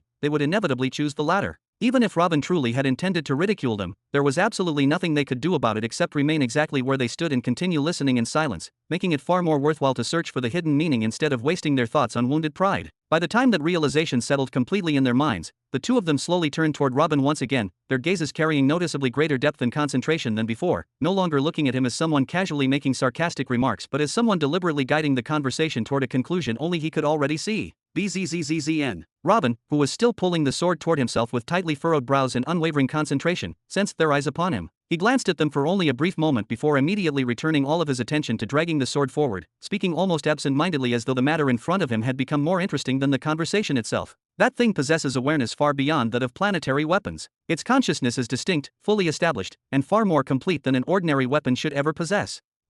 The three of them simultaneously extended their soul senses toward that direction and discovered a sword slowly making its way toward them through the distance. Its blade was still pointed toward the ground. In fact, it was deliberately plowing through the earth, repeatedly driving itself into the soil as it advanced, carving a long trail behind it while intentionally increasing the resistance against its own movement, as though it were doing everything possible to make itself slower and far heavier. That. Kirian's eyes widened in unmistakable surprise. That's one of the Butcher's 3 swords. Glatheon and Zavaros both nodded almost simultaneously. Only now did they remember that the Butcher had been transported away while holding 2 swords, leaving the third one behind. After Robin had restored the battlefield and reconstructed the surrounding area, the abandoned sword had disappeared beneath the trees and thick mud. quietly hiding itself until everyone had completely forgotten its existence. That little bastard buried itself beneath the mud the moment Pink was transported away. The veins on Robin's forehead immediately began twitching as he continued exerting more force to drag it closer. It realized it had suddenly found itself inside enemy territory and immediately decided it had to protect itself. It even completely suppressed its aura, erased every trace of its presence, and entered a state of absolute silence, pretending to be nothing more than an ordinary piece of wood buried beneath the ground. Most likely, it'll remain in that state indefinitely until Pink eventually returns, at which point it'll crawl back out on its own to greet him as though nothing had happened. A broad grin slowly spread across Robin's face as his eyes remained fixed on the stubborn sword. But wouldn't it be a terrible waste to leave a treasure like this buried underground when it's practically delivering itself right into our hands? Chapter 23-25. Soon, everyone watched the sword draw closer, and as the distance separating it from Robin steadily shrank, their hearts began beating faster almost in unison, unable to take their eyes off the bizarre scene unfolding before them. The sword radiated an intense, blazing yellow glow, as though it were a miniature sun itself. Its trembling grew increasingly violent with every passing moment. Whoosh! It nearly broke free several times, violently darting off in different directions as if desperately searching for any possible path of escape, only to be seized again almost immediately and dragged back by an invisible force before it could gain any real distance. They even found parentheses repeatedly glancing at Robin. He was gritting his teeth, sweat continuously gathering across his forehead before slowly running down the side of his face, and it was obvious to everyone present that he was genuinely struggling rather than merely pretending for the sake of demonstration. After several long moments of silence, Zavaros finally opened his mouth, unable to continue watching without saying something. "Would you like some help, Lord Robin?" Robin let out a small, amused laugh. "No, thank you. I want to try something." Kyrian raised a single eyebrow as he carefully assessed the situation, his eyes moving back and forth between Robin and the approaching weapon as he silently evaluated everything he was witnessing. Before him was Robin, barely managing to pull one of Marlik's 3 swords toward himself despite continuously increasing the amount of soul power he was exerting. "Please pay close attention to the power Lord Robin is using," Glatheon interjected, deliberately drawing everyone's attention to something they had overlooked. "Up to this point, he's using nothing but the strength of a soul master. He hasn't used a single technique, nor has he employed any of the master laws from the handful he possesses. Everything you've witnessed so far is nothing more than raw soul force." "Oh." Zavaros quietly sat back down, appearing noticeably more at ease now that he understood the situation far better than before. "It seems Lord Robin enjoys challenges." "Perhaps I simply enjoy measurements," Robin corrected without looking away from the sword. "I want to see the gap between what we possess and what exists beyond our knowledge. So far, I've only been using the soul power of a 7-star Royal Soul Master, yet I'm still barely wrestling with this sword. I wanted to personally experience where the difference truly lies instead of merely imagining it." A new wave of soul power erupted from Robin, denser, purer, and far more concentrated than before, causing the surrounding space to grow noticeably heavier. The sword immediately began advancing toward him with noticeably greater stability, although it continued resisting every inch of the way. "Heh, how ironic." Robin revealed an irritated smile as he continued increasing the pressure. A mere manufactured sword was capable of exhausting a 7-star Royal Soul Master to this extent? And the highest level here was only 10 stars? Just how underdeveloped was the universe's understanding of soul power? Only now was he beginning to truly understand what the seer had meant before the executioner when he declared that B14 was still attempting to explore the very foundations of soul power even after all this time. How unfortunate. How utterly miserable. Robin poured additional soul power from the 9th star into the pull without the slightest hesitation. The sword suddenly accelerated toward him. Bang! It slammed violently into Robin's hand with astonishing force, as though it intended to shatter his bones the instant it made contact, only to find an iron grip firmly clamping around its sheath, refusing to yield regardless of how violently it struggled. Robin casually waved it around with his left hand, carefully examining every detail of it through his golden eyes before finally opening his mouth as though the previous struggle had never happened. "What do you think about what Glatheon said, Zavaros?" "All I can say is that I don't know why they gave me an opportunity or why they specifically sent the butcher after me. The only explanation I can think of is that I'm powerful, and that I'm close to your sphere of influence. Beyond that, I honestly can't come up with another reason." Zavaros slowly shook his head. Then he let out a long sigh. He had ended up in an incredibly unfortunate position simply because his geographical location had placed him too close to that human, turning his territory into the natural crossroads between several overwhelming forces. Robin gave Zavaros a peculiar look, as though he had expected a completely different answer, before casually gesturing toward Glatheon. "Explain it to him." Glatheon instinctively looked around in confusion. "Explain, what?" "The first science system of the Destra family, of course." Robin answered confidently, sounding as though this was the most obvious conclusion imaginable and that there shouldn't have been the slightest room for confusion. Zavaros immediately turned toward Glatheon with sharp, questioning eyes, genuinely trying to understand what the Destra family had to do with everything they had been discussing up until this point. Glatheon remained silent. He opened his mouth several times, attempting to formulate an explanation, yet every sentence seemed to collapse before it was even spoken, leaving him completely unable to find words that could connect Robin's conclusion to the discussion everyone else had been following. "Seriously?" Robin showed obvious disappointment toward both Glatheon and Zavaros before slowly turning toward Kyrian instead, seemingly hoping that at least one person present would understand what he meant. "What about you? Don't you feel like conquering something tonight? He, too, fell silent in profound embarrassment, lowering his gaze slightly as he realized he was just as incapable of following Robin's train of thought as everyone else in the room. Tisk. Robin returned to trying to force his soul into the sword, continuing to speak while the weapon screamed and struggled violently in his hand, its constant resistance seemingly doing nothing to interrupt the flow of his thoughts. Why do you think every single member of Destra's first scion turned out to be a failure, yet every one of them eventually went off to establish an empire of their own? Every single one of them earned a reputation for causing trouble. Wherever they went, they became either the greatest troublemaker in that sector or the very center around which every conflict, every alliance, and every major event seemed to revolve, as though attracting chaos itself wherever they happened to appear. He continued without taking his eyes off the sword, casually tightening his grip around the sheath while speaking. Before the Destra Civil War, there were dozens of them, and they were all relatively weak compared to the true elites. The strongest among them was Hedrick, and even he was only said to possess strength comparable to the second row scions who appeared much later out of nowhere. So why were those people designated as the first row children? Why place the weakest generation at the very front where everyone could see them? And why was Hedrick the only one whose strength even approached that of the second class, while every other first row child remained so disappointingly ordinary? The three exchanged glances, each waiting for someone else to answer first. Zavaros eventually furrowed his brows before speaking. It's said that Helmer wants to prove that following him without question is the only righteous path. That's why he gives his first-row children complete freedom to do as they please, allowing them to become examples for the second-row children. Once they fail or bring disaster upon themselves, the others naturally become more obedient. Then why not simply kill those who oppose him? Robin shook his head while continuing to wrestle with the sword as though the answer itself failed to satisfy him. They're his own children. No outsider would object. He could just as easily force them to obey his will, or make them swear an oath that would permanently bind them. None of that explains placing them at the forefront, naming them the first class, and deliberately keeping them there for everyone in the universe to watch. If your goal is simply discipline, there are countless easier methods. Then why do you think so, Lord Robin? Zavaros revealed an awkward smile. He still had absolutely no idea how the conversation had drifted toward this subject, nor could he understand why Robin considered it so important at this particular moment, yet he had no desire whatsoever to offend him by questioning the direction of his reasoning. Robin remained silent for several moments, continuing to examine the sword before finally speaking in a calm, almost matter-of-fact voice. Because he wanted everyone to believe that he and his children were still human. Every single person present immediately furrowed their brows, their expressions filling with confusion as Robin's conclusion completely diverged from every explanation they had expected. History tells us that Helmer suddenly appeared alongside his son Hedrick, and together, through overwhelming power alone, they subjugated Mid-Sector 110 in only a few short years. That's where the story begins. Robin slowly looked around at everyone present before continuing. Yet there are no records whatsoever about how he started. Nothing about his hardships on planet Destra. Nothing about his adventures before then. Nothing about anyone hunting him. Nothing about how he discovered the 7th grade of the major fundamental law of destruction. Nothing describing his early growth, his setbacks, or the path that eventually brought him to that point. His gaze swept across the group once more. Have any of you ever heard anything from that period? Even a rumor? Even an unreliable story? No. Glatheon slowly shook his head. His appearance was completely sudden, and his rise was nothing short of meteoric. By the time the universe truly noticed him, he was already standing far above the level where most legends usually begin. The overwhelming power of the major law of destruction certainly makes such a rise possible, Kyrian said thoughtfully as he folded his arms. But you're right, the complete absence of any history before that is strange. I've never heard a single story about Helmer back when he was merely in the Nexus state, for example. Not even the sort of exaggerated legends that usually surround powerful figures long before they become famous. His eyes gradually shifted back toward Robin. But how does any of that relate to what we've been discussing, Lord Robin? Zavaros asked, unable to connect the missing history with Helmer's current actions. It relates to it more than you realize. The universe surrounding us is far more complicated than we like to believe, and it seems the seer wasn't the only one quietly moving his fingers behind the scenes.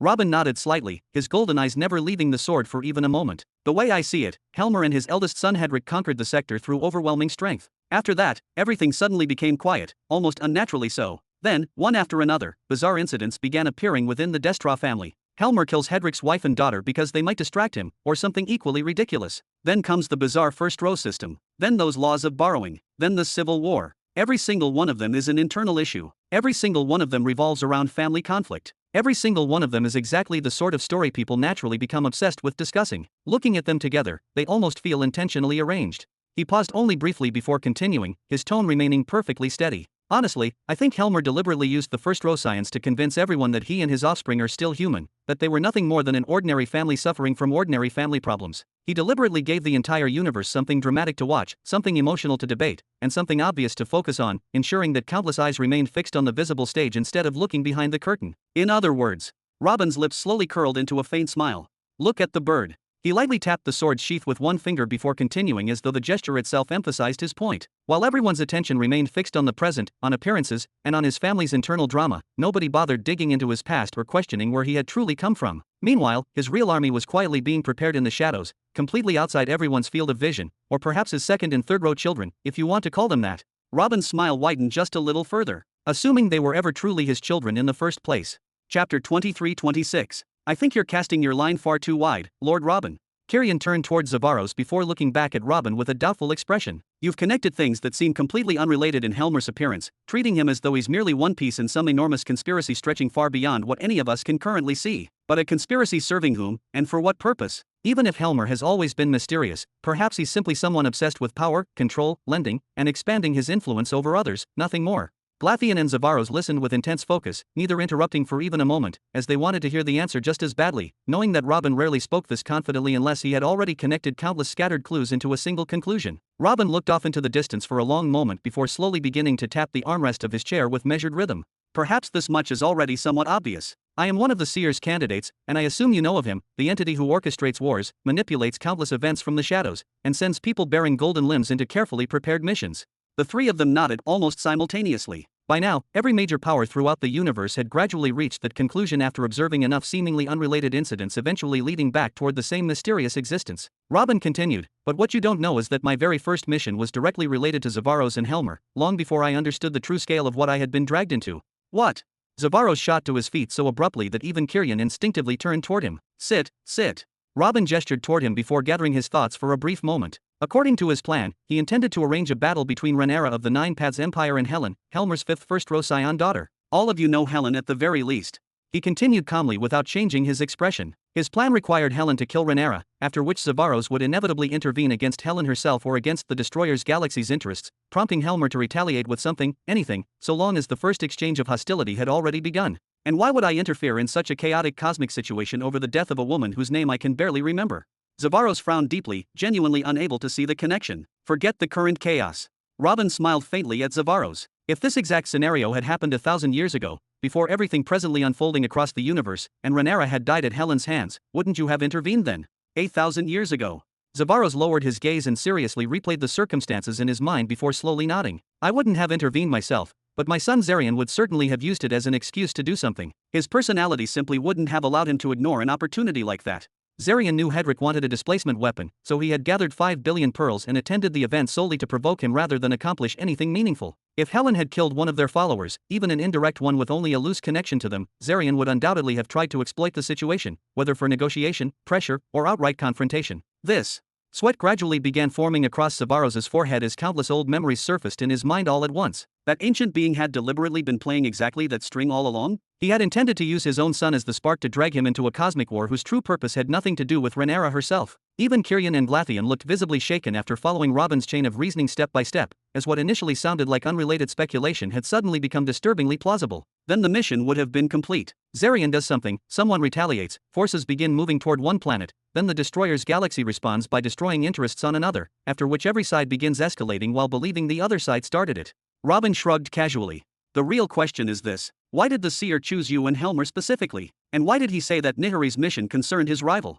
Until recently, Robin had genuinely believed the Seer was lying about this supposed rival, because Helen simply wasn't important enough to justify such wording, nor did her existence seem worthy of connecting to someone capable of opposing a being like the Seer. But the more he matured, accumulated experience, and reconsidered every conversation he had previously dismissed, the clearer the overall picture gradually became inside his mind. The Seer had told Robin that succeeding in the mission would give him leverage against his rival, yet he had also calmly stated that even if the mission failed, it wouldn't truly matter, and another suitable mission would eventually be found for him. In other words, the mission would certainly help, but it was never a matter of life and death from the Seer's perspective, meaning its value lay only in advancing some larger objective rather than determining the final outcome. So what exactly would starting a cosmic war between Zavaros and Helmer accomplish against the Seer's rival? The answer clearly wasn't as simple as revenge or political gain. Zavaros slowly sat back down, almost absent-mindedly. Had he truly been standing at the very center of such an enormous scheme without ever realizing it, while believing all those years that his own decisions had been entirely his own? Tyrion was deeply astonished. That entity has a rival? Even we tremble at the mere mention of his titles, and most people wouldn't dare discuss him this openly.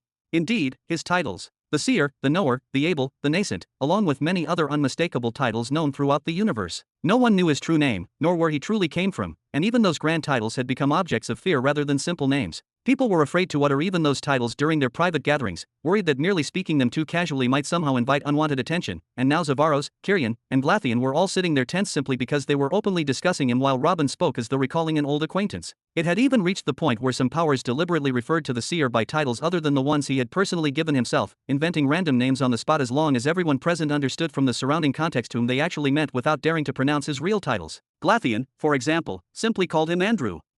Robin remained silent for several moments after hearing that question, thoughtfully considering how much of the truth he was willing to reveal. As far as I can tell, I don't even know what the seer's rival is actually called, nor have I ever heard anyone mention such a name, but there's no doubt in my mind that the seer has enemies. No being who has existed for so long and interfered in so many events could possibly stand alone without eventually creating powerful opponents. Are you saying Helmer is working for the seer's enemy? Kirian asked loudly, unable to hide the astonishment in his voice after following Robin's line of reasoning. Robin turned towards Zavaros instead of answering immediately. Are you the one who's working for the seer's enemy? No. Zavaros shouted in terror, his answer coming almost instinctively before he had time to think. Robin then calmly turned back toward Kirian. There's your answer. Kirian lowered his gaze, frustration and helplessness overwhelming his expression as countless thoughts raced through his mind at once. At that very moment, Helmer and his children were destroying his galaxy, while he himself still couldn't even determine who truly stood behind them or why they had chosen his people as their target. Lord Robin. Zavaros asked quietly, though the questioning look on his face carried a strangely specific meaning, as though he had already begun suspecting where Robin intended to lead this discussion. Are you saying that a being like the seer, or one of his enemies, is deliberately strengthening and supporting Helmer so that he can eventually accomplish some greater objective? He. Robin slowly turned towards Zavaros before giving him a knowing wink. It's true that I'm the youngest person here, but I wasn't born yesterday, so why don't you stop circling around the subject and ask your real question directly? Zavaros silently gathered his courage before finally speaking. Then what's the difference between the seer and his enemy? And what's the difference between you and Helmer? If both sides manipulate people, interfere with events, and prepare for wars, where exactly does that difference begin? I do enjoy portraying myself as the good young man standing on the side of justice, but I suppose you deserve a proper explanation after everything we've discussed. Robin scratched his head before turning toward Glatheon with an unusually serious expression. You explain it this time. Glatheon swallowed nervously. Robin's gaze clearly conveyed a silent warning, make absolutely certain you don't ruin this explanation as well, otherwise I may completely reconsider my opinion of you. He spent an entire second staring at the floor while glancing cautiously from side to side, organizing his thoughts before his face suddenly brightened as the proper explanation finally came together inside his mind. Of course there are extremely important differences between Lord Robin and Helmer. Honestly, who would even dare place the two of them together in the same sentence as though they belonged in the same category? He then raised one finger. First, Helmer has been receiving the Syndicate's support quite openly lately. Marlik's appearance today, along with his direct threats against your excellency's sovereignty without even attempting to hide the Syndicate's position, proves that beyond any reasonable doubt. Add to that all the conveniences, resources, intelligence, and assistance continuously provided to Helmer, and of course I don't need to explain to either of you what the Syndicate truly is or what it has spent millions of years doing to this universe. Tell me honestly, what kind of person would such an organization deliberately choose to support? The good side. Kirian and Zavaros both nodded almost instinctively. That point alone already answered more than enough questions without requiring any further explanation. Second, Glatheon continued immediately before anyone could interrupt him. Let's temporarily set Helmer and all of his allies aside. Who is Lord Robin's greatest ally? The Elder Cosmic himself, the very individual who saved the universe, established the fair order upon which our civilization still stands today, and protected all life after Athena fled, back when Archon hadn't even been born yet. Without the Elder Cosmic's intervention during that era, would any of us even exist to sit here discussing these matters today? And more importantly, would the Elder Cosmic ever willingly stand beside someone whose ultimate goal was to plunge the universe into suffering and destruction? Once again, both of them slowly nodded, finding no flaw whatsoever in that reasoning. And third, Glatheon narrowed his eyes while carefully choosing his next words. In my opinion, the decisive proof that completely separates Lord Robin from Helmer is Lord Robin's mission itself. Chapter 23-27. The mission itself is the proof. Kirian asked in surprise, his brows knitting together as he tried to follow Glatheon's reasoning. A mission designed to pit Brother Zavaros against Helmer is somehow proof that Lord Robin stands on the righteous side? I believe you will have to explain that point a little more clearly, Glatheon, because I am not seeing the connection yet. The mission Lord Robin had just revealed certainly demonstrated that he was not Helmer's ally, but that alone did not make him fundamentally different from Helmer, nor did it explain why the seer should be any different from whoever was secretly supporting the destroyer from behind the scenes. The answer lies in the objective, Glatheon explained patiently, choosing each word with unusual care. You are right. The mission ultimately points toward an indirect conflict between the Savage Galaxy and the Destroyer's Galaxy, and on the surface it certainly looks like nothing more than another carefully orchestrated war. But what is the final objective? He then shifted his gaze towards Zavaros and Kirian. Forgive me, but the objective certainly was not to eliminate Behemoth Helmer. Both of you have personally witnessed the strength of his second-row science, and you understand better than anyone else that a confrontation on that level would never have ended with so much as a scratch on someone like him. The outcome of such a conflict could only have been the beginning of something much larger. Zavaros felt deeply insulted by that blunt assessment, yet after everything Robin had revealed, he suppressed his anger and forced himself to remain composed. Then what was the objective? Most likely, the objective was to display the Destroyer's galaxy's overwhelming strength before the entire universe, even if accomplishing that required sacrificing the savage galaxy in the process. Glatheon frowned seriously. The objective was to make every other behemoth question what they were witnessing instead of simply accepting Helmer's rise at face value. The objective was to create a disturbance so enormous that the Elder Cosmic himself would have no choice but to investigate what was truly happening. The objective was never the battle itself. The objective was to expose everything taking place there before the entire universe and force the hidden truth into the open. Zavaros felt his heart sink lower and lower as the implications settled inside his mind. The seer had actually been prepared to sacrifice him and his entire galaxy simply to expose Helmer's true nature. Should he feel honored that his galaxy had been chosen for such an important role, or insulted that countless innocent lives could have been treated as acceptable losses for the sake of revealing the truth? Even Kirion's expression darkened considerably as he imagined such a possibility. The entire concept felt unimaginably cruel, regardless of the purpose behind it. Robin smiled faintly before giving a slow nod of approval. Glatheon had gone even further than Robin himself had originally intended, yet somehow his explanation remained remarkably coherent and persuasive, making the overall picture significantly easier to understand. Glatheon continued, of course, you can still argue that Lord Seer remains a mysterious figure, every bit as mysterious as the one supporting Destroyer Helmer, and that both of their true objectives remain hidden from us because we simply lack enough information. However, despite all of that uncertainty, we do possess one solid foundation upon which we can safely stand. He slowly raised a finger. If you truly believe the Elder Cosmic is a hero worthy of absolute trust, then you should stand on the Seer's side, Lord Robin's side. That single fact becomes the cornerstone supporting this entire matter, and it should serve as the foundation upon which every one of your future decisions is built.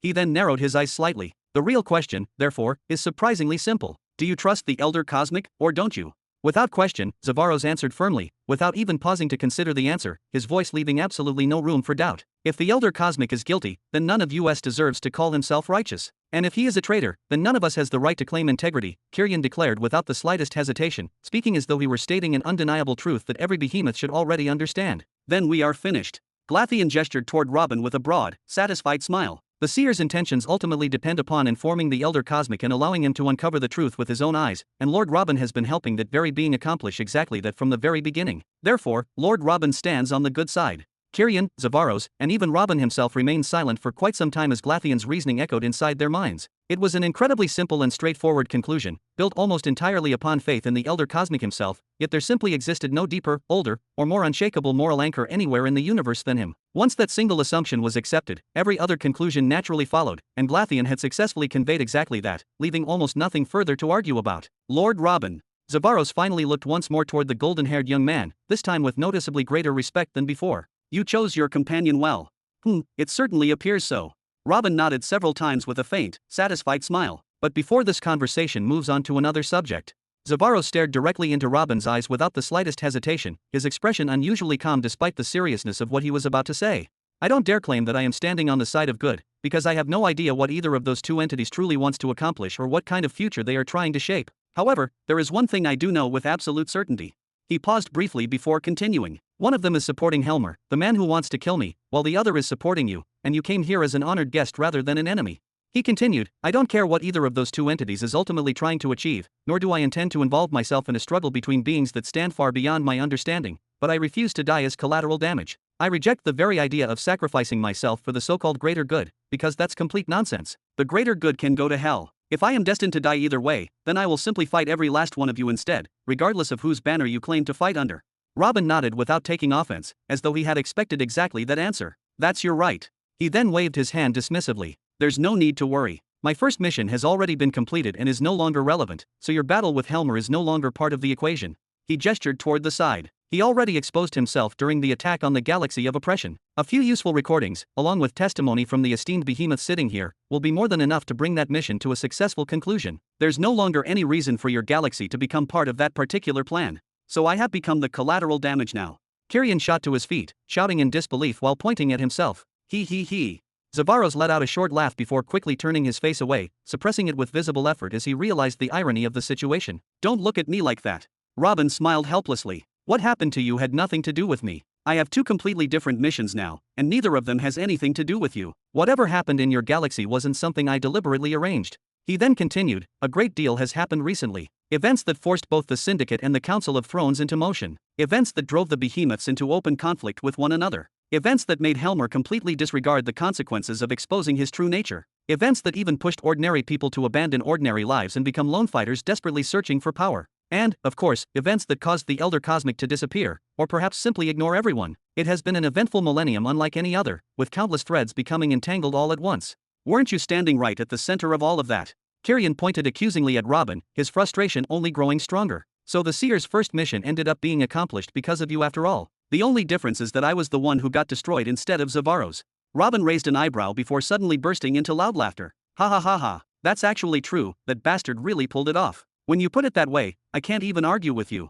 Arg. Kyrian ground his teeth so hard that the sound echoed throughout the chamber, his face twitching with frustration. Lord Kyrian, please sit down, and don't be angry with Lord Robin. Glatheon stood up and gently pressed Kyrian's shoulder, carefully guiding him back toward his seat while speaking in a calm, reassuring voice. You simply became caught in a game between two ancient entities whose plans extend far beyond the understanding of ordinary people, and Lord Robin never intended to harm you. Even if he had played some part in it, he would merely have been carrying out the plan of that entity known as the Seer. Even if Helmer hadn't attacked today, he would have attacked sooner or later regardless. Besides Lord Zavaros, you're the closest behemoth to him geographically, making you one of the most natural targets imaginable. It was never a question of if he would come after you, only when. After Kyrian reluctantly sat down, Glatheon continued, the only real difference, and the advantage you possess now, is that Lord Robin is sitting right in front of you.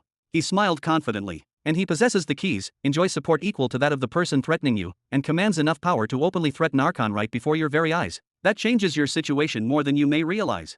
Kyrian and Zavaros silently turned toward Robin with deeply furrowed brows, neither of them speaking a single word as they waited for whatever he intended to say next. Robin revealed a broad, confident smile as he looked directly at Zavaros. I came here because I read the report concerning the Ninetales family, the bloodline of the Ninetales Emperor, and your refusal to destroy the Shadow Swords or participate in hunting them down.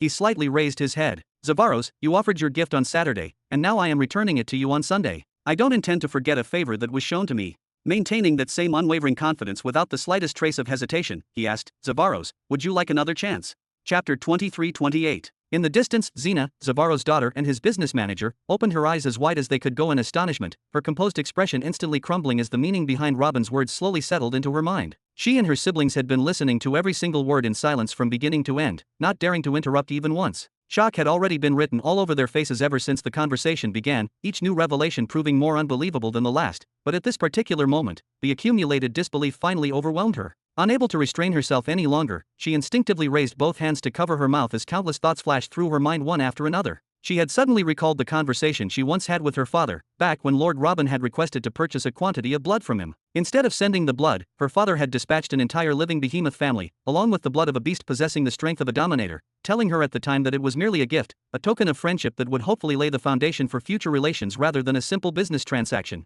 Back then, she had believed it was nothing more than exploitation and an assertion of dominance by Lord Robin over them. She had even felt that her father had become a feeble ruler, desperately currying favor with the Emperor in hopes of securing a better position for himself and their galaxy. She could almost hear Lord Robin laughing mockingly as he accepted such a pitiful offering, ridiculing Zavaros' naivete, weakness, and humiliation while taking everything for granted simply because he possessed overwhelming strength. Yet in return for that single gesture, Robin had revealed all of this information to him without concealing anything of importance, and was even offering to help him fight a war of this magnitude, one capable of determining the fate of entire galaxies and countless worlds. Was it her father who possessed extraordinary foresight, seeing value where everyone else saw humiliation, or was it Lord Robin who simply never left a debt unpaid, no matter how small the favor might have appeared at the time? Meanwhile, Kyrian let out a quiet sigh and lowered his gaze, his expression carrying an unmistakable trace of helplessness that even he could not completely hide. Unlike Zavaros, he had no history whatsoever with Lord Robin, had never exchanged favors with him, nor had he ever established even the smallest foundation of trust, and because of that, his own situation was hundreds of times worse than Zavaros, leaving him with almost no reason to expect such generosity.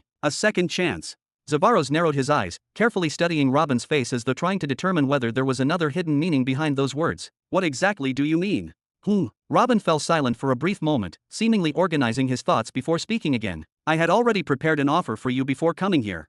He then turned toward a certain direction with an unhurried movement. But since your friend is here as well, I see no reason not to extend that offer a little further to include one more person, provided he's willing to listen. Kyrian pointed at himself in visible surprise, almost suspecting he had misunderstood. You want to help me? He paused for several moments before asking with a complicated expression, do you even know my situation? Robin nodded calmly without the slightest hesitation. The original plan was to defend the Middle Sector 105 front line, wipe out Middle Sector 106, then steadily advance and expand along the front until we reached Middle Sector 110, where a proper war would begin after securing a stable line of advance. He then pointed at Kirian. But since you're already in Middle Sector 115, why don't we besiege Helmer straight through the middle instead? That would save both time and unnecessary losses while forcing him to divide his attention. A bitter smile appeared on Kirian's face as he slowly shook his head. That was exactly why I came here today. He then turned towards Zavaros. My galaxy has already lost 600 planets, and my forces are in retreat after suffering repeated attacks. Even so, my core strength remains intact, most of my disciples are still lives, the spirit of my home planet is still standing despite everything, and I am still capable of fighting as long as I have enough support to stabilize the situation. But I can't. Zavaros laughed helplessly, spreading his hands. Is this some kind of joke? I'm already struggling in Middle Sector 106, and more than half of my children are stationed there leading the fighting. What do you think will happen if I withdraw them and rush to your aid? Within the very same hour, those bastards will launch an assault on my galaxy the moment they notice the gap in my defenses, and everything I've managed to protect until now will collapse. He then turned toward Robin, his smile gradually fading into a serious expression. Lord Robin, you'll have to forgive me, but I'm already dealing with a crisis of my own. The butcher openly threatened me today, right to my face, making his intentions perfectly clear, and an alliance with Kirian won't benefit either of us. Even if I wish to help him, all I would accomplish is exposing my own territory while failing to change the overall situation on his side. He then looked at Kirian. Why don't you gather your army and your disciples and come to my galaxy instead? We'll establish a powerful front here, consolidate our strength in a single place, and force Helmer to attack us on ground of our own choosing rather than allowing him to keep dividing us. So you want me to abandon my galaxy, abandon its galaxy spirit, have my disciples abandon their own personal planets within the galaxy as well, and turn all of us into half-dead men, or outright dead men, just so we can come and fight alongside you? Then your galaxy can burn with everyone inside it. Kirian waved his hand dismissively, not even trying to conceal his irritation. At the very least, if you helped me instead, there would still be a chance. We'd drive him back, stabilize the front, preserve what remains of my territory, and fight with honor instead of fleeing from one battlefield to another. Then there's no deal. Zavaros waved his hand, his answer arriving without even a moment of hesitation. All right, Uncle Robin is here. Robin chuckled and gestured downward, signaling for both of them to calm down before the discussion completely derailed. My offer is simple, and both of you are going to like it. At the very least, hear it through before rejecting each other. Kirian and Zavaros fell silent, exchanging a brief glance before simultaneously turning toward Robin, waiting for him to continue. Only then did Robin begin to speak, his eyes fixed on Kirian with an unusually serious expression. First, I'll establish an immediate supply channel and transport a shipment of ancient formations to you, along with several node fleets and roughly 500 billion pearls for defensive batteries and formations, ensuring your defensive network can continue operating without worrying about resources for quite some time. I'll also gift you a number of displacement gear of various grades, allowing you to evacuate any important planet before they reach it, preserving your most valuable assets even if certain fronts become impossible to defend. Kirian's heart began pounding rapidly as the value of those resources instantly became clear to him, yet after a brief silence, he still shook his head. That won't be enough. It'll be enough to slow the pace of the invasion. Robin nodded calmly, as though he had expected that answer from the beginning. Your army is already fighting, according to you, and those supplies will be sufficient to prevent the loss of any additional planets for a while. That time will be essential for the next step, because the objective isn't to defeat Helmer immediately, but to stop the situation from deteriorating before our real move begins. He then looked towards Zavaros. I'll give you a similar amount of pearls and node fleets. I'll also gift you 1,000 world cataclysms, 300 nexus states, and on top of that, a large quantity of offensive and defensive formations manufactured in my personal galaxy, along with numerous talismans and curses prepared specifically for large-scale warfare. And above all of that, my secret weapon, the Imperial Guard, will descend onto the battlefield as well. Every one of them will be deployed to Middle Sector 106 in the near future, and all you'll have to do is personally lead them to annihilate Helmer's first-row science stationed there, breaking their control over the sector once and for all. Zavaros frowned as he rapidly calculated the military value of everything Robin had just listed. If I personally go there, bringing the rest of my children and a respectable army with me, an enormous battle will erupt in Middle Sector 106, and I'll win, then what? He pointed toward Kirian. How does that help him, or me? We still won't have eliminated Helmer himself. He'll buy time by defending his galaxy, and the support corridor I'll establish will remain permanent, secure, and everlasting. Kirian won't fall. He then pointed at Zavaros. And you'll reclaim Middle Sector 106, recover your honor, and open a powerful front against Helmer. Instead of bullying one of you at a time, he'll suddenly find himself fighting two massive wars simultaneously, forcing him to split both his attention and his military strength. Then Robin smiled. And in the end, all of this will simply be a way for both of you to buy time, earn respect, and announce to the entire universe which side you've chosen to stand with, making it impossible for anyone to misunderstand your position once the true conflict reaches its climax. Buy time. Zavaros frowned thoughtfully. What exactly are we buying time for? Then he smiled with a hint of curiosity. Will your majesty be preparing to kill Helmer personally? No, Robin leaned back in his chair, his voice remaining completely calm. There are far too many players involved. So far, I've confirmed that Helmer and the Syndicate have both betrayed us. Without a doubt, they're most likely working for the same faction. His eyes then flashed with a cold light. Who knows how many other forces belong to them? Who knows whether there's another faction besides the Seer and his rival? Don't forget, there are still 3 major powers in Universe B14 that haven't made a move yet, and none of us can predict what they'll choose to do once this war reaches its decisive stage. The hearts of the 3 of them sank, each of them suddenly realizing that the battlefield they had been looking at until now might represent only a fraction of the forces truly hidden behind the curtain. Even so, Zavaros asked once more, unwilling to leave the matter unresolved. Then what exactly are we waiting for? Robin smiled. We're waiting for Renera. She'll finish her mission, and then she'll come to help you. Chapter 23-29. Renera. Zavaros frowned deeply, his expression hardening as memories from the recent conversation resurfaced one after another. Who's Renera? Kyrian turned towards Zavaros with a puzzled look. Is that the name of some powerful figure? One of the Chaos Sovereign's disciples or something like that? Someone whose reputation simply hasn't reached my ears yet. Kyrian clearly remembered hearing that name a short while ago, but the way Robin spoke about her had led him to believe she was an entirely different person, someone whose identity had been deliberately concealed until now. A declaration of war by 2 behemoths backed by terrifying financial and technological power, countless fleets, unimaginable military resources, and preparations spanning multiple sectors, and all of it was merely preparation for the arrival of that girl, Renera. It's her. Zavaros raised his voice slightly as realization struck him all over again. The girl who was supposed to die at the hands of that wretched Helen. There isn't any other well-known Renera. Unless another one appeared out of nowhere, it can only be her. She's different now. Robin revealed a broad smile, one filled with unmistakable confidence. She's the spearhead of our front, and I'm confident she'll live up to the responsibility that title carries. When the time comes, you'll understand why I chose those words. Zavaros knitted his brows tightly. The Seer did something to her, just like his rival did to Helmer? Is that how someone like her suddenly became capable of standing at the center of all this? Does the Cosmic Elder know about this? Kyrian frowned just as deeply, unable to conceal the disbelief in his voice. A nameless girl was supposedly stronger than the 2 of them, powerful enough for Robin to stake an entire front on her arrival? As for Glatheon, he simply let out a sigh. He had witnessed everything with his own eyes from beginning to end, making him the only one present who understood exactly why Robin spoke with such certainty. The Seer. Robin shook his head without the slightest hesitation. I'm the one who did it. She's my spearhead. This is my front, and my war. Anyone who wants to join it will be joining me.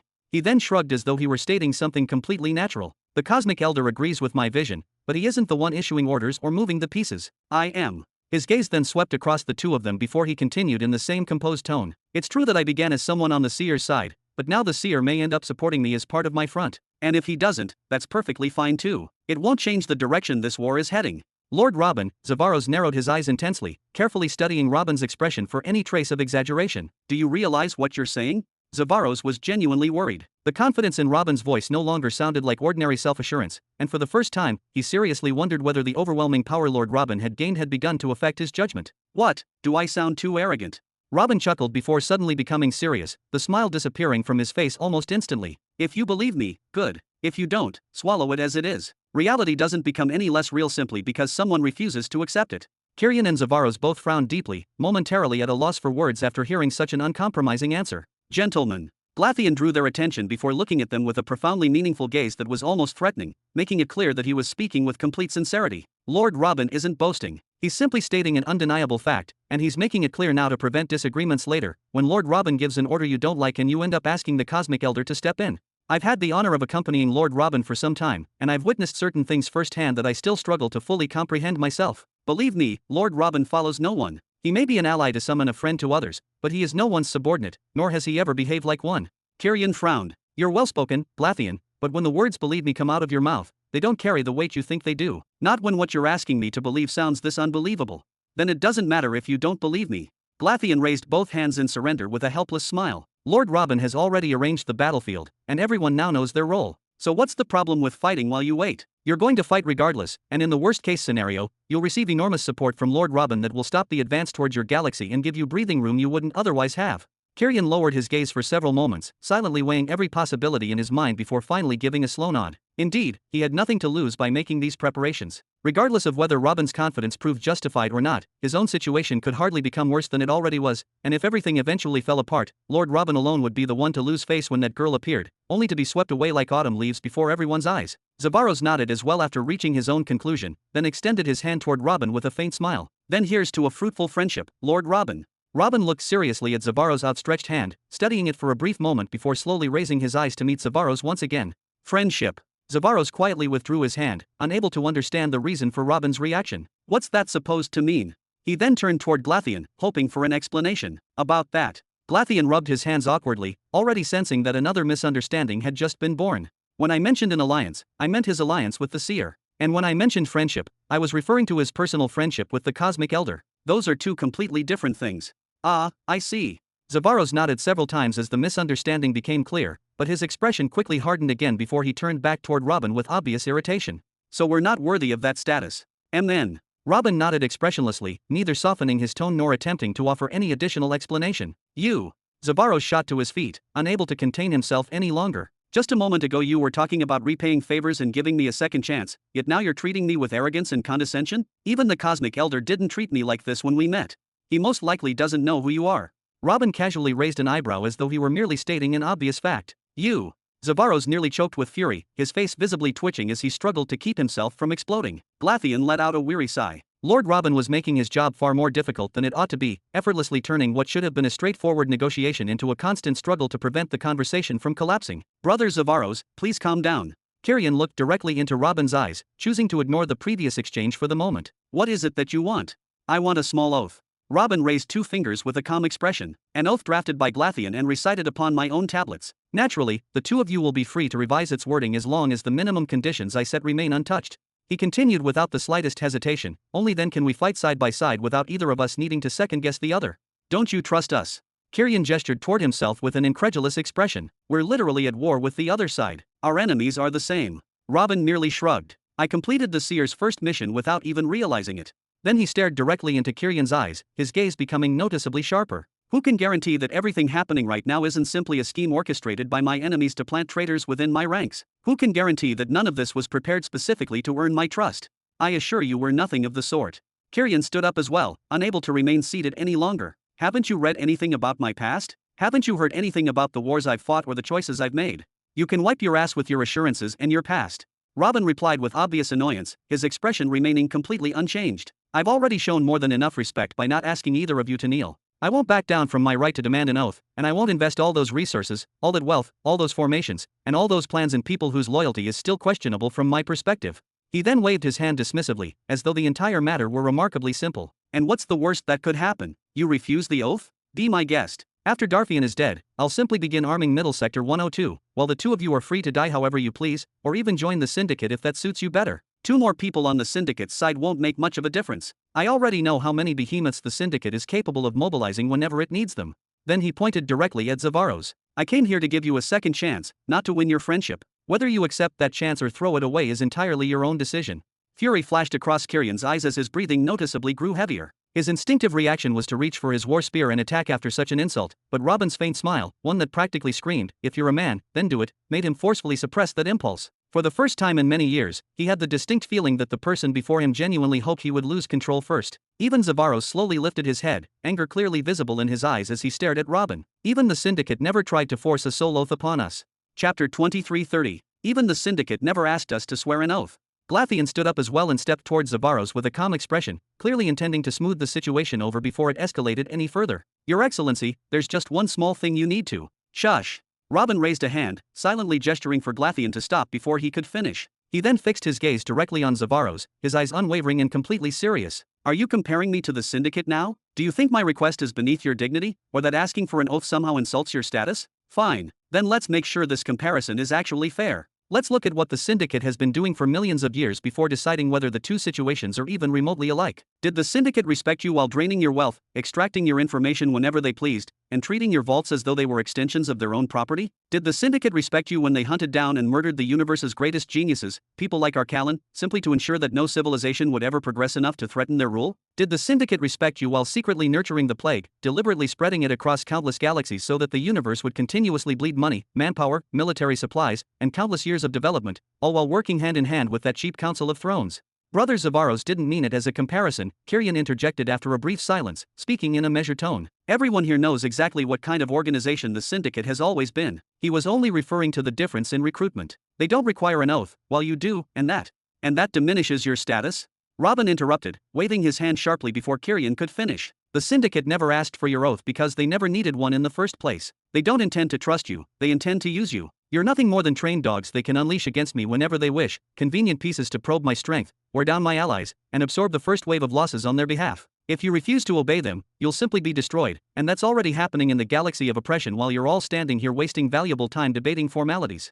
He slowly shifted his gaze toward Kyrian without changing his expression. Under circumstances like these, why would they bother asking for an oath? The two of you are already doomed from the moment they made their decision. Whether you attack me, refuse them, hesitate, or attempt to remain neutral, you'll perish in every possible outcome. In their eyes, you're already dead. Dead. As for the Syndicate's true followers, the ones they actually value and intend to keep close, they most certainly take a soul oath. And even if, for some special reason, they don't swear one, then Sevar has undoubtedly arranged another method to bind them permanently to his side. Then he pointed calmly toward himself. I'm giving you the opportunity to become true followers, inseparable members of my own retinue rather than disposable tools. Whoever lays a hand on you lays a hand on me, and whoever wishes to kill you will first have to fight through every ounce of strength under my command before ever reaching you. Yet somehow, that has become an insult.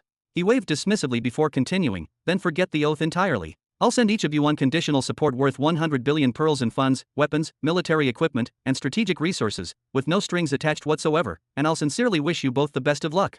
After saying that, Robin calmly shifted all of his attention back to the sword as though the discussion had already ended and no longer deserved another moment of thought. The sword was already resting firmly in his hand, so stable that it had completely stopped struggling to escape his grasp. Even so, it continued to pulse with a bright yellow glow, constantly releasing heat and a fierce aura as though it were stubbornly threatening Robin despite being restrained. At that very moment, Robin was steadily forcing soul energy deeper into its interior, carefully examining every layer of its structure, inspecting every fluctuation within it, and attempting to uncover every secret hidden inside its existence. The sword's reaction, together with the fluctuations in its aura, gradually caused a smile to appear on Robin's face. He could clearly feel the sword's embarrassment, its unwillingness to submit, and even its overwhelming sense of humiliation over what was happening to it, as though its own pride had been trampled while it remained completely incapable of resisting. That single smile, however, caused both Kyrian's and Zavaros's hearts to skip a beat. The two of them immediately misunderstood it, believing Robin was silently mocking them after having already witnessed a future in which both of them would inevitably be destroyed, abandoned, and left dead without any possibility of escape. Allow me to say something.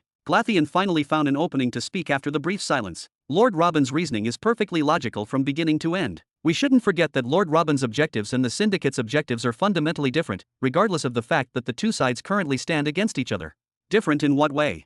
Zavaros asked through gritted teeth, unable to hide his frustration. They're two sides at war with each other. Isn't that enough to make them the same? That's not true. Glatheon slowly shook his head. The Syndicate and its followers have existed since ancient times, spending era after era destroying the universe, suppressing its greatest powers, and humiliating those who dared rise above the rest. Even now, they're openly supporting the destroyer Helmer against you, sending an unmistakable message to every other behemoth that resistance is meaningless and submission is the only acceptable choice. They're steadily advancing toward absolute domination, toward an era that may become even more oppressive than the era of the ruler of chaos herself.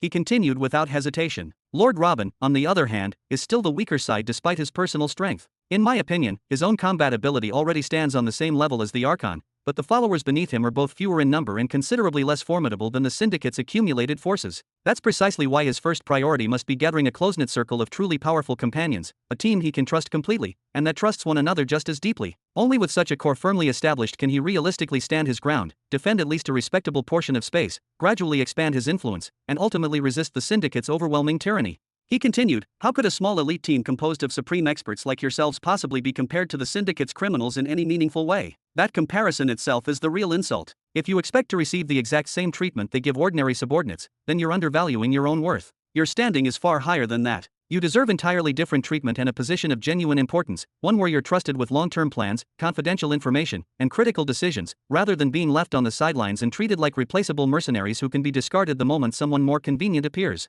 And there's absolutely no need to worry, gentlemen. Glatheon quickly pointed at himself with a reassuring smile, eager to prevent the atmosphere from growing any more tense than it already was. Lord Robin has entrusted me personally with drafting the details of the oath. I'll prepare something specifically for you, something worthy of elite decision-makers such as yourselves, a light oath that won't diminish your dignity, won't undermine your standing, and certainly won't force your tons to utter anything beneath your status. And, just as Lord Robin himself said, every single detail remains open for discussion, adjustment, and mutual agreement. I think it's already quite obvious that he's deliberately giving both of you plenty of room to negotiate instead of imposing conditions unilaterally, and that alone should make it clear just how highly he values you and how elevated your positions will become after taking the oath. Kyrian lowered his gaze for a brief moment, seemingly organizing his thoughts, before raising his eyes to meet Glatheon's once again. I've heard about you before, about your remarkable ability to remain neutral no matter how complicated the situation became, and your talent for avoiding responsibility without making anyone resent you for it afterward. I honestly never imagined that one day you'd willingly use those very same skills on behalf of someone else. What exactly happened to you? I've seen things, Glatheon answered calmly, his expression remaining unusually serious, without the slightest hint of his usual composure. Things that forced me to reorganize every concept I'd built over countless years about this universe and the people within it. He paused briefly before continuing in the same steady tone. Things that taught me neutrality has become nothing but foolishness in times like these. Silence has become a crime in itself, and choosing to ignore everything unfolding before my eyes would be a sin against my own conscience that I'd spend the rest of my life regretting. Kirian slowly turned towards Zavaros, giving him a meaningful look that carried far more than words could express. After seeing the same calm acceptance reflected in Zavaros's expression, he gave him a slight nod before returning his attention to Robin. I'll take the oath, provided it's reasonable. I'll join your faction, accept your terms, and wait for the support you've promised. Let's hope Rhaenyra won't be delayed much, because I have a feeling time is becoming more valuable than ever. A wise decision. Robin gave a small nod of approval, his golden eyes never leaving the blade resting in his hand, as though even this conversation wasn't enough to distract him from studying it. I'll take the oath as well. Zavaros let out a long sigh before lowering his eyes toward the ground, his voice noticeably calmer than before. But on one condition. Robin finally raised an eyebrow and turned his head toward him with genuine curiosity. Now that's interesting. Let's hear your condition. Whatever it is that makes you so confident in Rhaenyra's strength, I want it for myself. Zavaros struck his own chest firmly with a clenched fist, his eyes burning with determination rather than hesitation. Whatever made her this powerful, will make me even stronger. He. Robin laughed quietly, unable to suppress the amusement on his face. What's so funny? Zavaros immediately took a step forward, his brows knitting together in dissatisfaction. Do you honestly think I'm beneath Rhaenyra? Do you believe she possesses something that I could never obtain? I'm laughing at your ridiculous priorities. Robin slowly looked Zavaros up and down before speaking again. Wouldn't it be wiser to ask for your healing instead, considering the condition you're in? Then he casually gestured toward a certain direction, where an emperor beast continued staring at Robin and the others with the hungry gaze of a predator looking at prey already placed on its table. Wouldn't it be even wiser to ask me to save your children from the inevitable fate that's waiting for them instead of chasing strength first?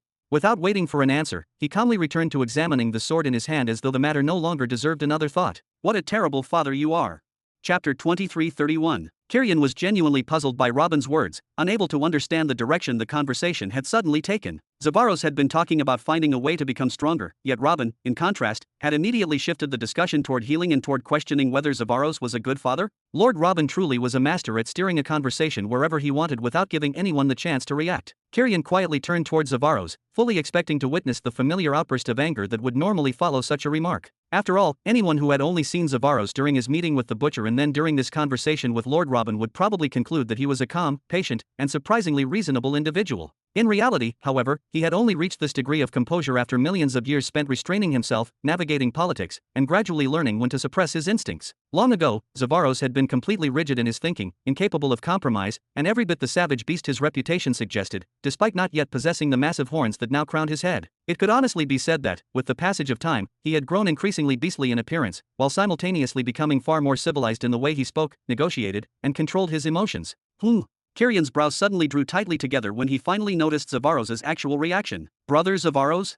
His mouth remained slightly open as he stared at Robin with eyes widened to their absolute limit, as though his eyelids had completely forgotten how to blink, while a faint tremor spread through his entire body without him even realizing it. Even Glatheon couldn't hide his surprise. Zavaros's reaction was far too exaggerated to be explained by ordinary shock alone. You.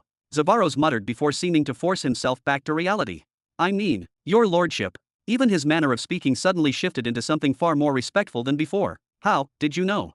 One glance. The very moment I arrived here, Robin answered effortlessly, as though the matter required no explanation whatsoever. That's precisely why I restored those corpses in the first place. These golden eyes aren't here merely to make me look impressive.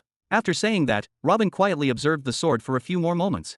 That stubborn little thing deserves a more thorough examination. He then casually raised one hand and slowly pushed the sword into the space before him, forcing it deeper and deeper until it disappeared completely from sight, swallowed by the distorted space itself. Afterward, he lightly brushed off his hand before turning back towards Zavaros with a faint, relaxed smile. The beasts in the garden, they're all your children by blood, aren't they? What? Kirian and Glatheon exclaimed simultaneously, both caught completely off guard. Ha! From the distance, every one of Zavaros's children who had remained nearby jolted in astonishment. Only Xena continued standing quietly, her gaze fixed upon her father, her eyes filled not with surprise but with quiet sorrow. Is that true? Kirian immediately took 2 steps forward, his expression filled with disbelief. Those rumors claiming that each successive generation of your descendants inherits increasingly beastly traits, and that you eventually stop trying to have more children because of it, were those rumors actually true all along? They're not true.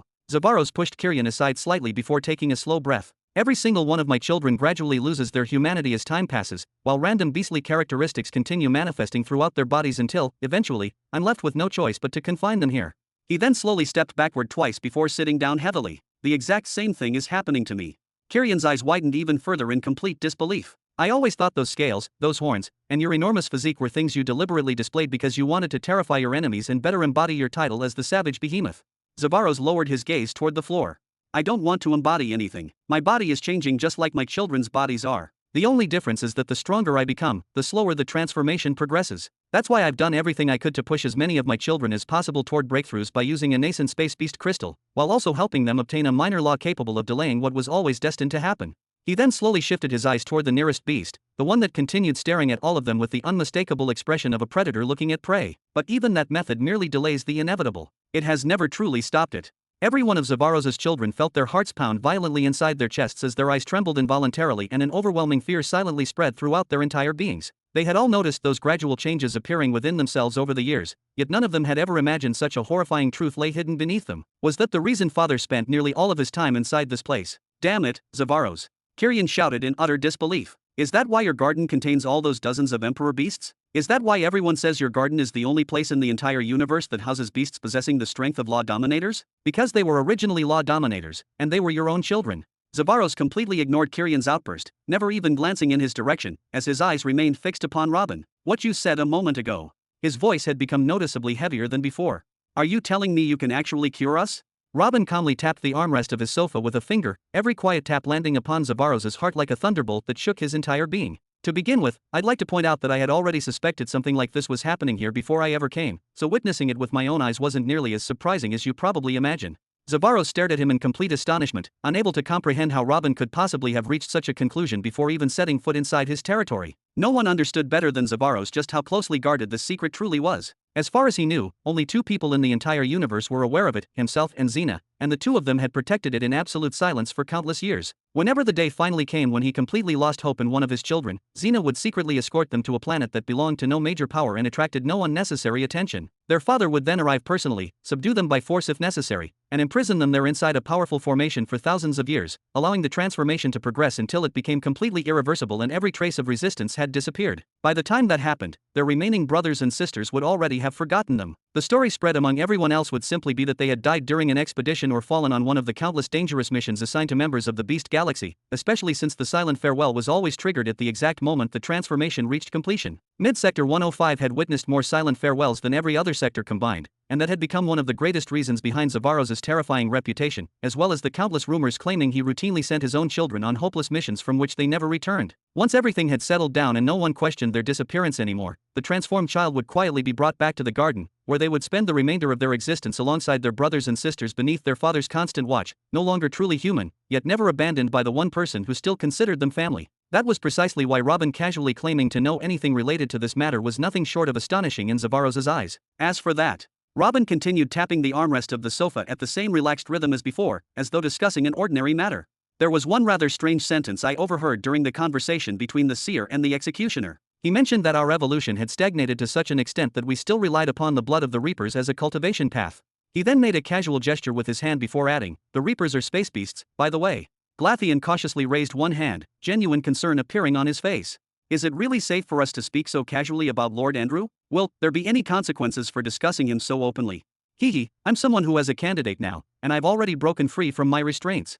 Robin waved dismissively, looking completely unconcerned. "If I were still afraid of quoting a couple of sentences or mentioning an old mission after everything that's happened, what kind of person would I look like in my own eyes? Don't trouble yourself over something like that. The seer said we rely on the blood of space beasts as a cultivation path." Kirian repeated in confusion, unable to immediately connect the statement. "But among the 4 cultivation paths, there isn't one called the space beast blood path, correct?" Robin pointed toward him. "So if that's the case, which existing cultivation path resembles that description the most?" Kirian slowly turned towards Zavaros as realization gradually began to dawn on him. "The second path. Beast blood. Haha, exactly." Robin pointed directly at Zavaros without the slightest hesitation. "And who is it that supplies the highest quality blood throughout the entire universe? Who is the one individual upon whom the entire second cultivation path ultimately depends? Who harvests that blood from his own children inside the Garden of Beasts, refines it, and sends it across the universe?"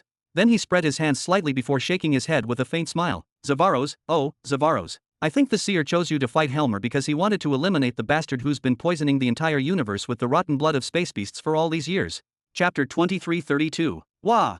Zavaros staggered a full step backward, sheer horror spreading uncontrollably across his face as the meaning of Robin's words finally began to sink in. The seer, that unfathomable existence, actually wanted him dead because he had been poisoning the universe? What have you been doing? Kyrian strode forward without the slightest hesitation, grabbed Zavaros by the collar with one hand, and shouted directly into his face. You've been extracting the blood of your own infected children and selling it to people throughout the universe. Then he violently shoved him backward. Does your greed truly know no limits?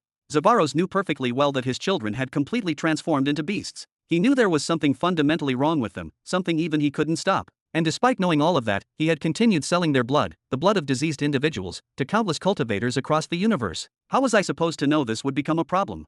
Zavaros immediately tried to defend himself, his expression becoming increasingly frantic. Everyone knows the blood that comes out of my galaxy is the finest available anywhere in the universe. It's been tested countless times over millions of years, and there has never been a single recorded case of anyone transforming because of it.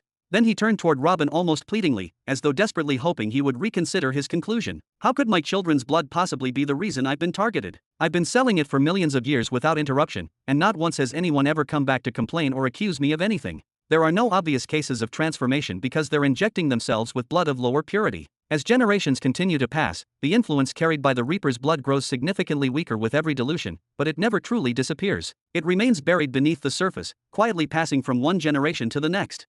He continued calmly, and the factor that weakens the Reaper's blood the most is the fact that you deliberately bring genuine beasts to mate with your children. Afterward, you harvest and sell the blood of their offspring from the second and third generations, in other words, the blood of your own grandchildren. They inherit powerful Reaper blood while simultaneously receiving different laws and unique affinities from their true beast mother or father. That's correct, isn't it? Robin explained without the slightest trace of emotion. As far as I understand, the Reapers are nothing more than disposable creations manufactured for the purpose of besieging universes and carrying out punishment. They're creatures created with a single clear objective, and their growth has obvious limits built into their very existence. If even those creatures possess inherent limitations by design, then what do you think happens to those who continuously rely on their blood in order to become stronger? Then he slowly shook his head. Your galaxy has quietly placed invisible shackles upon everyone who has walked the second cultivation path. He continued, even those who initially cultivated using the blood of beasts that never came from your garden most likely return sooner or later to purchase your blood in order to strengthen their own bloodlines, or those of their descendants, families, and followers. Unfortunately, I made that exact same mistake myself in the past when I asked you for it back then, but that's fine. I understand that you genuinely didn't realize the magnitude of the mistake you were making, so I won't hold that against you. Then he pointed directly at Zavaros. You're the reason the number of users of the second cultivation path who have successfully reached the strength of a behemoth is practically non-existent. Nearly every behemoth in existence is either human or a human-derived mutant. Only 2 or 3 possess beast blood in their veins, and you're one of them. His expression gradually darkened. And that pitiful number comes from a universe where nearly 90% of all cultivators follow the second path, the beast blood path. Just imagine the extent of the damage that single cultivation path has inflicted upon the entire universe because of this hidden flaw. If the Dreamer Galaxy crippled the universe where soul strength is concerned, then you've crippled it to exactly the same extent through what you've unknowingly done to the second cultivation path. No. Zavaros unconsciously retreated another step, his face growing increasingly pale as countless memories flashed through his mind. You really are a beast. No, you're even worse. Kyrian shoved him once again, unable to contain his anger. You breed your own diseased children with beasts, then harvest and sell their blood afterward? Which part of that sentence could possibly be forgiven? What do you know? Zavaros swung his arm violently, his voice rising with frustration and desperation. You can't even begin to imagine the amount of debt crushing my shoulders every single day. If you were standing where I am, carrying everything I carry, you wouldn't have stopped at selling a few bottles of blood. Debt? Debt to whom, you liar? Kyrian pointed accusingly at Zavaros without backing down. You don't buy anything from anyone, and every piece of equipment your forces use is manufactured right here inside your own territory. You command the largest army of beasts, kings, and emperors the universe has ever seen, meaning you don't even need to invest resources into raising a conventional human army. You have no real need for emeralds or any other resource that you can't already produce with your own forces. On top of that, you're the primary supplier sustaining the entire second cultivation path, which should make you one of the wealthiest beings in the universe. So why do you keep pretending to be poor? Why are you acting as though you're struggling just to survive? Zavaros merely gritted his teeth harder and slowly turned his gaze away, offering no immediate answer. The moment Robin caught that particular look in Zavaros's eyes, his own brows slowly drew together, sensing there was something far more significant hidden beneath his silence. Zavaros. The elderly man in the purple robe reluctantly turned toward Robin, obvious hesitation filling both his expression and his movements, as though he had already guessed what question was about to be asked. Why don't you tell me exactly how you used a young space beast crystal, and how you injected its blood into your own body? Robin asked, a broad smile gradually spreading across his face, his tone remaining calm and almost conversational despite the weight of the subject, as though he had finally arrived at the answer he had been searching for all along. Kyrian immediately turned towards Zavaros, the hostility in his eyes becoming impossible to conceal. Answer him. Had the two of them not supposedly been standing on the same side now, Kyrian wouldn't have hesitated for even a single moment before attacking him on the spot and separating his head from his shoulders. Zavaros slowly lowered his head, his eyes remaining wide open while countless thoughts collided inside his mind. Does that really matter? It does. Robin nodded without the slightest hesitation. As for the corpses of the space beasts, enormous numbers of them were scattered throughout the battlefield during the war and across countless worlds after it ended. Their blood was everywhere once that nest had been breached and its contents spread across the universe. As for the crystals, even to this very day, young space beast crystals continue to be bought and sold. Their prices are astronomical, certainly, placing them beyond the reach of almost everyone, but they undeniably exist and can still be obtained. He continued wearing the same faint smile. Forgive my rather rude choice of words, but you aren't the smartest person to have ever walked this universe, and judging from everything I've learned today, your character certainly doesn't qualify you as someone possessing the strongest will either. So what exactly allowed you to accomplish what every other cultivator ultimately failed to achieve? His smile broadened even further. Especially since I personally researched methods of achieving a breakthrough through those crystals and understand better than most just how impossibly difficult the entire process truly is. I even created highly sophisticated formations merely to make it theoretically possible. So what exactly did you use? Zavaros stared directly into Robin's golden eyes for several long moments. Anger, humiliation, and wounded pride all surfaced plainly within his own gaze, yet after silently struggling with himself, he ultimately forced every one of those emotions back down, lowered his head once more, and answered in a subdued voice. That old man from the mountain. Robin's brows furrowed deeply, the answer clearly falling outside every possibility he had considered. Which old man? Kyrian demanded immediately, his sharp voice carrying both suspicion and impatience. Zavaros remained silent for several moments, carefully gathering his thoughts before finally speaking. It happened a very long time ago, shortly after I left my family behind and set out to explore the world in search of opportunities to become stronger, to become the strongest individual ever born from my humble bloodline. His brows gradually tightened as memories buried beneath millions of years resurfaced one after another. That was when I found it, the corpse of an enormous young space beast resembling a dragon. Its body had suffered remarkably little damage despite its death, and the crystal still embedded within it remained completely filled with energy, almost as though it had only recently fallen. I was overjoyed. At that moment, I thought my future had finally arrived. I was already preparing to contact one of the major powers so they could recover the meat, bones, and crystal in exchange for enough resources and protection to let me pursue everything I had dreamed of since leaving home, but then something completely unexpected happened. Zavaros continued, an unmistakable sense of reverence unconsciously finding its way into his voice. Someone called out to me from the mountain standing beside the corpse. He was an old man whose face had been mercilessly weathered by the passage of time, to the point where almost every wrinkle seemed to tell the story of an entire lifetime. He told me he had spent his entire life studying that corpse and had eventually discovered a method of claiming its blood for himself, along with a way to use the crystal as a stabilizer throughout the process. But death had already begun knocking on his door, and he knew it wouldn't be long before it finally claimed him. Then he slowly raised his gaze once again. He told me that I was the chosen one, that he intended to entrust me with the fruit of his entire life's work so I could inherit everything he had accomplished and become one of the leaders destined to change the universe, or at least, that was how he described it. Then his eyes slowly dropped toward the ground once more before he quietly added, in exchange for continuously destroying 50% of my total wealth. Chapter 2333. Destroy 50% of your wealth? Robin's smile vanished almost instantly, only to slowly return a moment later as another possibility crossed his mind and he reconsidered the meaning behind Zavaros's words. Ah, you mean you invest it? Or perhaps you hand it over to him? If I had been investing it, I certainly wouldn't be standing here in my current situation. Zavaros slowly shook his head with a bitter smile. If you gathered together every resource that has ever passed through my hands since the day I first set out on my journey, I would undoubtedly be competing with Interas by now. Then he released a long, weary sigh. And how could I possibly hand it over to him when he died immediately after my success? He made me swear an oath to carry out this final wish for the rest of my life, and only after extracting that promise from me did he quietly pass away. Maintaining the exact same smile, Robin slowly rose from his sofa and began walking towards Zavaros with calm, measured steps, his expression betraying nothing despite the growing intensity in his eyes. You have been continuously destroying half of your wealth? Not merely your pearls, but like, your entire fortune? Does that include emeralds, ancient plants, planets, territories, rare treasures, and every other valuable asset in your possession?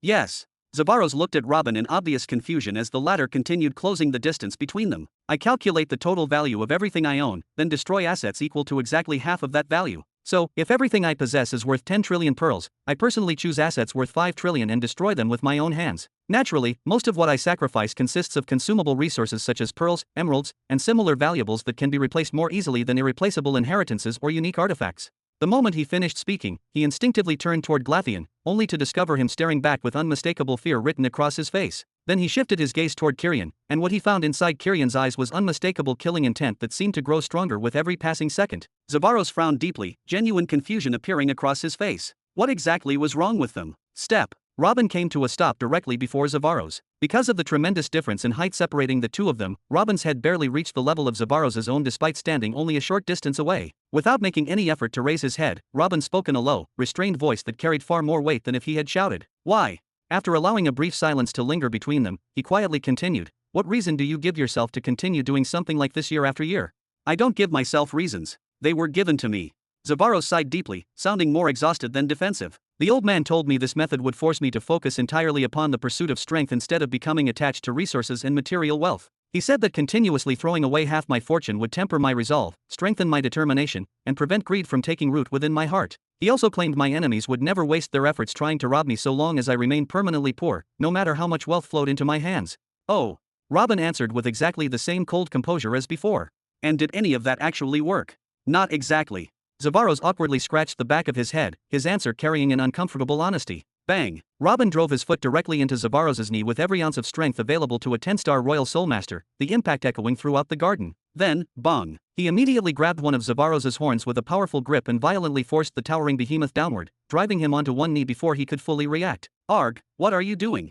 Zavaros almost resisted purely on instinct, his body naturally preparing to retaliate, but at the final possible moment he forcibly restrained himself and suppressed the impulse. Release father immediately. Around 7 of Zavaros's children standing nearby, every one of them a law dominator, instantly drew their weapons and unleashed their auras without the slightest hesitation, their killing intent erupting alongside overwhelming soul power. The golden radiance within Robin's eyes intensified dramatically as intricate golden runes rapidly spread across every inch of his body. His soul power quietly surged while he calmly prepared to discipline all 7 law dominators simultaneously without showing the slightest hint of concern. But, whoosh! Kyrian drew his spear in one fluid motion and swept it through the air with overwhelming force, the weapon humming as it cut through space. An immense, razor-sharp wave of soul power crashed directly into everyone's soul domains like an unstoppable tidal wave. All 7 of Zavaros's children instantly felt an incomparably oppressive pressure descend upon them, each of them instinctively realizing that if they dared take even a single step forward, their lives would end before that step was completed. Not one step.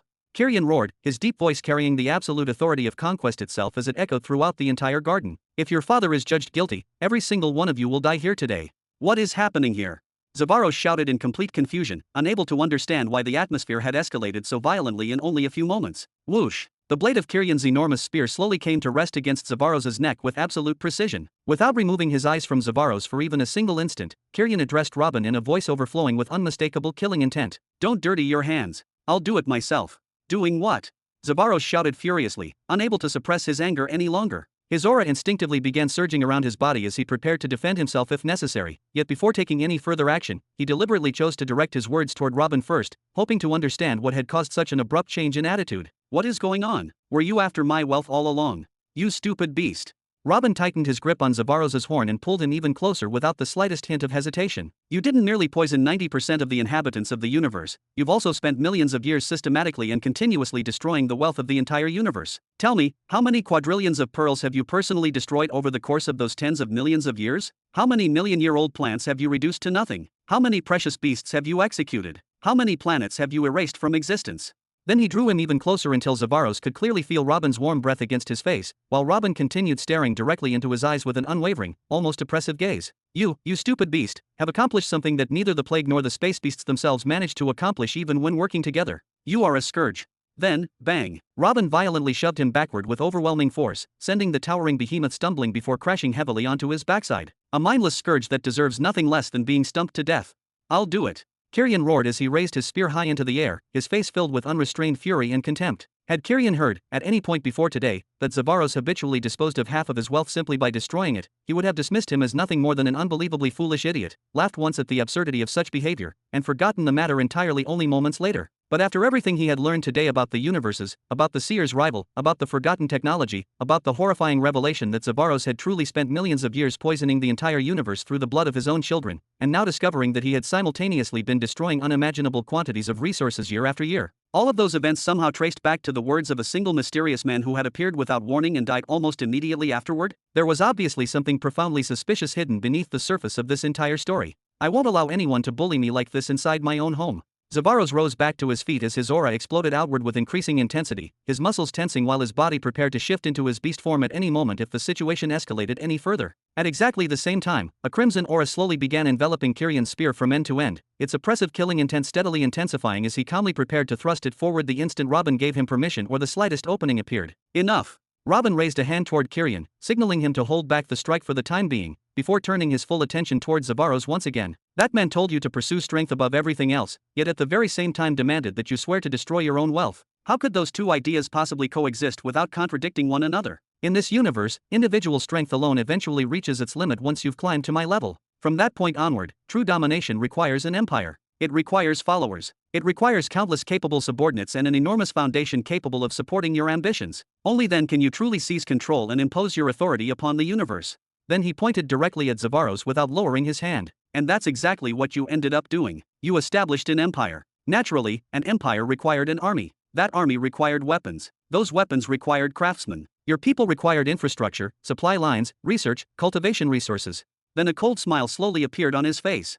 Which meant you needed resources. Then you destroyed half of those resources. Then you needed even more resources to compensate for what you yourself had erased. So you bred your children with beasts, and eventually began selling the blood of your own grandchildren in order to sustain the cycle.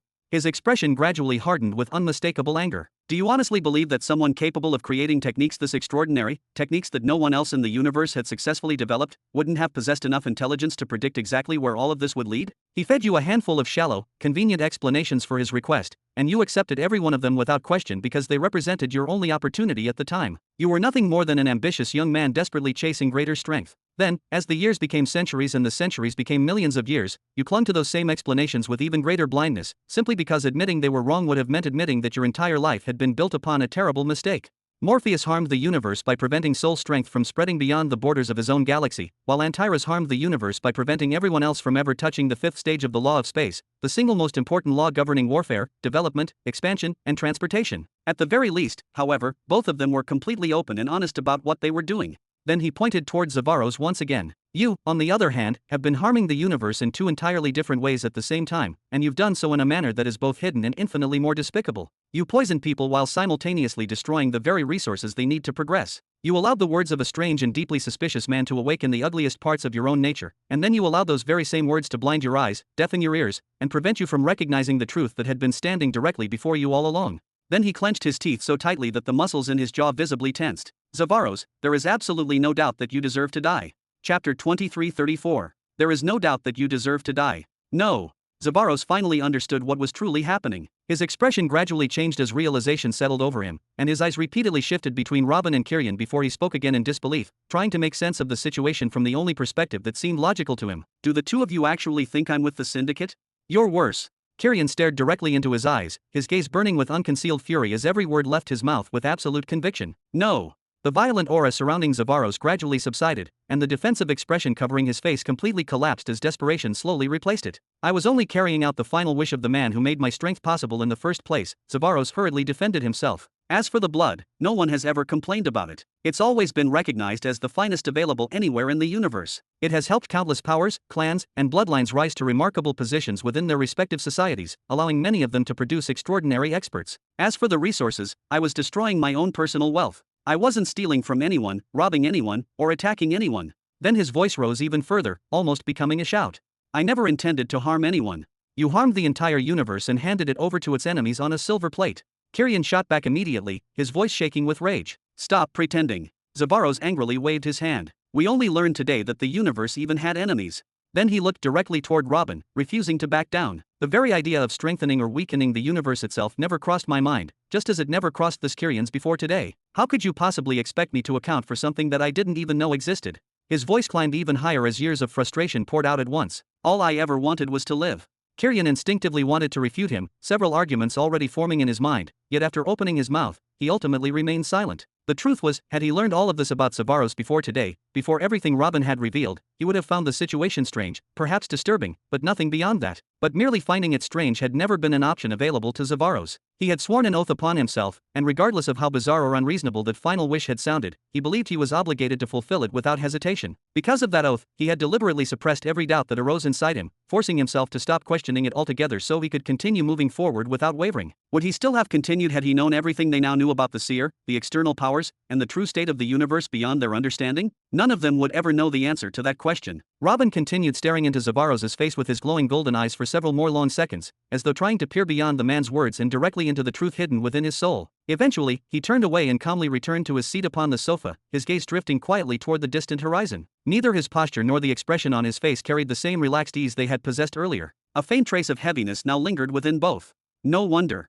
Everyone immediately fell silent and focused entirely upon Robin, instinctively sensing that he had reached another important conclusion. No wonder the seer has been orchestrating all those great wars ever since the dawn of history, Robin murmured, his eyes remaining wide open while countless fragments of information rapidly connected together inside his mind. At first, I assumed he was simply selfish, using universal wars as unimaginably cruel trials for his candidates. Later, my understanding evolved, and I concluded that he was provoking conflict in order to stimulate civilization itself, forcing people to grow stronger, compete against one another, and accelerate the development of military technology for some greater objective. I believed he was preparing the universe for something enormous. Then his voice gradually became quieter still. Even the single war he orchestrated through me was intended to eliminate one foolish traitor while simultaneously exposing a hidden enemy. His eyes slowly widened as yet another possibility formed before him. Could it actually be that every war into which he has thrown his candidates throughout history was, in reality, intended to eliminate one of the universe's hidden enemies? Zavaros's entire body began trembling uncontrollably as an indescribable chill spread through him. The carefully orchestrated war between himself and Helmer had truly been arranged with the intention of eliminating him, and had never been a coincidence from the very beginning? An existence like the seer had genuinely decided that he deserved to die. What do you intend to do with him? Kirian asked sharply, his eyes never leaving Zavaros for even a moment. After hearing the question, Robin slowly turned his gaze back towards Zavaros once more. He truly didn't know. My eyes tell me that much. He's an idiot, and countless sins have undoubtedly been committed through his hands, but he genuinely didn't know. Robin paused briefly before speaking again in an even calmer voice. Executing him under those circumstances would be unjust. Zavaros silently lowered his head. He felt no joy whatsoever. Even when facing the butcher Marlik, he had stubbornly rejected anything he found unacceptable. If circumstances demanded it, he had always been fully prepared to stand and fight, because his pride as the behemoth of beasts had always meant far more to him than blindly obeying another's commands. But now that his life had been spared in such an utterly humiliating manner, he found himself incapable of uttering even a single word. His life and death truly rested within Robin's hands, and, strangely enough, at that moment an honorable death earned in battle almost seemed preferable. Zavaros. Robin raised his voice once again. A little while ago, I made both you and Kirian an offer. He accepted it without hesitation. You, however, said you had something resembling a condition. No conditions. Zavaros answered weakly, the strength that had once filled his voice having completely disappeared. Robin continued without hesitation, the soul oath Glatheon prepares for you will be considerably stricter than the one Kirian accepted. You understand that, don't you? Zavaros silently nodded in acknowledgement. Good. Robin finally allowed a faint smile to return to his face before gesturing toward the seat beside him. Come and sit down. During the period ahead, you'll spend your time atoning for every one of your sins. I'll personally make certain that you're given the opportunity to do exactly that. He then motioned for Kirian to sit as well, the warning contained within his eyes making it unmistakably clear that the matter was now closed and would not be discussed again. And after only a brief moment of hesitation, both of them quietly took their seats. The last to take his seat was Glatheon. In the span of only a few short minutes, Robin's presence had undergone yet another transformation. At first, he had appeared to be nothing more than a reckless young man who rushed headfirst into dangerous situations without sufficient restraint. Moments later, he had become an overwhelmingly arrogant powerhouse whose confidence bordered on absolute conceit. And now, after everything that had just unfolded, he seemed like a fair, principled leader whose judgment was guided not by emotion, pride, or personal gain, but by a sincere determination to reach the most just conclusion possible regardless of how inconvenient it might be. Glatheon quickly shook his head, forcing those distracting thoughts aside. He unfolded a scroll with practiced movements and immediately began recording every detail of the soul oath, carefully refining each clause while making certain that nothing essential was overlooked. Lower your defenses, Zavaros. Robin looked directly into the face of the elderly man dressed in purple robes, his expression completely serious once again. I'm going to examine the oath you took upon yourself. We cannot allow you to continue destroying your own possessions while serving under me. Whatever that oath truly is, we'll have to understand it before deciding what to do next. Zavaros furrowed his brows and looked toward Robin with unmistakable apprehension, his instincts warning him that allowing another person to inspect his body so thoroughly carried enormous risks. Robin frowned in confusion before a noticeably irritated expression appeared on his face. There's no need to worry. Do you think I'm going to kill you, or search through your memories? Believe me, I'm interested in neither of those things. Besides, if I truly wanted to do either of them, I could simply force my way through regardless of whether you agreed or not, so your cooperation wouldn't make any real difference. Who? Zavaros released a long, exhausted sigh. The oath was never placed upon my soul in the first place. Then he slowly closed his eyes, making no further attempt to resist. If you find it, make absolutely certain you don't experiment with anything unless you're completely sure of what you're doing. I have no idea what kind of consequences tampering with it might produce. If I find it? Interesting. Robin quietly released his soul sense, allowing it to spread outward before completely enveloping every part of Zavaros's body. His brows remained tightly knitted together throughout the inspection, yet beneath that serious expression, the curiosity of the researcher hidden within him had already awakened completely, his interest growing stronger with every passing moment. The oath wasn't bound to the soul? Meanwhile, during the silence that followed, Glatheon stood up and walked over toward Kirian, showing him everything he had written upon the scroll. The two quietly began discussing several clauses contained within the proposed soul oath, reviewing them one by one while making subtle adjustments wherever they felt stronger restrictions or clearer wording would be more appropriate. Strange. I didn't find anything. Robin eventually withdrew his soul sense, genuine surprise appearing across his face. He hadn't discovered the slightest trace of any known type of oath, soul restriction, spiritual seal, or contractual mark, nor had he detected anything remotely suspicious that could explain what Zavaros had been describing all this time. You'd better pray to the heavens that I don't discover you're lying to me, Zavaros, because if I do, the consequences you'll face tonight will be severe. Robin said in an annoyed voice, clearly dissatisfied with the complete lack of results. I can feel it even as we're speaking. How could it possibly not exist? Zavaros immediately replied without hesitation, sounding almost more frustrated than Robin himself. Try other methods if you have any. I'm telling you the truth. Tisk.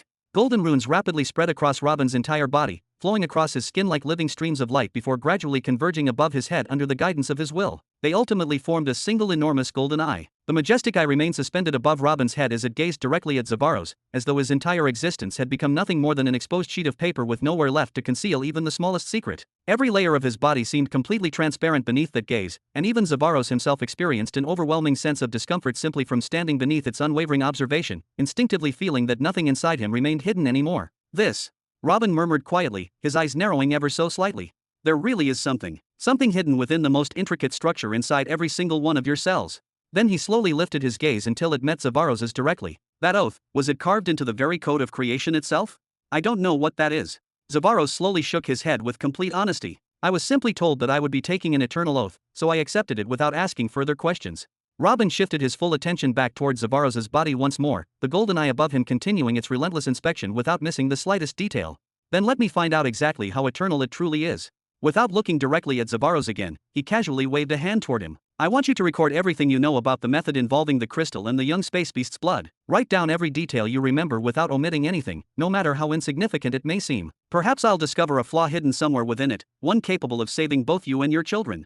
Understood. Chapter 2335. What about this version? Glatheon let out another weary sigh as he walked over toward Kirian for the seventh time, carrying yet another carefully revised draft. Although his expression remained composed, the repeated negotiations had clearly begun wearing on his patience. Kirian accepted the small tablet without saying a word and immediately began reading through its contents once again. As his eyes slowly moved from one clause to another, his brows gradually drew together, carefully weighing every sentence before reaching any conclusion. As far as the Oath of Allegiance was concerned, the version currently before him was already considerably less restrictive than the very first draft Glatheon had produced. Yet after 6 previous rounds of revisions and negotiations, the entire document had become even more flexible than before, with nearly every clause having been adjusted to leave Kirian additional room for independent judgment. For example, one of the original clauses Glatheon had initially written simply stated, absolute loyalty to Lord Robin. After repeated discussions, however, that sentence had eventually been rewritten into absolute loyalty to Lord Robin's objectives. Kirian's reasoning had been straightforward and internally consistent. At the present time, his own goals aligned perfectly with Lord Robin's objectives, meaning he had no objection whatsoever to following Robin's commands under those circumstances.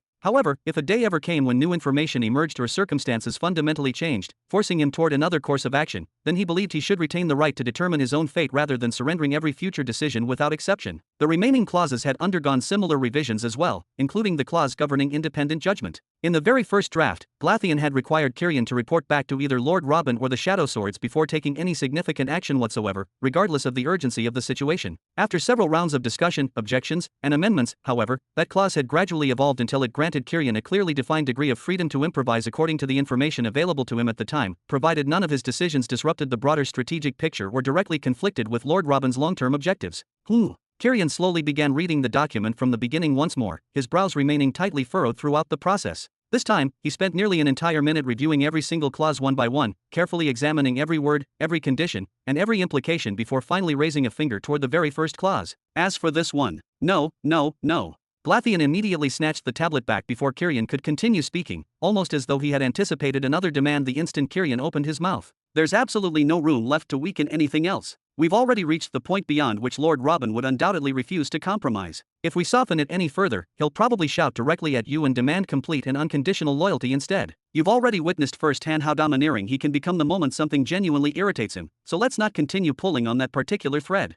At that moment, Glatheon genuinely appeared nervous, perhaps even somewhat frightened. The truth, however, was rather different. He was perfectly prepared to continue negotiating for at least 3 additional rounds if circumstances demanded it. What he truly needed at this stage was for Kyrian to sincerely believe they had already arrived at the absolute limit of what could realistically be negotiated. Otherwise, Kyrian would simply continue requesting more revisions indefinitely, carefully shaving away one restriction after another until very little remained of the original oath. From the very beginning, Glatheon had intentionally presented Kyrian with an exceptionally harsh collection of clauses, fully expecting to gradually relax them piece by piece throughout the negotiation process. His entire strategy rested upon Lord Robin's own words, the very words granting both Kyrian and Zavaros the right to negotiate the terms before accepting them. Far from being dissatisfied that Lord Robin had granted Kyrian and Zavaros such freedom, Glatheon had inwardly applauded the decision the very moment he heard it. It had been an outstanding move. People like Kyrian and Zavaros would never willingly accept an ordinary oath of allegiance. They had spent millions of years standing at the pinnacle of authority, issuing commands rather than receiving them, making decisions entirely according to their own judgment while bowing to no one. They had even openly chosen to oppose the syndicate when it attempted to force them into carrying out actions they fundamentally rejected. Then, through an almost unbelievable twist of fate, they suddenly found themselves confronting external powers whose existence they had never even imagined before that day. They ultimately chose to stand alongside the faction selected by the Elder Cosmic, but that decision alone did not mean they could simply be pressured into accepting absolute servitude beneath another individual. That was precisely why Lord Robin had deliberately given them this opportunity as a way of loosening the reins ever so slightly. He had allowed them to experience the feeling that they genuinely possessed freedom to choose, negotiate, and shape the final agreement with their own hands. Then he had quietly left behind a single condition, that they must never cross the limit. Those few seemingly casual words had, in reality, handed Glatheon the strongest bargaining position imaginable throughout the entire negotiation. And now, Kyrian, the legendary behemoth of oppression, whose name had become synonymous with overwhelming battlefield supremacy across the universe, was personally reviewing, revising, and refining the very oath of allegiance he himself intended to swear. Kyrian cast one long, thoughtful glance toward the tablet still held tightly within Glatheon's somewhat tense grip before finally releasing a slow sigh of resignation. Very well. I can accept that version.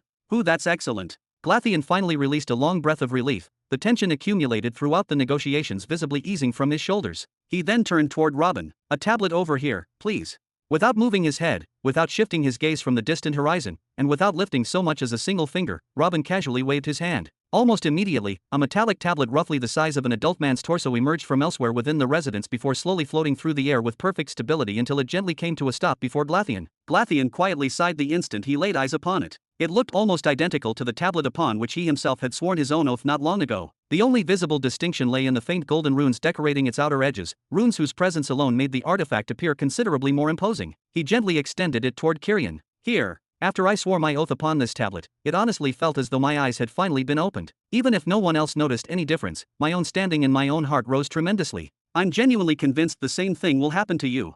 Kyrian frowned briefly, making little effort to hide the deep skepticism written plainly across his face. Had he not already been under attack, had his galaxy not stood upon the brink of complete annihilation, and had everything he had spent millions of years building not been on the verge of disappearing forever, he would never have willingly chosen this path under any imaginable circumstances. After only a brief moment of hesitation, he finally accepted the enormous tablet with both hands. He slowly infused his soul power into it for several moments before beginning to recite the oath through his soul imprint, allowing every clause to become permanently engraved within both the tablet and his own spiritual signature. Fine, I'm finished. Kyrian tossed the tablet back toward Glatheon with restrained annoyance, unable to completely conceal the lingering frustration still buried within his voice. Kyrian could not help feeling a deep sense of humiliation settling inside him. He, a 10-star royal soulmaster who had stood at the peak of power for countless years and had commanded entire civilizations with a single order, was actually swearing a soul oath to another individual with his own free will. Although he firmly believed that, given enough time, he might eventually become powerful enough to break the oath altogether, he still regarded it as little more than a symbolic restraint whose true purpose was forcing him to bow his head, acknowledge another's authority, and temporarily swallow his pride. Besides, clack,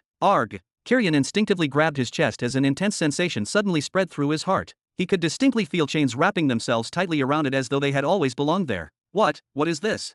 The chains were forged entirely from soul power, yet every single link was engraved with delicate golden patterns unlike anything he had ever encountered throughout his millions of years of cultivation. Their aura felt ancient, orderly, and strangely complete, making them seem fundamentally different from every soul oath he had ever witnessed. That's a tablet I reserve for people I actually care about. You didn't seriously expect me to bind a 10-star Royal Soulmaster with an ordinary soul oath, did you? Robin chuckled quietly while continuing to stare towards Zavaros rather than Kyrian, as though the latter's surprise had been entirely expected. Don't concern yourself with it. Within a few minutes, you'll completely forget that it's even there, and before long, you'll stop noticing its existence altogether. Then Robin's brows gradually drew together. Even though it doesn't come anywhere close to the eternal oath engraved upon Zavaros, it'll still provide me with a certain degree of reassurance.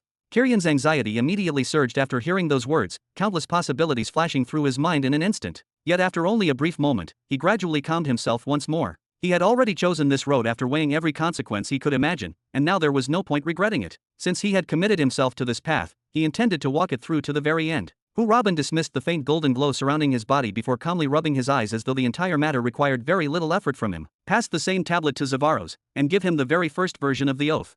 Understood. Glatheon immediately obeyed, picking up the metallic oath tablet before handing it towards Zavaros together with the accompanying list of conditions attached to it. The very first clause read, "Absolute loyalty." There's no way any sane person would accept something like this. Zavaros shouted in disbelief the instant his eyes landed upon the opening condition. We're cooperating because there's a war to fight. I'm not anyone's slave, and I never will be. I've already copied the structure of your eternal oath directly from the code of creation engraved within your body. Robin smiled gently, speaking with complete confidence while maintaining steady eye contact. I'm the only person in the entire universe capable of deciphering it and ultimately freeing you from the predicament into which you willingly placed yourself, the same predicament that caused you to betray the universe for tens of millions of years without ever realizing what you were actually doing. And while we've been having this conversation, I've already assigned my 9th and 10th consciousnesses to study the method involving the injection of young space beast blood together with the process of assimilating the crystal. A faint smile slowly spread across Robin's face as he continued. So tell me, who else in this universe can save both you and your entire bloodline from eventually degenerating into nothing more than beasts? Because as far as I know, that person simply doesn't exist. Robin calmly gestured toward Kyrian. He can honestly claim that his objectives merely align with mine and that we're assisting one another for the sake of winning this war. Then Robin slowly pointed directly towards Zavaros. You, on the other hand, will take the oath quietly. Damn it! Zavaros growled through tightly clenched teeth, every instinct inside him screaming against what he was about to do. Nevertheless, after only a brief struggle, he ultimately injected his soul imprint into the tablet and slowly began reciting the oath exactly as written. Clack! Robin's smile gradually widened the instant the final words of the oath were completed and the familiar golden chains quietly materialized around Zavaros's heart just as they had around Kyrian's moments earlier. Excellent! He casually drew the metallic tablet back toward himself before carefully placing it inside his spacetime vault beside the sword and the remainder of his most valuable possessions, storing it with the same level of care he reserved for priceless treasures. Then Robin slowly rose to his feet and pointed toward Kyrian. Return to your galaxy and continue participating in its defense. Reinforcements will reach you very soon, so hold your position until they arrive. Next, he turned his attention towards Zavaros. Get some rest. Spend the coming period carefully thinking about everything that happened today while you wait for the reinforcements to arrive. After that, Robin's eyes narrowed slightly. I want to witness the greatest sinner in the universe become one of its greatest benefactors instead. I'm placing very high expectations upon you, so don't disappoint me. Finally, Robin looked toward Glatheon with a relaxed smile that contrasted sharply with the intensity of everything that had just taken place. Let's head to our next destination. Chapter 2336. Inside the Soul Society, Central Hall of Mid-Sector 656. This was where everyone without a destination came. Those who had no interest in finding a wife or joining an auction, those who did not want to read their fortune or buy something from the shop, or simply those with free time who wanted to clear their minds, relax for a while, and meet new people without any particular purpose beyond passing the time in pleasant conversation. Normally, the hall was fairly quiet. Even with millions of people present most of the time, almost everyone simply opened their status window and began searching for their next destination, browsing through countless opportunities and notifications, or casually spotted a man or woman wandering around aimlessly and struck up a quiet conversation, exchanging a few words before each continued on their own way. After all, anyone wealthy enough to enter the Soul Society would not be some loud teenager eager to draw unnecessary attention to themselves or disturb everyone around them. But today, it was even quieter than usual, to the point where the unusual silence itself became the first thing anyone newly arriving would notice before paying attention to the people gathered throughout the hall. Whoosh! What is going on today? One person suddenly appeared inside the hall through a space portal and immediately began looking around in confusion, instinctively slowing his pace as his eyes swept across the unusually subdued crowd. Everyone had their brows furrowed and their status windows open. Those who were not alone had gathered into small groups, some consisting of only 2 or 3 people while others were noticeably larger, and it was obvious they were all watching the same thing, their expressions ranging from disbelief to confusion as they quietly exchanged hushed remarks with one another. You finally got here? Come. A man wearing a cat mask waved him over with obvious urgency. Look. The newcomer walked over to the man with the cat mask and, after being granted permission, began viewing his status window, his expression gradually changing as the recording started playing before him. This is. Bang, bang. It was a recording of a space war, featuring, in particular, a young man surrounded by numerous crimson-armored, horned warriors who attacked him relentlessly from every direction without giving him even the slightest opportunity to escape or retaliate. Then, in the end, after being bullied for quite some time and gradually pushed into complete desperation, Krarik pierced his heart with one of its metallic tendrils, ending his life on the spot as the recording came to its brutal conclusion. Ouch! The newcomer grimaced instinctively. That was brutal.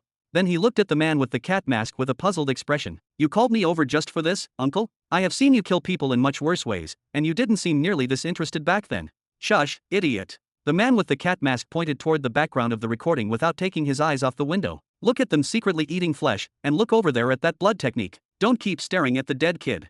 The newcomer scratched his head as he replayed parts of the recording several times, carefully examining the details his uncle had pointed out while trying to understand what was so unusual about them. The man with the cat mask sighed helplessly. I didn't notice it either the first time I watched it, but the uploader says they are crimson plagues with the strength of a law dominator. What? The newcomer shouted before immediately examining the recording again from the very beginning, paying attention to every movement and every detail. Impossible.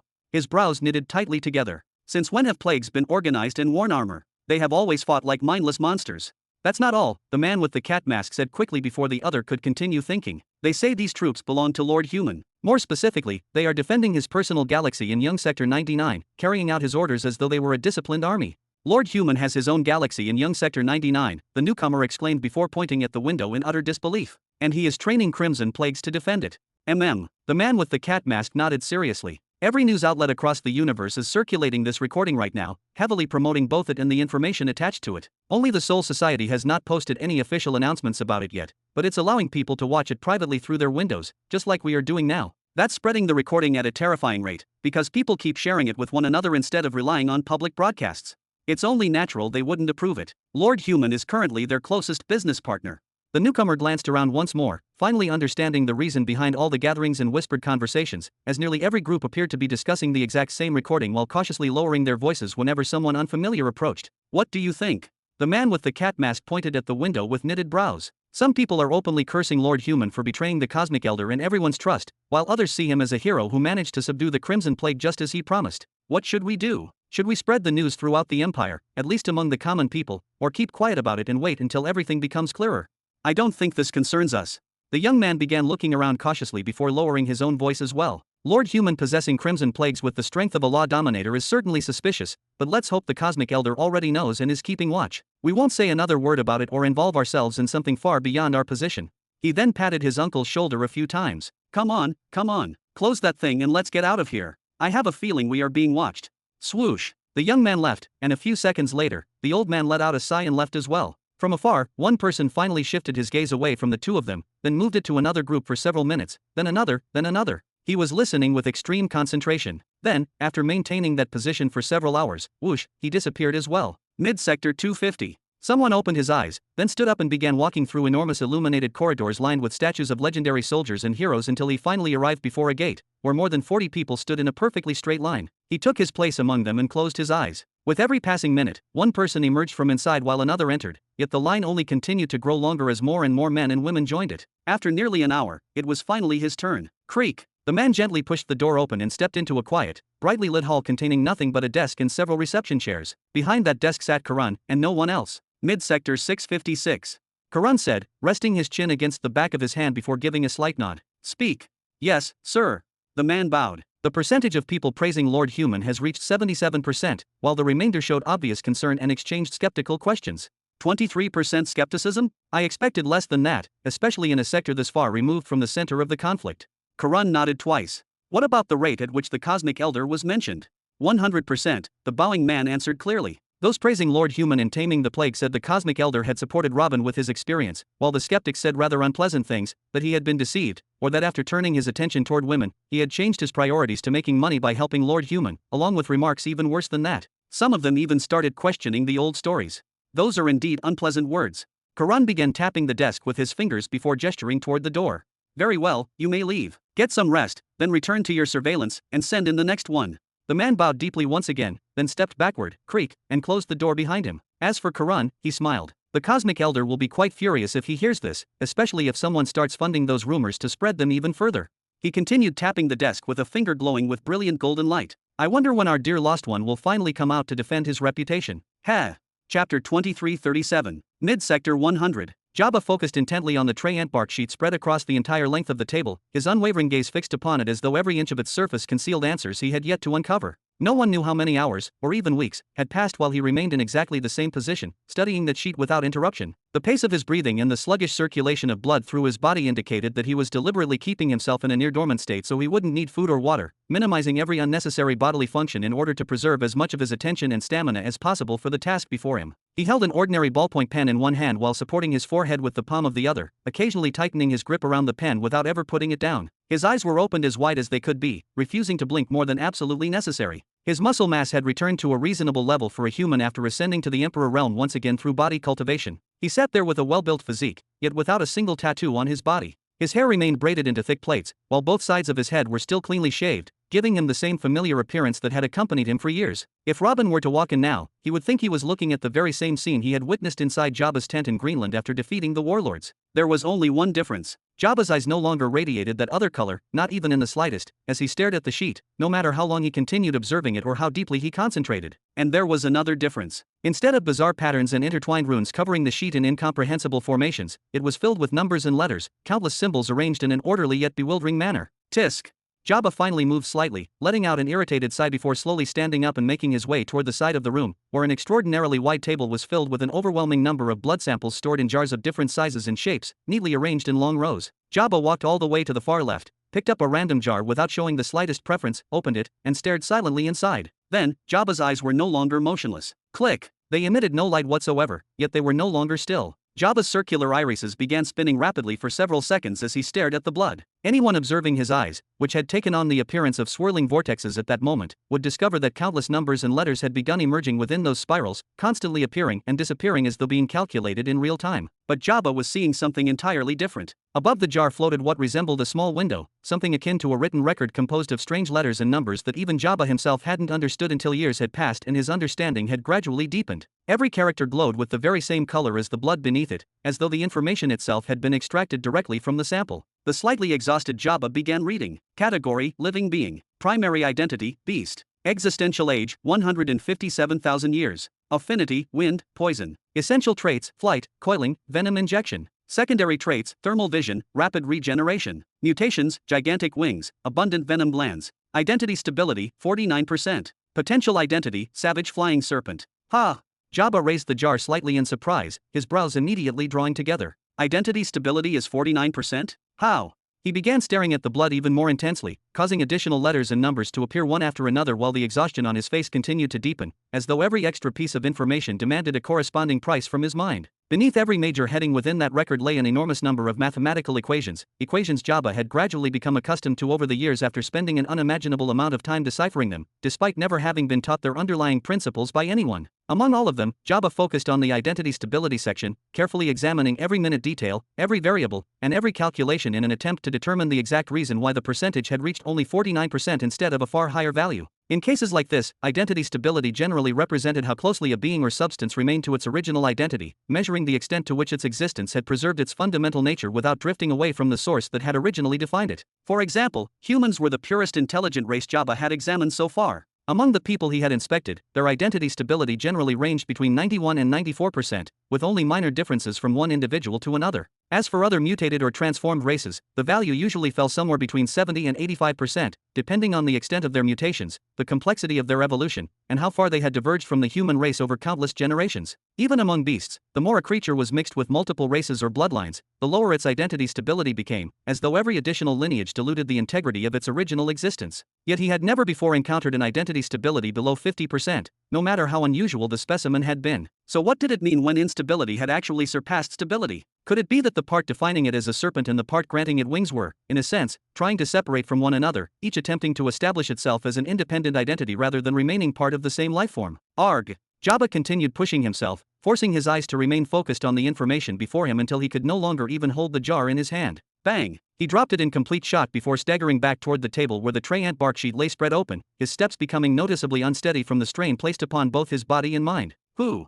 Jabba repeatedly rubbed his forehead to improve the flow of blood through his head, trying to dispel the growing dizziness, then grabbed a pearl of energy with his left hand while holding the pen in his right and immediately began writing without allowing himself even a brief moment to rest. More numbers and letters rapidly covered the sheet, while increasingly complex equations, resembling advanced algebraic expressions, overlapped one another, filling every available space with layer upon layer of calculations until the once empty surface became almost completely occupied. Jabba pulled his hand back for a brief moment, his brows tightly furrowed, before glancing upward towards several blank areas that had yet to be filled, then back at everything he had just written, silently comparing every calculation in his mind. He slowly extended his hand upward again and began adding several equations that had previously been missing, carefully placing each one exactly where it belonged as though every symbol depended upon the position of the last. Jabba slowly withdrew his hand, his face completely devoid of expression as his eyes quietly swept across the finished calculations one final time. The equations on the sheet were now finally complete, yet he showed no trace of satisfaction. Instead, he immediately began reading everything again from the very beginning, once, then 3 times, then 5, carefully verifying every equation, every number, and every relationship between them to ensure that nothing had escaped his attention. Only then did his expression gradually change into one of overwhelming shock. He had torn apart more than 15 sheets just like this during the current week alone, believing every one of them to be fundamentally flawed before reaching this point. Without hesitation, Jabba bent over the sheet once more and reread everything for the 6th time before suddenly shouting, "Good heavens!" He clutched his head as though it were about to abandon him and run away on its own, completely unable to process the implications of the conclusion he had just reached. Then, without wasting another second, he rolled up the sheet, stored it inside his ring, and rushed straight through the door, moving so quickly that he almost forgot the exhaustion weighing down his body. Silence. The moment Jabba stepped outside, he found himself standing before an enormous hall occupied by more than 90 people. Each of them was carrying a stack of documents, or standing together with several others in what appeared to be productive discussions, with conversations taking place throughout the entire hall while researchers continuously walked from one group to another exchanging reports and ideas. Jabba immediately forced an awkward, hesitant smile onto his face, instinctively feeling as though every pair of eyes was looking at him with annoyance and contempt simply because he had emerged from the room that almost nobody had ever seen opened. These people were part of the researchers of Sky Opening City in Mid-Sector 100. Among them were also a number of Truth Chosen. Technically speaking, every one of them worked under his supervision, yet this was the first time he had ever seen most of them in person, since he had almost never left his research room after assuming his current position. Chatter. Chatter. After only a few seconds of surprise caused by the opening of a door that was practically never opened, everyone returned to their conversations, those passing by resumed walking, and the loudmouth resumed shouting as though nothing unusual had happened. Phew. Jabba let out a breath of relief, the tension in his shoulders easing ever so slightly. Looks like they don't know me any better than I know them. Good. He then resumed walking forward at a hurried pace, eager to reach his destination before anyone decided to stop him. Haha. Lord Jabba, the master of Sky Opening City, finally decided to come out. Chapter 2338. The Lord of Sky Opening City in Mid-Sector 100 has finally decided to come out after all this time.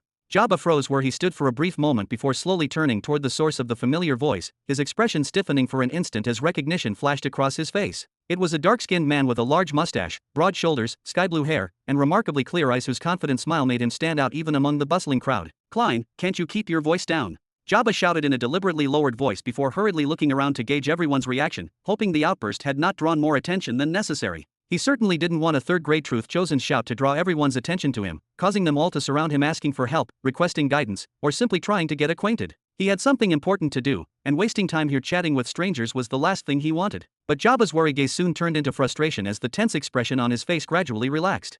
Alright, this is starting to get annoying. No one cared about Jabba's identity. Everyone merely gave him an extra glance to get a look at his appearance before calmly returning to whatever they had been doing, as though he were just another passerby who had happened to emerge from the city headquarters. After all, they had come to benefit from Lord Robin's vast experience, learn from the countless theories circulating throughout this place, and push humanity forward through research and cooperation, not to get acquainted with a nameless face whose appearance alone meant nothing to them. Of course, most of them had no idea that 90% of the research they were discussing, studying, or carrying around in every direction was ultimately built upon Jabba's blood research, using foundations he had established long before they had ever laid eyes on those documents. Haha, you finally came out. You've been in there for almost 5 years.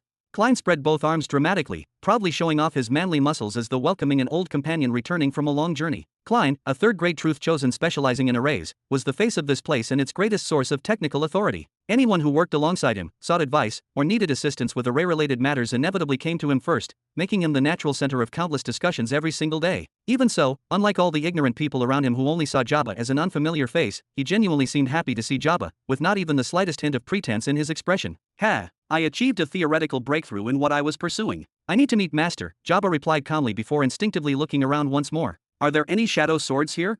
Whoosh. Near Jabba, a shadow sword emerged silently out of thin air as though it had been waiting nearby the entire time. How may I assist the first disciple? Of course there are. Jabba laughed lightly. I want to meet Master. Where is he right now? His Majesty's current location is not known precisely. Please wait a moment. I will retrieve the requested information and return to you as soon as possible.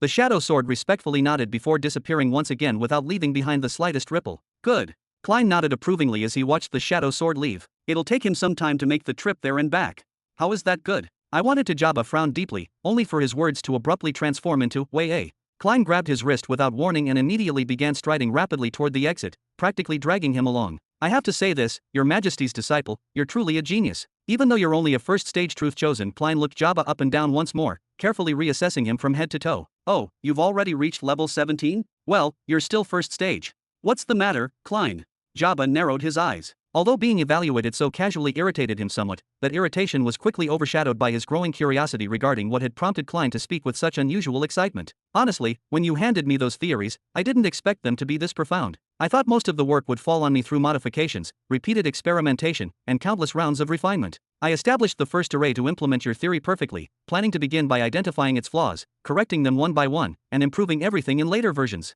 Klein continued. And I was genuinely enjoying every step of that process because developing the War Sovereignty Array system would have been a tremendous achievement for me and a source of pride recorded under my name for years to come. Then he turned toward Jabba with an expression that mixed admiration with helpless resignation. But you decided to ruin all that fun, huh? What are you talking about? Jabba frowned, and then, whoosh, the two of them stepped out of Sky Opening City's headquarters. The instant they crossed the entrance, Jabba's eyes widened to their absolute limits as the scene before him unfolded in full. Good heavens! Bang, bang. The enormous plaza before the hall, the vast open area connecting the main hall to the rest of the city's facilities and serving as the central passage between its many divisions, had been completely occupied by a giant whose sheer size dominated everything around it. Jabba slowly raised his gaze upward, casually examining the giant's countless details while simultaneously trying to locate its highest point, only to find that his eyes had to continue climbing higher and higher before finally reaching its head. That thing was terrifying. Its aura overflowed with power and unmistakable uniqueness, as though he were looking at an entire army condensed into a single individual capable of fighting independently on the battlefield. Yet Jabba felt no fear whatsoever, because he recognized exactly what he was looking at from a single glance, and the familiarity hidden beneath its overwhelming appearance instantly answered all of his doubts. It was a War Sovereignty Array, or more precisely, a Warlord. So this is the improved version. Jabba murmured quietly while carefully observing every visible detail, comparing it with the countless designs and theoretical models he had envisioned over the years. The Warlord stood nearly 50 meters tall, towering above the surrounding structures like a 15-story tower brought to life. Its body radiated an artificial golden brilliance exactly as Jabba had instructed Klein during the design stage, causing every metallic contour to shine with majestic splendor under the surrounding light. Encasing its exterior was a sophisticated light array that prevented anyone from seeing what was happening inside the Warlord, concealing every movement made by those controlling it. Covering that was a complete set of illusory armor, designed immediately after the craftsman had taken the necessary measurements and personally tested movement from within so that every plate would appear perfectly natural despite not physically existing. The Warlord wielded an enormous mace nearly as tall as itself, giving the impression that even a casual swing would flatten entire fortifications, while its massive face was filled with intricate expressions and countless refined details rather than the stiff appearance of an ordinary construct. It served as both the commander's face and the heart of the array itself, granting the giant an unexpectedly natural sense of life, as though a living warrior rather than a constructed weapon stood before everyone. Of course it's the new version, your version. Klein enthusiastically slapped Jabba on the shoulder before pointing upward with unmistakable pride. There are 5 world cataclysms inside, connected through flexible energy links exactly as you designed them. They also function as the array's 5 potential hearts, and each one already knows its exact position in the chain of command. If one dies, the next immediately assumes command without interrupting the array's operation, making this array practically immortal on the battlefield unless every single heart is destroyed. Then he continued with a broad smile that clearly reflected his excitement. Right now we're in the middle of taking measurements for the appropriate weapons, armor, talismans, and curses, while simultaneously gathering enough resources to begin full-scale mass production once all the remaining preparations are complete. Jabba asked somewhat hesitantly after remaining silent for a moment. There really aren't any problems with it. Nothing has shown up so far. Klein shook his head with confidence. The only issue we've encountered is the coordination and smooth circulation of energy between the 5 hearts while jointly executing techniques, since synchronizing 5 separate operators is naturally more difficult than controlling a single core. But that'll gradually solve itself with experience and repeated practice, and we'll also be able to evaluate everything much more accurately once we throw this warlord into an actual battlefield where genuine combat conditions will expose any remaining imperfections. We can't simply send it into battle and have it fail. The array's reputation would suffer immediately, and Master's reputation would inevitably suffer alongside it. After all, he was the one who pioneered this entire type of combat array, while I'm merely refining and expanding upon his work because he doesn't have the time to personally oversee every improvement. Then he frowned thoughtfully.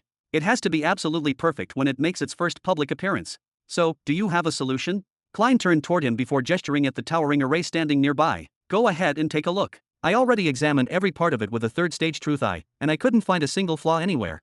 Jabba's iris slowly began to rotate as countless hidden symbols seemed to awaken deep within his eyes. Perhaps you were looking at the wrong thing. Chapter 2339. Perhaps you were looking at the wrong thing. Jabba's iris began to rotate as hidden letters and numbers gradually emerged within that concealed vortex, overlapping one another in an orderly flow as though an invisible system had suddenly awakened deep within his eye. Before long, the cosmic identity card appeared with perfect clarity before his vision. Dozens of glowing entries materialized beside the warlord, neatly arranged one after another as though the universe itself had compiled a complete record of everything related to the giant and was now presenting it directly before Jabba's eyes. Even if Jabba had never encountered this thing before, and even if he had not personally designed it, that single glance would have been enough for him to understand virtually everything about it. He could identify every major and minor aspect of the array, recognize the identity of each individual component, and immediately grasp how every separate part contributed to the existence of the whole. I'm looking at the wrong thing. Klein laughed in disbelief. Are you talking to me? I know you're a third-stage truth chosen and all that, but it doesn't change what I'm trying to say. Jabba casually shrugged. Truth chosen usually see how something works. They understand why it behaves the way it does, how its internal mechanisms interact, and what causes each change. But I see what that thing fundamentally is before anything else, and I see how the universe itself treats it, recognizes it, and acknowledges its existence. Klein looked genuinely surprised. Are you saying your eye is different from mine? I think so. Jabba shrugged once again. I've compared this with other truth eyes, tested one after another whenever I had the opportunity, and the difference has always been obvious. I think my truth eye mutated because of my constant research into blood variations and the countless times I forced myself to distinguish between differences so subtle that ordinary perception couldn't even recognize them. A mutated truth eye. Klein's eyes widened to their limits as genuine curiosity replaced his earlier amusement. Interesting. Then he glanced sideways at Jabba with renewed interest. Lord Human wouldn't choose just any insignificant first grade to become his disciple, I suppose. He then turned back toward the warlord, his eyes radiating a brilliant green glow as he activated his own perception once more and resumed examining every part of the enormous construct. Alright, tell me what you're seeing. I want to know exactly what a mutated truth I can reveal. Jabba quietly began reading the entries one after another: internal attributes, external attributes, affinity, potential overall power, compatibility, operational characteristics, and countless other primary categories that exceeded 100 in total, carefully skimming through each one until his attention abruptly settled upon a single entry. Structural integrity, 37%. That's definitely it. It's far too low. Jabba muttered under his breath as his eyes remained fixed on that single line. What are you talking about? Klein narrowed his eyes and immediately began examining the warlord even more carefully, instinctively searching for whatever flaw Jabba had apparently discovered. Jabba blinked once and deliberately focused all of his attention on that single entry alone. Instantly, every other category and line of information vanished from his sight as though they had never existed in the first place. Millions of letters, numbers, equations, formulas, and incomprehensibly detailed calculations exploded into view before his eyes, flowing endlessly like a vast ocean of information that continuously reorganized itself every passing instant. Ugh! Jabba gritted his teeth as sweat rapidly streamed down his forehead. Even his eye itself began trembling violently beneath the overwhelming strain, while the muscles around it twitched uncontrollably as though simply maintaining his focus demanded an unbearable amount of effort. Klein frowned in confusion at Jabba's condition. He immediately deactivated his own green truth eye, took a towel out of his ring, and hurried over to help Jabba however he could, wiping away the sweat forming across his face. He had absolutely no idea what was actually happening before him, but there was no doubt in his mind that Jabba was doing something far beyond ordinary observation. Jabba could no longer remain standing. His legs suddenly gave way beneath him, forcing him to crouch abruptly as he grabbed both knees tightly with his hands, desperately trying to keep himself from collapsing completely while struggling to catch his breath. Are you all right? Klein frowned deeply and immediately began examining Jabba's condition from head to toe. The exhaustion covering him was unmistakable, his breathing had become noticeably heavier, and his face had turned pale, making him look as though he had just run around the entire planet several times without stopping. Almost. Jabba let out a long breath before forcing himself back to his feet despite the lingering exhaustion weighing down his body. He pointed toward the towering warlord standing before them. There's a coordination problem between the hearts because I based the design on independent, variable energy conduits. In theory, that was an excellent approach because it allows the array to draw upon an enormous amount of energy simultaneously, unlike the comparable arrays used by the other powers throughout the universe, where a single core inevitably becomes the bottleneck for every major technique. But in practice, just as you said yourself, the problems will begin to surface during its very first battle. The array's active heart won't be able to draw the amount of energy it needs from the other hearts at the exact moment it needs it, and the mental synchronization between them isn't refined enough to let all five move in perfect unison while continuously exchanging leadership during combat. He then pointed toward the array's chest, where the central structure was located. If you add a fixed energy channel alongside the independent conduits, it'll most likely solve the problem. The structural integrity should jump to at least 60%, and afterward you'll be able to improve it gradually with better solutions, finer adjustments, and additional research once enough combat data has been gathered. Klein nodded thoughtfully while rubbing his chin. All right, give me the new design, and I'll modify the array. I can't. Jabba replied in a low voice after a brief silence. Excuse me. A smile slowly spread across Klein's face. You can't do what? I'm not really sure how to explain it. Jabba scratched his head awkwardly. But after my eye mutated, I lost the ability to see the patterns themselves. In situations like this, all I can see is the final picture. I identify where the problem lies based on how the laws acknowledge the object, rather than by tracing every pattern responsible for creating that result. He pointed toward the warlord once again. For example, the universal laws are telling me that this array has weak structural integrity and will eventually collapse after only a few uses, but I don't know why. I suggested investigating a fixed channel because I designed this array in the past, and I still have experience as a conventional truth chosen, so I can roughly infer which part is most likely responsible once I know the final outcome. But I can't take it any further. My research from this point onward wouldn't be much different from that of any ordinary researcher who doesn't possess a truth eye.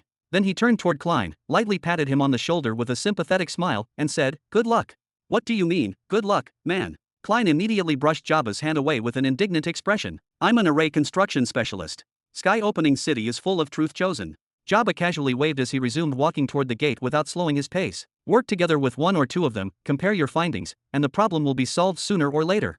"That's not fair," Klein shouted from behind him in frustration, glaring at Jabba's retreating back as though trying to force him to return. "I'm rooting for you." Jabba waved without looking back, his pace never quickening despite the excitement beginning to build inside him. With a single activation of his imagination, he could already picture how his meeting with Master would unfold once Master saw everything he had accomplished over the past several years, and the thought alone was enough to put an eager smile on his face. Whoosh! At that exact moment, a shadow sword silently appeared beside Jabba and immediately matched his pace as they continued walking side by side. His Majesty is currently traveling on an extended tour. His present location is unknown, and it is not possible to go to him. Jabba abruptly stopped in his tracks, unmistakable disappointment spreading across his face as the excitement that had filled him moments earlier suddenly froze. "I can't meet him. When will he be back? And where will he return to?" "We do not know exactly. His Majesty departed Donera 15 days ago," the Shadow Sword replied in the same calm tone as always. "However, before leaving, he instructed Marshal Soccer to come to Donera, so there is a very high probability that His Majesty will return there soon to meet him. If your matter is extremely urgent, you may head there yourself and wait for his arrival. Prepare the coordinates. Then let's go." Jabba immediately regained his momentum and quickened his pace toward the portal once again. Chapter 2340. Chapter 2340. Somewhere in mid-sector 101. A small golden portal quietly opened in the middle of the raging environment, and Robin stepped out from within it with both hands clasped calmly behind his back, showing no trace of urgency despite the violent surroundings. Rumble! Rumble! Above him, a violent storm churned with tremendous force, its dark mass spreading across the sky as though it wanted to swallow the entire planet whole. The surrounding rocks were shifting and rolling under the intensity of the winds, while countless trees were being uprooted from the ground and hurled through the air like worthless debris caught in a flood, yet Robin's clothes did not flutter in the slightest, as though the storm itself instinctively avoided touching him. The coordinates weren't particularly accurate this time. Robin calmly looked around, taking in the unfamiliar terrain before spreading out his spiritual sense over a vast distance. After locating what he was searching for, he began moving leisurely in a certain direction without altering his relaxed pace. "Well, it isn't too far away either." Glatheon stepped out from the portal a moment later, and the golden opening immediately closed behind him. After casting a quick but careful glance around at the storm, the shattered terrain, and the unfamiliar environment, Glatheon hurried after Robin with visibly faster steps. "Where are we now, Your Majesty?" "I expected us to return to Donera so you could begin preparing the reinforcements and resources needed for Lord Zavaros and Lord Kyrian." "We're in mid-sector 101. I have a postponed destination here that I should have visited earlier." Robin continued advancing calmly, his gaze fixed ahead as though the chaos around them did not exist. Mid-sector 101. Glatheon looked surprised and momentarily slowed down before catching up again. "Weren't we already here only 2 hours ago?" "Yes." Robin nodded without turning around. "I intended to make this visit back then, but while we were still in the cave, I received word from the Shadow Swords that Marlik the Butcher had arrived in mid-sector 105 and had already been received by Zavaros' followers, so I had to adjust my plans slightly. I went to Kalis to waste some time, enough time for Marlik to reach the Savage Galaxy, meet Zavaros, and bully him a little before I appeared." "You already knew Lord Marlik was here?" Glatheon's eyes opened to their limits, and his expression immediately shifted as he recalled everything that had happened. "Yes." Robin nodded once again. "I was heading towards Zavaros anyway and had already requested his coordinates, which was precisely why the Shadow Swords warned me about Marlik's presence in the area. But rather than discouraging me, that news only made me happier and gave me even more reason to go, because I wanted to deliver a message." Glatheon looked puzzled for a moment before asking, "The message that Marlik the Butcher told him to deliver to the Archon? Those words?" "No." Robin shook his head lightly. "The real message was the imprint of my shoe on his face." Glatheon stared at him in silence, clearly uncertain whether Robin was joking or speaking with complete seriousness. "Truthfully, when Arrow informed me that the Nihari Galaxy had been attacked and that we had won, I smiled, but beneath that smile I was sad and furious." Robin tilted his head slightly as his expression grew colder. "That galaxy is my home, my backyard, the place where everything I built began. How could a group of scum attack me there in such a manner? Is it truly so easy to attack my galaxy without suffering consequences? How could they even consider doing such a thing in the first place? Even though every one of them was destroyed in the end, the mere fact that they dared to do it affected my mood greatly. Glatheon nodded slowly as understanding appeared on his face. That's why you wanted to announce that you're powerful and dangerous enough to be treated as the primary target, so they would focus their attention on you personally and postpone any plans aimed at the galaxy itself. Or at least send a respectable army next time. Robin spoke resentfully, his annoyance becoming more obvious. They sent me an army that was already fleeing from a war in a neighboring sector, as though my galaxy was some convenient place where they could discard exhausted forces and still expect success. That was genuinely insulting. Then he suddenly chuckled, the coldness in his expression turning into anticipation. I want to see what they'll decide to do after everything that happened today. Glatheon nodded again, though his expression remained serious. I can imagine the threats will multiply, the enemies will become more cautious, and the danger surrounding us will increase considerably. Let it increase. Robin casually waved his hand as though the matter were of little importance. I've become more dangerous as well, and the followers standing behind me are far stronger than they were before. Whoever chooses to escalate against me, I'll escalate against them in return, and then we can see who is capable of enduring the pressure for longer. Let the one with greater endurance prevail. Glatheon continued walking silently beside him for several seconds, carefully considering Robin's words before eventually speaking again. Do you know what you need, Lord Robin? What I need? Oh who? Robin smiled faintly, glancing at him from the corner of his eye. And what exactly is it that I supposedly need? A title. Glatheon declared with absolute certainty, as though he had finally reached an important conclusion. Huh? Robin stopped walking and looked back at him with one eyebrow raised, his expression showing genuine confusion. A title. Yes, Glatheon quickly replied, taking the question as permission to explain. The Cosmic Elder, the Archon, the Chaos Ruler, the Butcher, the Savage, and the Cursed. Glatheon listed the names one after another, emphasizing each title as though their weight alone was enough to shake entire sectors. Every one of them possesses a powerful title that represents their identity, spreads fear before their arrival, and makes their enemies recognize their status immediately. Their true names are rarely even mentioned in public, only those standing at the same level or above them dare utter those names casually. Then he continued with a dissatisfied shake of his head, but your majesty doesn't have a title like that, one that distinguishes you immediately from everyone around you. I felt embarrassed repeatedly saying Lord Robin today, then turning around and addressing the others as Lord Kyrian and Lord Zavaros in exactly the same manner. It made all of you sound as though you held the same status and stood on the same level. Haha, that's easy. Robin waved his hand dismissively and resumed walking as though the solution were obvious. Just take their titles away. That would be improper. Glatheon immediately ran after Robin, refusing to let the matter end there. I'm still weaker than them and lower in status, so I can't simply strip them of their titles and address them however I please. I suppose I do have a few titles. Robin began to look somewhat convinced, thoughtfully considering the names that others had attached to him over the years. Lord Human. Glatheon shook his head almost immediately. That makes you sound humble, approachable, and kind, which is rather far from the reality I've witnessed with my own eyes. Robin chuckled. I won't argue with you about that one. Then he casually pointed behind himself twice with his finger. What about War Chosen? That sounds fairly powerful.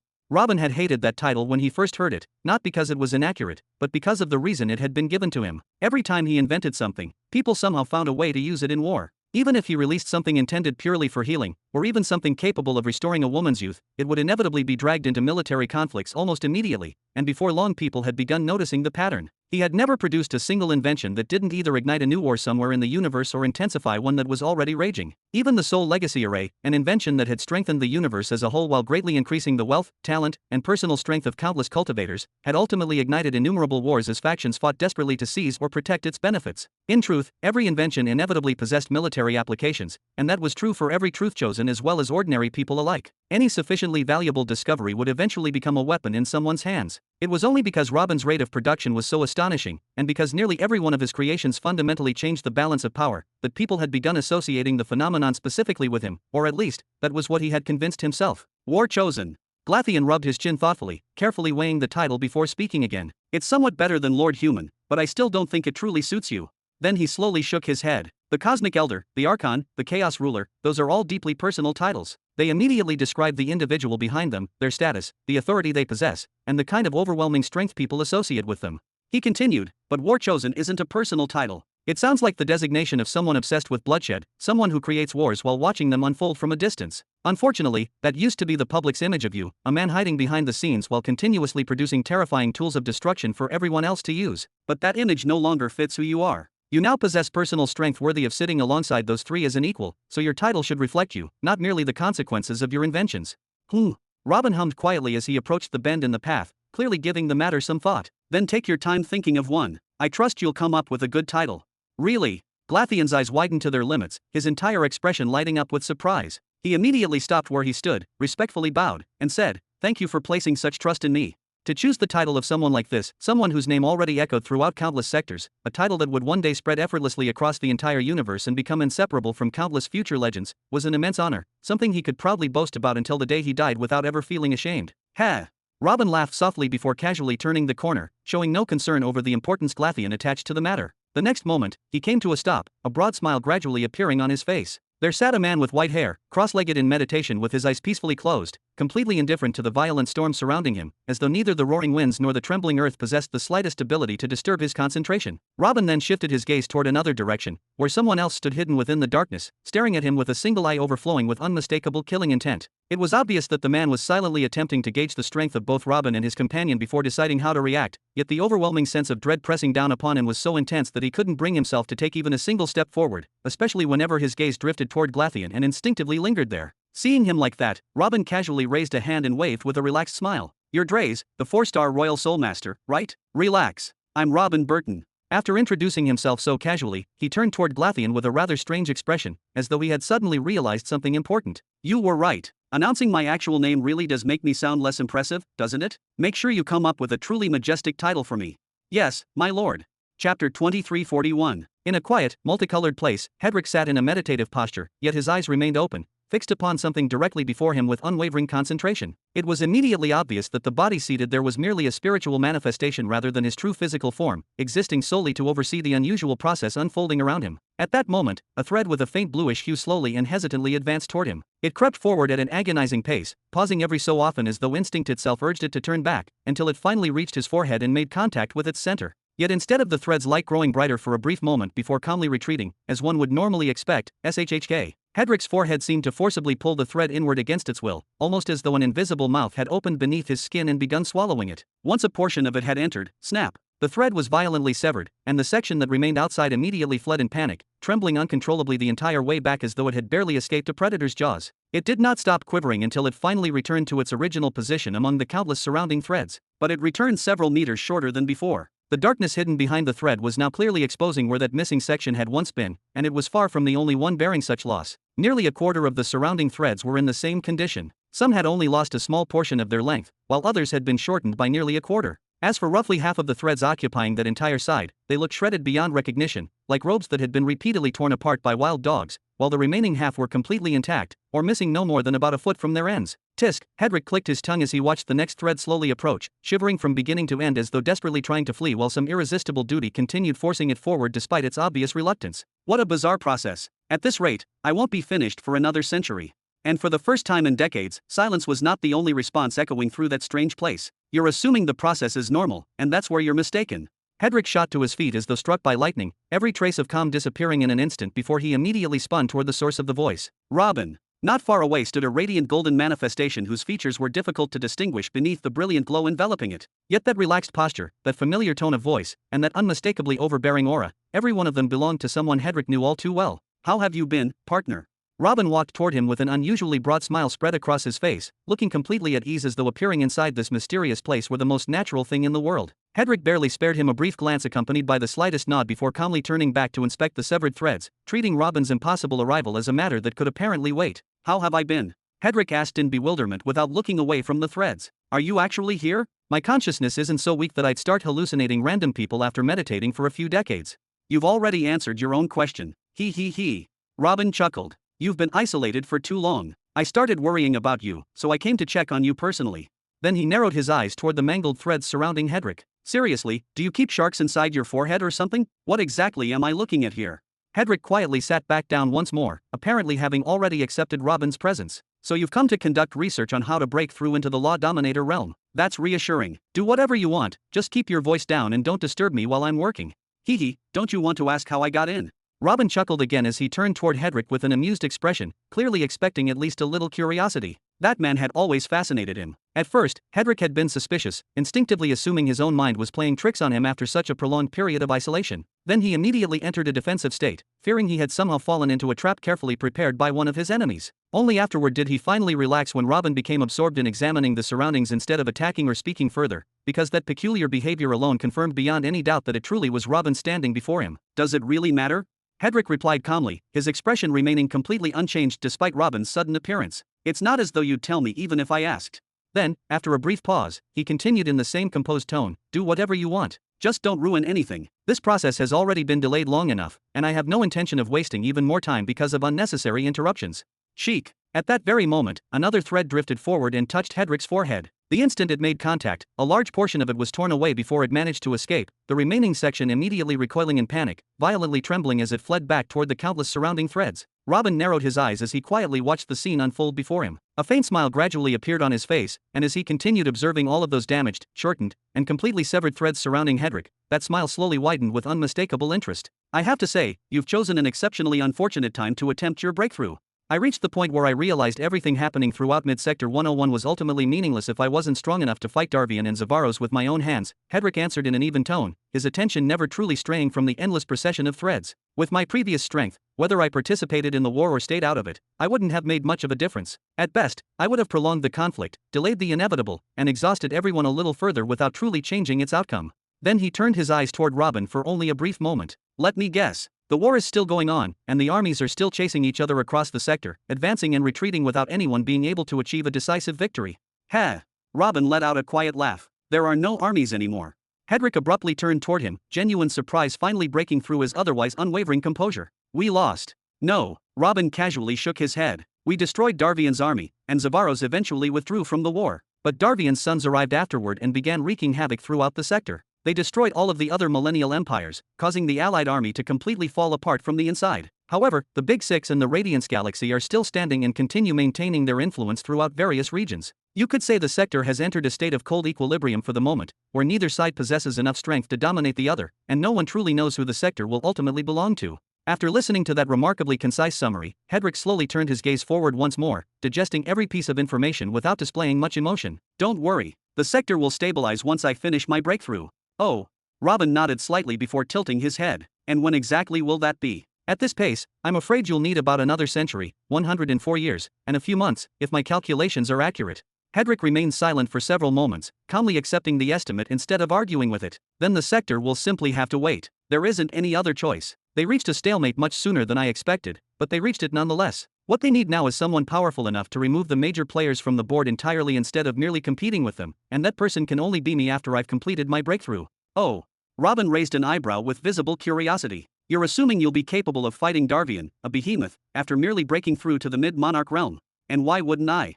Hedrick revealed a confident smile that carried neither hesitation nor uncertainty. It's true that I don't possess the greatest soul strength, and it's true that his galaxy soul will grant him a considerable advantage in a prolonged battle, but I won't be defeated so easily. If I can't overcome that advantage directly, then I'll simply destroy everything until there's nothing left to preserve. I met Kirian, Robin murmured thoughtfully while continuing to observe Hedrick's reaction. He claimed he could fight 2 or 3 of your second-row scions at the same time. They displayed strength roughly comparable to yours. I think you should place the strength of the behemoths on a higher pedestal than you currently do. Confidence is admirable, but excessive confidence is little more than suicide. Kirian, the behemoth of oppression? Hedrick turned around with startling speed, his previously tranquil expression finally cracking for the second time since Robin's arrival. What are you doing with Kirian? And why would he be fighting the second-row scions? Then he narrowed his eyes, clearly focusing on a far more important detail. And you say they displayed strength comparable to mine. A great deal happened while you were away. For some reason, the outside world has begun moving at an unbelievably rapid pace over the past few years, he. Robin chuckled mischievously. Let's just say your father no longer felt like remaining still. He emerged in force and personally attacked both Kirian and Zavaros, while your second-row scions displayed strength remarkably similar to yours during those events. So tell me, what exactly do you know about them? Hedrick slowly turned his gaze forward once again, allowing his expression to return to its usual calm after the brief moment of surprise. Nothing. When I left father's side, there were no second-row scions to begin with. Chapter 2342. There were no second-row scions back then. Hedrick shook his head slowly, his tone carrying complete certainty, as though he had already considered this possibility countless times before. When I helped him subjugate Mid-Sector 110, I didn't have any other brothers by my side, nor did I ever hear of anyone who could be called my equal. He only started focusing on producing more after things had begun to settle down and the situation was no longer demanding his full attention. He then furrowed his brows, carefully recalling every familiar face that had ever entered his field of vision. But from what I've seen, all of his promising sons either fell during that civil war before they had the chance to truly mature, or they're the other 4 who are already known throughout the universe. Then he turned back toward Robin, his eyes filled with unmistakable skepticism. To say that the second-row scions, who are famous among all the behemoths for being failures whose greatest achievements revolve around administration rather than combat, all possess strength comparable to mine, you'll have to forgive me, but that's simply impossible to believe. That's what I was told. Robin replied with a meaningful smile that revealed neither agreement nor disagreement, as though he were merely repeating information while quietly observing Hedrick's reaction. Then whoever told you was lying. Hedrick waved his hand dismissively without the slightest hesitation. Is talent sold on the side of the road? Just because he gave birth to me, does that somehow mean he can casually produce more people exactly like me and quietly build a secret army out of them without anyone noticing? He then shook his head once more before looking directly at Robin. Did your father manage to produce any more chosen of truth after you? He wished he could. Robin chuckled before tilting his head slightly, the amusement in his expression remaining unchanged. The difference is that the entire universe saw your brothers occupying 9 sectors and fighting against my behemoth galaxy. Those battles weren't hidden from anyone, and the names of those participants spread across countless forces. Are they all lying too? Hedrick's brows knitted together tightly, his expression gradually becoming more complicated as he silently reconsidered what he had always taken for granted. By the way, Robin began walking while deliberately keeping a safe distance from Hedrick, neither too close to provoke unnecessary caution nor too far to make casual conversation impossible. What do you remember from your earliest years? You mean my first training? Hedrick asked in confusion, unable to understand where the conversation was heading. My battles. No, a little before that. Robin shook his head patiently. I mean when you were playing in the dirt, breaking plates, running around without understanding anything, back when you were simply a child. Hedrick stared at Robin in utter bewilderment after such a bizarre request, unable to connect such ordinary childhood memories with the discussion they had been having only moments earlier. But once again, Robin Burton certainly wouldn't bother coming to a place like this, under circumstances like these, merely to exchange a few nostalgic words about the past or waste time reminiscing over meaningless childhood stories. Hedrick lowered his gaze slightly as he searched through memories that had remained untouched for countless years. I've lived for far too long. Entire eras have passed before my eyes, and all I remember are wars and killing, one battlefield after another until they all blurred together. Precisely because you've lived for so long, and because you're so powerful, your memory should be excellent. Robin nodded as he continued walking at the same leisurely pace. Even I have memories from when I was 2 years old, although they're incomplete and fragmented. Come on, don't be lazy. Dig deeper. If they're still there, someone like you should eventually be able to reach them. Hedrick looked at Robin in annoyance, but he still closed his eyes and lowered his head, forcing his mind deeper and deeper as though attempting to push aside countless layers of accumulated memories before slowly shaking it. The deepest memory I can reach is that man telling me to jump toward an army. Then, as that irritating memory resurfaced with surprising clarity, he suddenly shouted at Robin in frustration, "What does any of this have to do with anything?"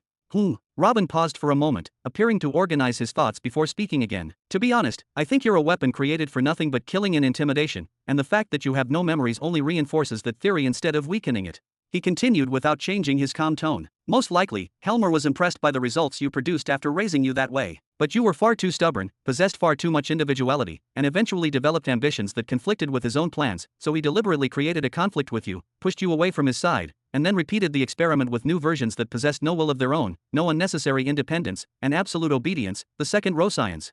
What kind of nonsense are you spouting? A smile slowly spread across Hedrick's irritated face despite himself, somewhere between amusement and disbelief. Have you had far too much free time lately to come up with stories like this? A man powerful enough to conquer an entire sector and terrify the major powers with his strength, then all of a sudden it's revealed that he has more than 50 brothers, every single one of them possessing strength comparable to his, every single one of them obedient, tight-lipped, without opinions of their own, and not a single one has ever been heard mocking anyone, questioning orders, or showing even the slightest hint of provocation despite possessing overwhelming power. On top of all that, you don't have a single memory of your childhood beyond being sent to fight. What exactly am I supposed to believe? The first thing that came to your mind was that I'm nothing more than a weapon. Hedrick raised his voice, his expression filled with disbelief as though Robin's conclusion was more outrageous than anything else they had discussed so far. Couldn't I say the same about you, you anomaly who surpassed every great chosen of truth before you and accomplished feats none of them ever managed to achieve? Just because someone is exceptional, because their growth exceeds common sense, doesn't mean they're automatically a weapon or part of some elaborate conspiracy. First of all, thank you for the compliment. Robin flashed a broad grin, seemingly far more interested in that part of Hedrick's statement than the accusation itself. Second, I don't have 50 copies of myself, and I still have my memories from beginning to end. Then he casually gestured at the surroundings as though the answer were obvious to anyone paying attention. Third, I'm not molesting the heavenly laws the way you are right now. What are you talking about? Hedrick's brows drew together tightly as he instinctively glanced toward the surrounding phenomenon. This is the method of breaking through into the law dominator realm. The same thing happened when I broke through for the first time, and no one ever told me there was anything abnormal about it. Tisk, tisk. Robin slowly shook his head with a faint smile. I read quite a lot about it after buying volumes worth billions of pearls, something you could never get because you're poor. I also witnessed the breakthrough process with my own eyes during Rhaenyra's breakthrough, observed every stage personally, and nothing remotely similar to this ever happened. He then pointed toward the torn threads drifting through the surrounding space. Those threads are supposed to remain intact. They merely touch you to grant you a blessing, support, or whatever you want to call it, nourish your breakthrough for a brief moment, and then quietly withdraw without leaving behind the slightest trace. Robin then chuckled quietly. But you've got something that cuts them apart the instant they approach and forcibly pulls a portion of them away as though it's feeding on them. Robin then pointed toward the shortest thread. Take that one, for example. The missing piece you absorbed grants you a 67% affinity toward a minor wind law. Why would a mid-monarch walking the path of destruction possess something like that? Even if you deliberately tried to cultivate it, there would be no logical reason for such an affinity to suddenly appear. That's because of my talent. Hedrick raised his voice immediately, refusing to entertain any other explanation. A look of pity and sympathy appeared on Robin's face before he gave a helpless shrug. If that's what you want to believe, then suit yourself. He then continued in the same calm tone, I accepted you as a partner once, not because I feared you, nor because I needed your strength or influence, but because I appreciated your intelligence. You figured out that I was a candidate for the seer, and you deliberately tried to get close to me so you could become a player and uncover the real world, or, more accurately, take advantage of me, though in a way I actually respected. After all, I enjoy relationships where both sides benefit instead of wasting each other's time. He then raised his head slightly as he looked directly into Hedrick's eyes. Use that brain of yours. Put to work the wisdom that once made you worthy of becoming my partner, the judgment that allowed you to notice things others overlooked. Connect the dots, then tell me what conclusion you reach. He then pointed at him with a slow, deliberate motion. Why are there copies of you with different faces? Why are your childhood memories missing? And why is your breakthrough into the Law Dominator realm different from everything ever recorded in the archives, despite countless cultivators having reached this realm before you? Hedrick furrowed his brows deeply as conflicting thoughts flashed across his face. What exactly do you want me to say? That I'm a living weapon the universe has never seen before? That my father invented me? That he created copies of me? Do you want me to admit I'm a fraud when I don't even know how? This pointless discussion has gone on for far too long without accomplishing anything, and so has your visit. Robin nodded several times as though acknowledging that argument before a smile slowly appeared on his face.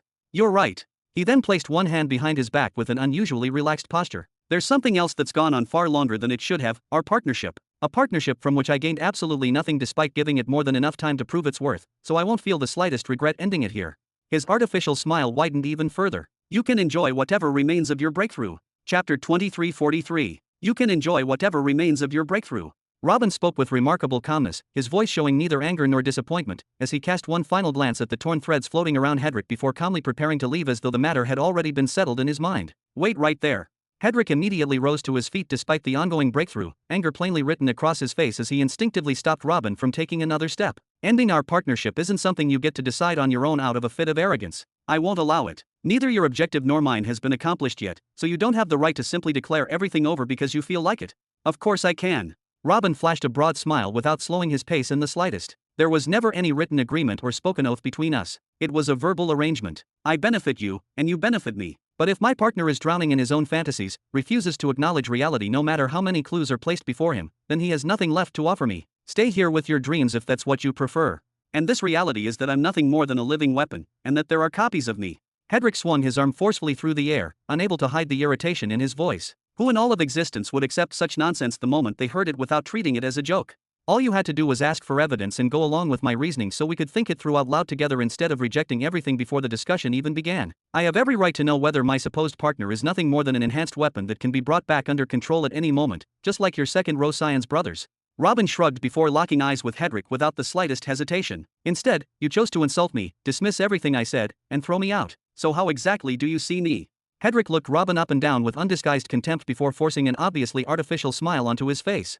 I'll think about what you've said. Once I finish my breakthrough, let's meet again and discuss all of this in greater detail. We'll figure out this business about weapons, clone brothers, and every other fascinating theory you've managed to come up with. He. Robin began to laugh quietly, his shoulders trembling ever so slightly. I think that answers my question perfectly. You see me as a child with far too much free time who enjoys making up absurd stories. Oh, that's dangerous. He then tilted his head slightly, his smile remaining exactly the same. And insulting. What do you want now, Robin? Hedrick raised his voice slightly, trying to suppress the irritation that continued building inside him. You want to end the partnership? Fine, but not now. He continued in a serious tone that left little room for argument. Wait until I finish my breakthrough and come out. I'll repay the help you've given me throughout all these years so that neither of us owes the other anything, and after that, each of us can go our separate ways without any unfinished business remaining between us. Then a puzzled expression briefly crossed his face as though a thought had suddenly occurred to him. By the way, how did Drace even allow you to get this close to me? Robin stared into Hedrick's eyes for several long seconds without saying a word. He was completely serious. For a brief moment, he had thought Hedrick had called him back because he instinctively felt that something important would be lost forever if the partnership were severed at this moment. In reality, Hedrick simply didn't want the partnership to end while he was still the one carrying an unpaid debt between them, and that realization answered far more questions than Robin had expected. "I've always admired your personality, Hedrick." Robin nodded before beginning to stroll around in slow circles once again as though resuming an ordinary conversation. "You're straightforward, stubborn, fearless in front of anyone regardless of their status or strength. You can turn from friend to enemy in an instant if someone insults your dignity. You take orders from no one, and you never do anything unless you're completely convinced of it yourself. You built a millennial empire from absolutely nothing, and you did it with almost no effort, simply as a way of repaying Kaylee's for a favor. You're remarkable, and I genuinely appreciate that for one reason." He then pointed at himself. "Because I know very well that if I were only pursuing power and nothing else, if strength alone were my destination, I'd be exactly like you." Then he slowly lowered his finger while maintaining eye contact. "But you have one flaw." Hedrick frowned slightly at the sudden shift in the conversation, momentarily forgetting the argument from before. "And what flaw would that be?" "You see yourself as the main character." Robin slowly shook his head. "You're not." "Haha, is that so?" Hedrick laughed proudly, his laughter carrying not the slightest trace of embarrassment. To him, that so-called problem was nothing short of praise, a recognition that he possessed the confidence and ambition expected of someone destined to stand above everyone else. "It's absolutely true." Robin nodded without hesitation. "Every one of us is the protagonist of our own story, and I understand that completely. Everyone has dreams they pursue, enemies they struggle against, friends they cherish, a beginning that shaped them, and an ending waiting somewhere ahead. But some people understand the limits of their own importance within the greater picture, and then there's you." Robin gestured toward him with a slight movement of his head. "You don't just believe you're the protagonist of your own story. You believe you're the legendary hero who will shatter every convention ever established, overthrow the tyrannical father with your own hands, and have the entire universe rise to its feet, applauding your victory as though it had been waiting for you all along." He continued, "Even our alliance was proof of it. You couldn't accept that the seer had reached out to me instead of you, so you deliberately tried to get close to me in order to reach him. You wanted to prove that you were better, that you were the wiser choice to receive his support, and that he had been mistaken to place his attention on anyone other than the hero standing before him." "Oh, are we having a psychology lesson now?"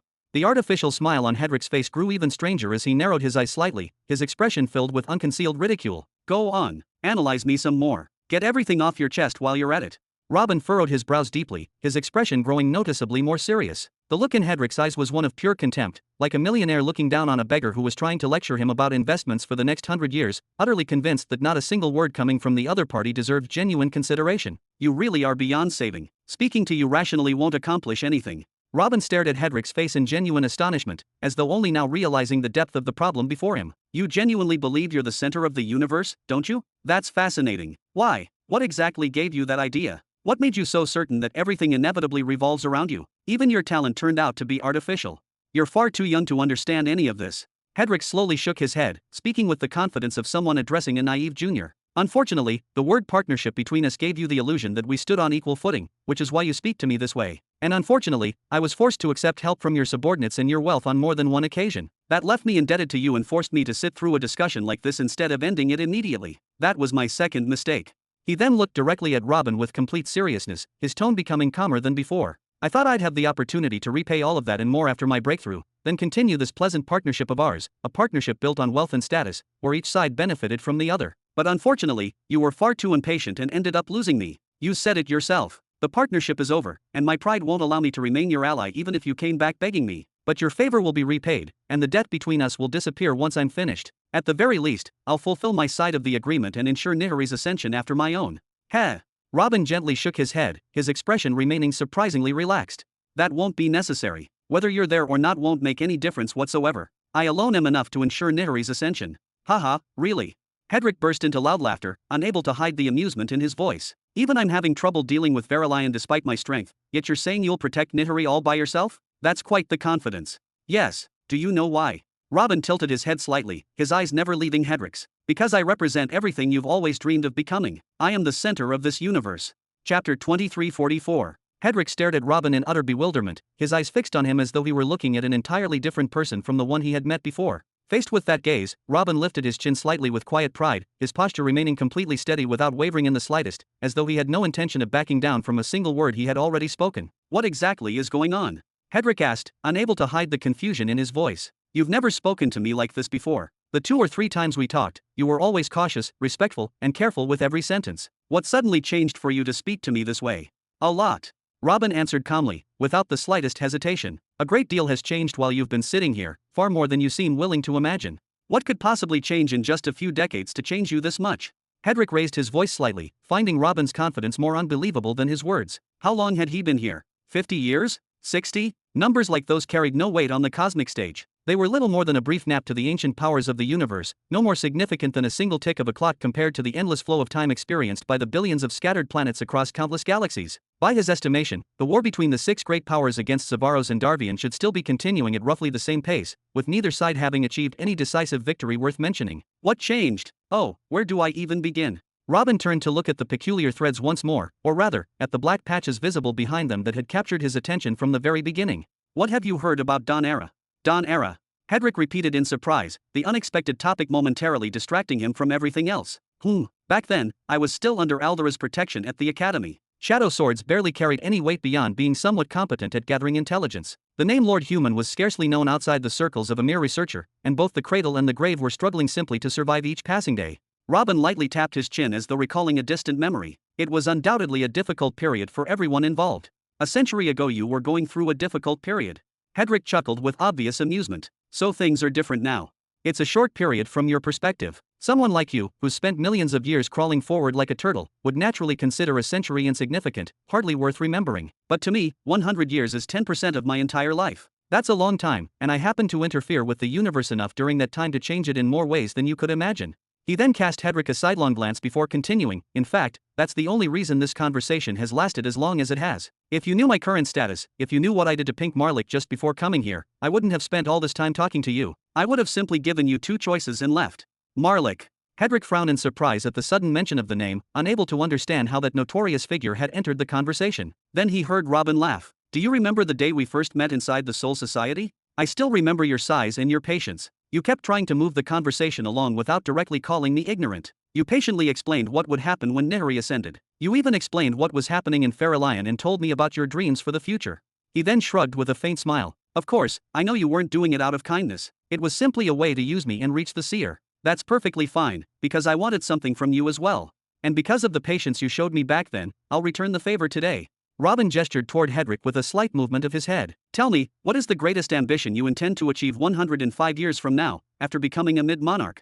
Hedrick glared at Robin in irritation, yet confusion remained in his eyes all the same. Ever since the conversation had begun, nothing had unfolded the way he expected, and every answer Robin gave only made the situation feel stranger. It was as though a university student who had been tutoring a wealthy elementary school child had gone to sleep for what felt like a short while, only to wake up and find that same child speaking to him as though he were now a senior professor at the academy, calmly questioning everything he believed. If there were one question that university student would ask himself in such a situation, it would be, exactly how long did I sleep for the world to change this much? And second, had the elementary school child simply gone insane? That's an interesting question. Hedrick finally decided to answer in a low voice, still trying to make sense of everything that was happening around him. Part of him was even wondering whether Robin had somehow taken control of his body outside and could harm him from there, which would at least explain why he was speaking with such overwhelming confidence. First, I'll drive the forces of Xavaros and Darvian out of Mid-Sector 101. I'll continue isolating Kales and convince the other millennial empires to submit to me here. Once that happens, the sector will unofficially belong to me.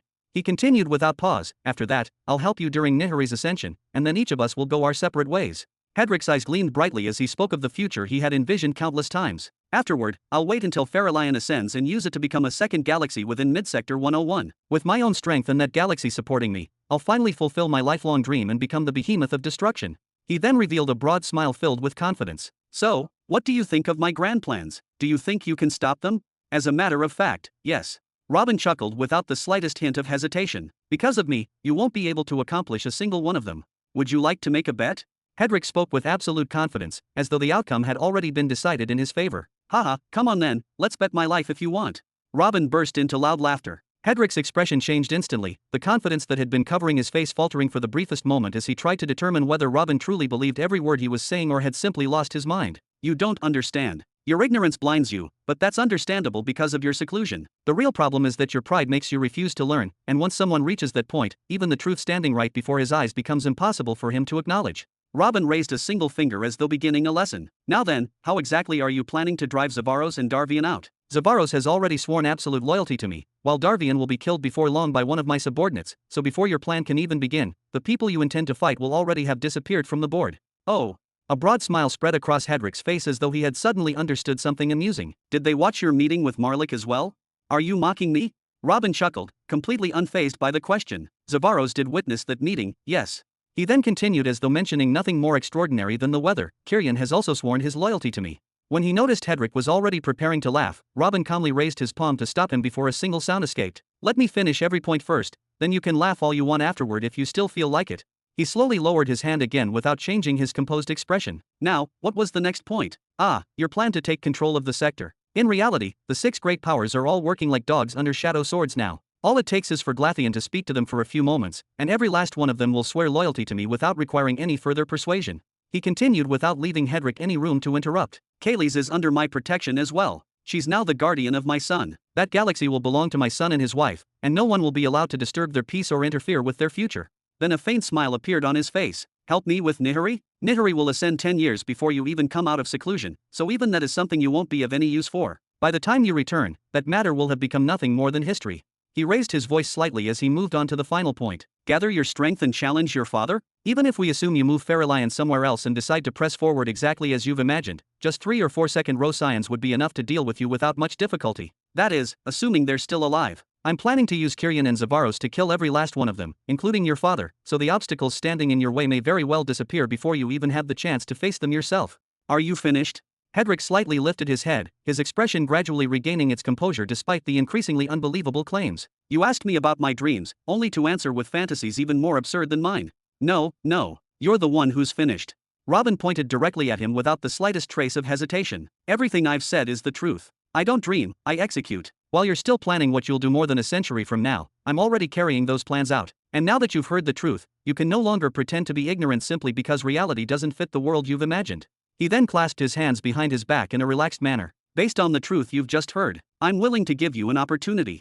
He looked directly into Hedrick's eyes without blinking, his calm gaze carrying an unmistakable certainty. I want to see whether intelligence or pride will have the final say. Chapter 2345. You're giving me an opportunity.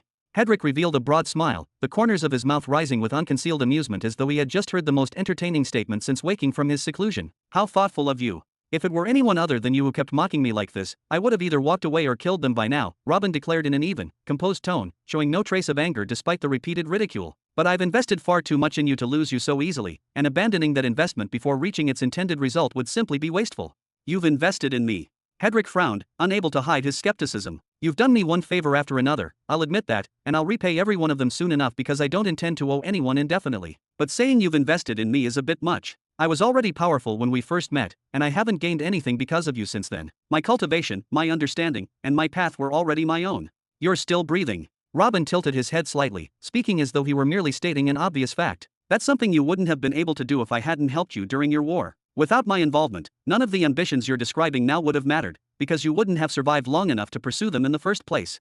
He then let out a quiet sigh before continuing, his voice remaining patient despite Hedrick's disbelief. In any case, when I talk about investment, I don't simply mean pouring money into someone or making them stronger so they'll owe me a debt or anything like that. To me, investment is about achieving different outcomes depending on the person. Every individual has a different value, a different role, and therefore a different return worth pursuing, so the method and the objective naturally change from one person to another.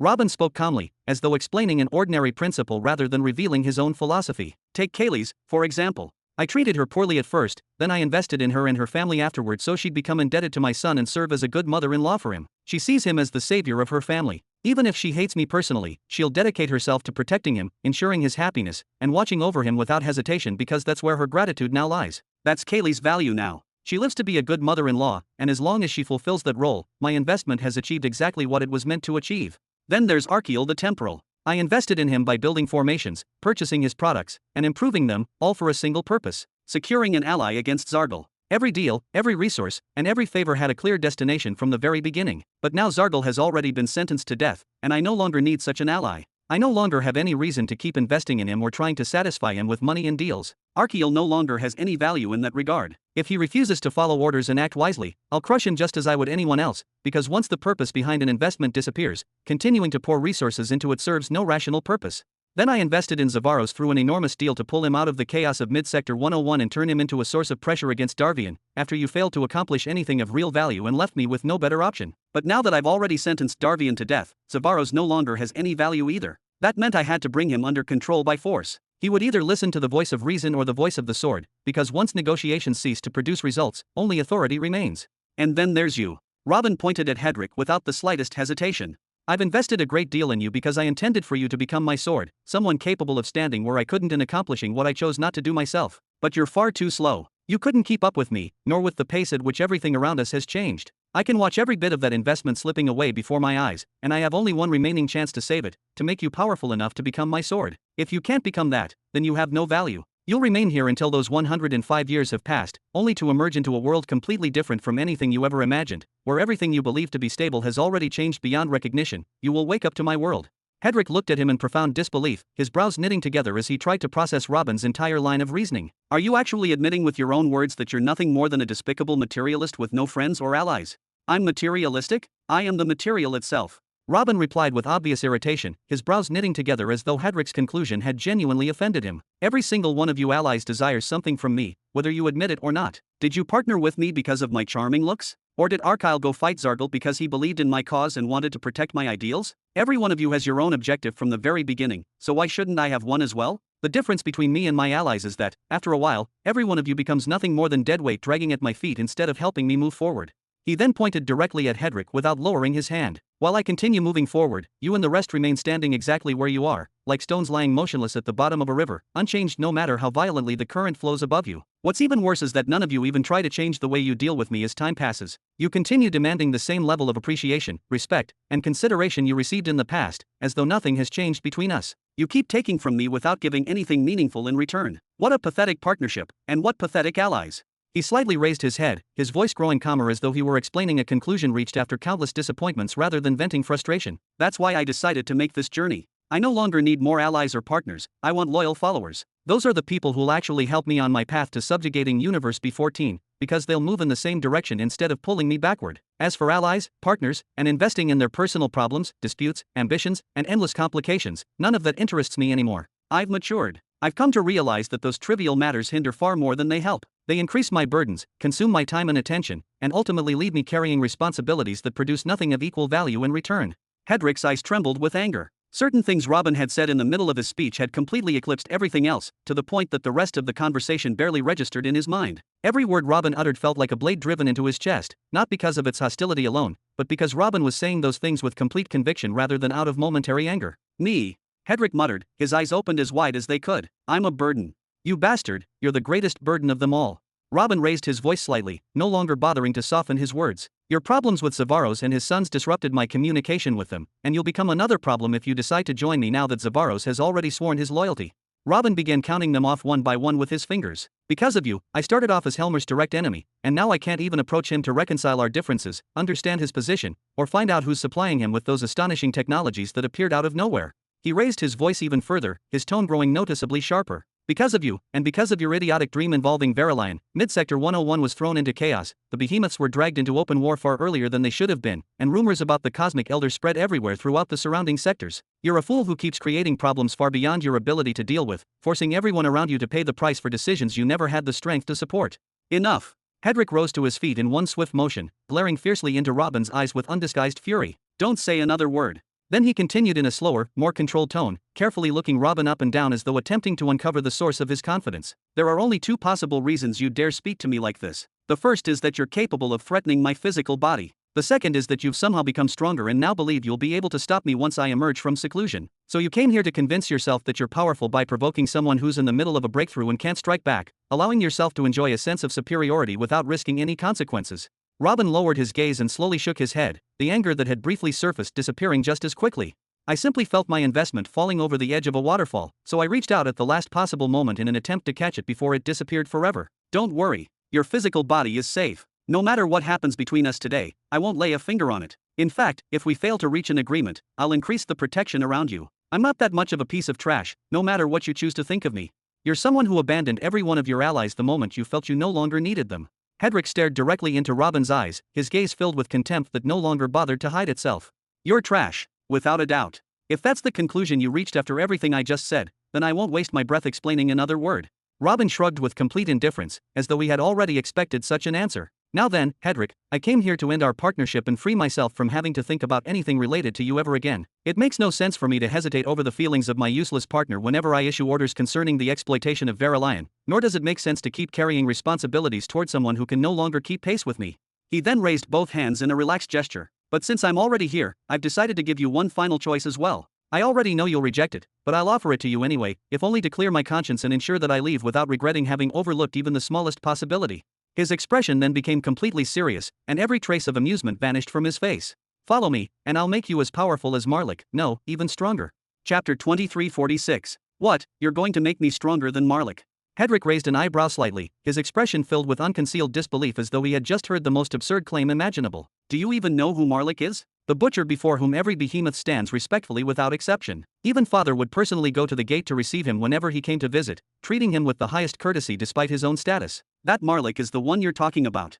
You need to get past questions like these. Whenever I say something, I want you to treat it as absolute truth and act accordingly instead of wasting time doubting whether I understand the matter, Robin replied impatiently, the irritation in his voice becoming increasingly obvious. Assume that I know Marlik's strength. I know it very well, far better than you imagine, and I'll make you stronger than him. I'll raise your standing above his across the entire universe as well, until the name Marlik is no longer the highest point by which you measure power.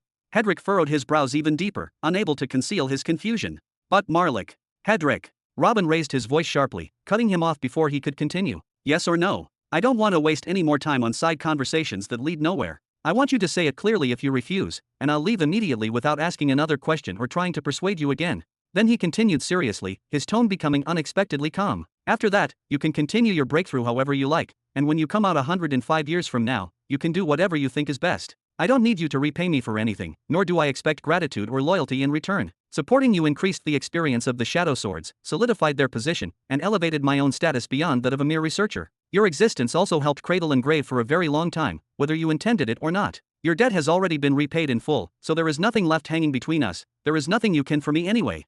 He then pointed at him with unwavering eyes. Your answer now will either open a new door for you, one that may completely change your future, or close an old chapter forever and leave everything exactly where it stands. Think about nothing else except this choice. Hedrick narrowed his eyes and remained silent, neither agreeing nor rejecting, merely staring at Robin as though trying to peel away every layer hidden beneath that composed expression. He could see it. He could see the impatience buried within Robin's words despite how controlled they sounded, the complete absence of any real need to convince him, and the strange look of pity that occasionally flashed across his face before disappearing again. He could even see faint energy and intricate patterns flowing across Robin's manifestation, subtle patterns completely unrelated to hostility or combat readiness. They seemed more like preparations for movement, most likely meant to help him leave at any moment without wasting even a second. That level of preparation made one thing painfully obvious. Robin intended to depart before Hedrick could even finish saying the word no, as though he had already accepted every possible outcome in advance and no longer cared which answer he received. Why? Why would someone like him abandon his closest ally so easily, without bargaining, without hesitation, and without even making a final attempt to hold on to him? From the moment he appeared, he hadn't even tried to recruit him with gifts or promises, nor had he attempted to deepen their cooperation or strengthen the relationship they had maintained for so many years. He had come here with the genuine intention of ending their relationship once and for all, and that offer at the end had merely been a convenient way to conclude the conversation cleanly, not the true purpose of this meeting. You said I should assume every word you speak is true. Very well, then answer me this. If I refuse, Hedrick raised his head slightly while continuing to watch Robin's face without blinking, won't you lose your experimental subject? He smiled faintly, deliberately probing for the smallest reaction. Surely you're dying to uncover the secrets behind this weapon by now? Or are you simply unwilling to accept a refusal no matter what, regardless of what I decide? Don't play that game with me, Hedrick. Robin shook his head, showing neither anger nor amusement. First of all, if I wanted you by my side because you're a weapon, I could simply kill Dreas outside and take your body for research. Even if you interrupted your breakthrough and tried to resist with everything you had, I'd either kill you or imprison your soul. It's much easier than you think, and far less troublesome than spending all this time talking to you, but I won't do that to an old ally, no matter how valuable he may be. He waved a hand casually. Even Arkyle, I gave him a similar offer, and he's over there thinking it over at this very moment. If he refuses, that's fine. I've already guaranteed the safety of his sector forever, because his son died fighting for my cause. I don't mistreat my allies as you said. I simply restore everything to its proper scale, stripping away the unnecessary emotions people attach to their relationships and leaving only what they are truly worth. He waved his hand again before continuing. If you don't join me, I won't harm you. And even if you do join me, I won't keep you around as a test subject. Do you know why? Robin chuckled quietly. Because I have your brother Hydras and your sister Helen in a half-dead state that cannot be healed by any conventional means. Both of them possess extraordinarily high talent. Hydras had already become a monarch, yet the heavenly law discarded him the moment he suffered his first injury, spitting him out as though everything that had happened before meant nothing. As for the second, rumor has it she's the greatest talent your family has ever produced. Surely one of them possesses what you have, or perhaps even more. Hydras and Helen. Hedrick raised his voice in complete shock, his composure breaking for the first time since the conversation began. Hydras died during the Civil War, and Helen is still fighting under my command in the mid-sector 101. What nonsense are you talking about? What did you do? Shush. Robin raised a hand, calmly signaling him to lower his voice as though the answer were already obvious. I already told you. Everything I say is the truth. Then he clasped his hands behind his back once more, his expression returning to complete indifference. Now, say the word. Rip. Hedrick felt as though time itself had come to a complete standstill, while the world around him accelerated at an unimaginable pace, as if countless years had passed within a single instant and yet not even a heartbeat had truly gone by. The threads brushing against his robe and tearing it apart no longer provoked the slightest reaction from him. The sensation of the fabric splitting apart had become completely meaningless. His eyes remained fixed on Robin, on every subtle change in his expression, every movement of his face, and every word that left his mouth, as though nothing else in existence deserved his attention at that moment. Nothing you've said has any connection to reason. Every word you've spoken, every insult you've thrown at me, feels like part of some strange nightmare that shouldn't exist in reality, Hedrick said calmly, his voice carrying neither anger nor mockery despite everything he had just heard. But at the same time, I can't shake the feeling that I'll lose something truly important if I refuse, something I may never have another chance to reach. Oh, you'll definitely lose a great deal. Robin chuckled, his amused smile widening slightly as though Hedrick had finally reached the conclusion he had expected him to reach from the very beginning. Hedrick stared directly into Robin's mocking eyes for several long moments, carefully observing the confidence hidden behind that expression before finally making up his mind. I accept. Robin's expression instantly shifted from complete indifference to unmistakable shock, his brows lifting before he could hide the reaction. You what? You said you'd make me as strong as Marlik.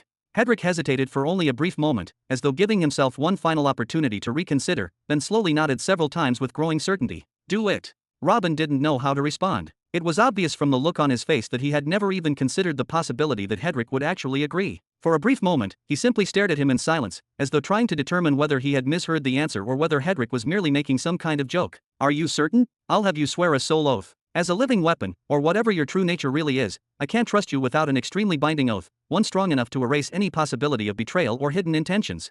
Hedrick frowned deeply, not because Robin had mentioned the oath, but because it genuinely seemed as though he was trying to persuade him not to agree. From Robin's tone, it almost sounded as though he was deliberately placing obstacles in front of him, giving him one final opportunity to withdraw before everything became irreversible. I'm certain.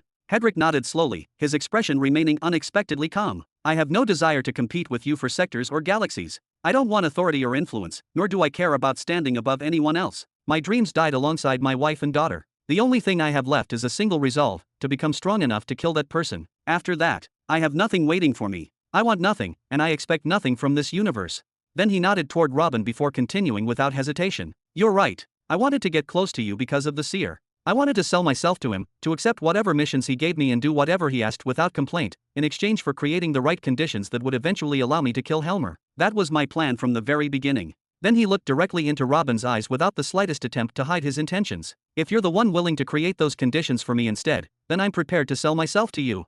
He continued seriously, his voice carrying an unusual steadiness. You said you wanted me to become your sword? Fine. Give me the strength necessary to achieve my purpose, give me the power to stand where you expect me to stand and fight the enemies you place before me, and then relax. Chapter 2347. Robin frowned deeply and parted his lips slightly, genuinely unsure how to respond. For several moments, he simply stared at Hedrick without saying a word, as though trying to determine whether this unexpected agreement concealed some deeper motive or whether it was completely sincere. He had come here intending to gather some information about Hedrick's siblings before using a trick he had relied on many times in the past, a wake-up slap. It was simply the most shameless approach imaginable, forcing the person standing before him to open their eyes to reality, even if it came at the cost of destroying their relationship beyond repair. The outcome was almost always one of only two possibilities. Either he lost that person forever because they refused to accept the truth he had forced upon them, or he gained someone rational who accepted the new reality, abandoned their old misconceptions, and was willing to move forward with a clearer understanding of the world. For someone like Robin, whose growth was progressing at an absurd pace compared to everyone else in the universe, whose perspective and understanding changed faster than almost anyone around him could follow, he found himself needing to use that slap again and again simply because ordinary explanations rarely allowed others to catch up to the reality he already saw. But honestly, he had never imagined it would actually work today. Not on Hedrick. Hedrick serving as one of his swords alongside Rhaenyra? That simply didn't make sense, no matter how many times he replayed the possibility in his head. Hedrick had already possessed a legendary name and status back when he was in the Nexus state. It had taken Kayleigh herself together with 20 of her children, all of them already exhausted from previous battles, merely to corner and capture him after an enormous effort. During his brief rebellion, he had rampaged through the mid-sectors from 110 all the way to 101, destroying everything that stood in his path while no one could catch him, let alone truly injure him or force him into a direct confrontation he didn't want. That wasn't even mentioning how he had practically subdued the mid-sector 101 by himself and built an entire millennial empire simply because he had grown bored and decided to create something something capable of entertaining him. There was no question that Hedrick was one of the universe's main figures. He embodied everything men wished they themselves could become, the very peak of confidence, intelligence, determination, and overwhelming strength. Even his enemies acknowledged him as someone born to stand above others. Convincing someone like him to swear an oath of loyalty had never once been part of Robin's plan, nor had Robin believed such an outcome was remotely possible before this conversation began. Robin let out a long sigh, forcing himself to accept reality before speaking again. Very well, then. We'll begin with the oath, and after that I'll increase your strength just as I promised. Robin spoke those words with genuine discomfort, and for once that discomfort had nothing to do with Hedrick himself. He had already suffered a severe backlash after removing Rhaenyra's limits, remaining exhausted for 2 full weeks before finally recovering. Worse still, when he had opened the portal to the mid-sector 101, leading toward Kaylee's, he had distinctly felt the portal drawing a far greater sacrifice from him than usual. Opening it had been noticeably heavier than before, requiring more effort despite him performing the exact same action, and the same thing had happened during every trip afterward. Even simple transportation had gradually become more difficult than it used to be, as though something inside him had quietly changed without his knowledge. Once today's travels were over, he had planned to isolate himself completely and investigate exactly what had changed inside his body and soul. He had never imagined that his own tongue, and his habit of boasting far beyond what anyone else would dare claim, would corner him into forcing himself through a second experiment before he even had the opportunity to understand the consequences of the first. Wait. Hedrick suddenly raised a hand. I have conditions. What are they? Robin frowned, though this much was only to be expected. If Hedrick had agreed so readily, it would have been stranger if he had done so without asking for anything in return. Hedrick slowly lowered his hand. My agreement, was based on the assumption that everything you've said is true. That Zavaros and Kyrian have sworn loyalty to you, and that you truly can make me stronger than Marlik the Butcher. If all of that is true, then you're qualified to earn my service. You're qualified to help me achieve my goal far sooner than I could on my own. Then he smiled faintly, the smile carrying both doubt and expectation. But what if it isn't? Do you want to read some of my memories or something? Robin raised an eyebrow, offering the suggestion without much concern. You could fake them. Hedrick waved dismissively. I'm not going to play games like that with a royal soulmaster. Then what do you want? Robin asked, genuinely puzzled by where the conversation was heading. Are you taking back your word? I'll swear the oath after you've made me stronger, Hedrick answered firmly, his tone leaving absolutely no room for negotiation or misunderstanding. Forget it. Robin waved a hand dismissively. It's true that I examined both your body and your soul domain and found neither a soul oath nor an eternal covenant engraved into your creation code, but that doesn't mean you're truly 100% free to decide your own actions. Even I only learned about the eternal covenant a few hours ago, which means there may still be things neither of us understands. Robin shook his head. I'm not giving you that kind of power only for you to turn around and use it against me afterward. I have no intention of gambling with something like that. Fair enough. Hedrick nodded without arguing further, accepting the logic behind Robin's refusal. Then we'll add one final clause to the end of the oath, that everything I've agreed to remains valid only if everything you've told me is true, only if you fulfill your promise exactly as you've described it. Otherwise, the oath becomes null and void, and everything tied to it loses its effect. Robin nodded after thinking for a brief moment. Good. Hedrick relaxed slightly, his expression softening for the first time since the discussion had begun. As for my second condition, I want Hydras and Helen brought to my side, alive, conscious, and unharmed. Then he continued seriously, Helen was my only sister who continued speaking with me after the Civil War despite everything that happened between the family members, and although I was never particularly close to Hydras, I've heard countless things about him over the years. He's a good man, and he never deserved what happened to him. I already told you they're half dead. Robin frowned deeply. Actually, it's even worse than that. By now, they're little more than living dead. Their current state has already gone far beyond what ordinary healing or recovery can solve. According to you, you're about to make me as strong as the fourth strongest man in the universe. Don't tell me this is beyond your ability. Hedrick shot back without hesitation, his voice growing noticeably firmer as he stared directly into Robin's eyes. Robin knitted his brows together once again, silently weighing everything Hedrick had just demanded before finally asking, do you have any other conditions? I want the army and all available resources fully behind me when the time comes to kill that man. Hedrick declared firmly, his voice carrying an unwavering determination that had not appeared until this moment. Then he continued in a quieter voice, I also want respect and a position worthy of my name. No one must ever learn that I've sworn anything to you, and I refuse to become a subject for experiments or surgical procedures, neither I, nor Helen, nor Hydras. That's beneath my dignity, and I won't accept that kind of humiliation regardless of what strength you offer me. Granted. Robin nodded after remaining silent for nearly a full minute, carefully weighing every one of those demands before finally speaking. The oath will be simple. Swear eternal loyalty to me, provided that everything I've said is true and that I make you as strong as I promised. Only with that oath can I fulfill those conditions for you without leaving room for uncertainty on either side. If you want to lessen the burden of the oath itself, then we'll negotiate the conditions instead and reach a different arrangement. No need. Hedrick stared directly into Robin's face with an expression completely devoid of emotion, as though he had already accepted the consequences of whichever path he chose. An oath is an oath. The outcome is the same in the end, regardless of how we phrase it. Robin formed a golden sphere in his hand over the course of nearly 3 full minutes, carefully condensing layer after layer of golden energy until the sphere radiated with a calm yet profound brilliance that seemed far heavier than its size suggested. Only after completing every detail did he slowly push it toward Hedrick before falling completely silent, clasping his hands behind his back as though the next step belonged entirely to the other man. Ho! Hedrick looked at the sphere for a long moment. He knew exactly what he was supposed to do, and he understood the meaning of every step that would follow, yet he hesitated. He hesitated greatly. In a single moment, his freedom would be taken away forever, replaced by restraints he could never casually cast aside again. But, ever since his wife and daughter had died at that man's hands, had he truly been free at all? The hard-working path has reached a dead end. Hedrick murmured quietly to himself, lowering his gaze toward the golden sphere.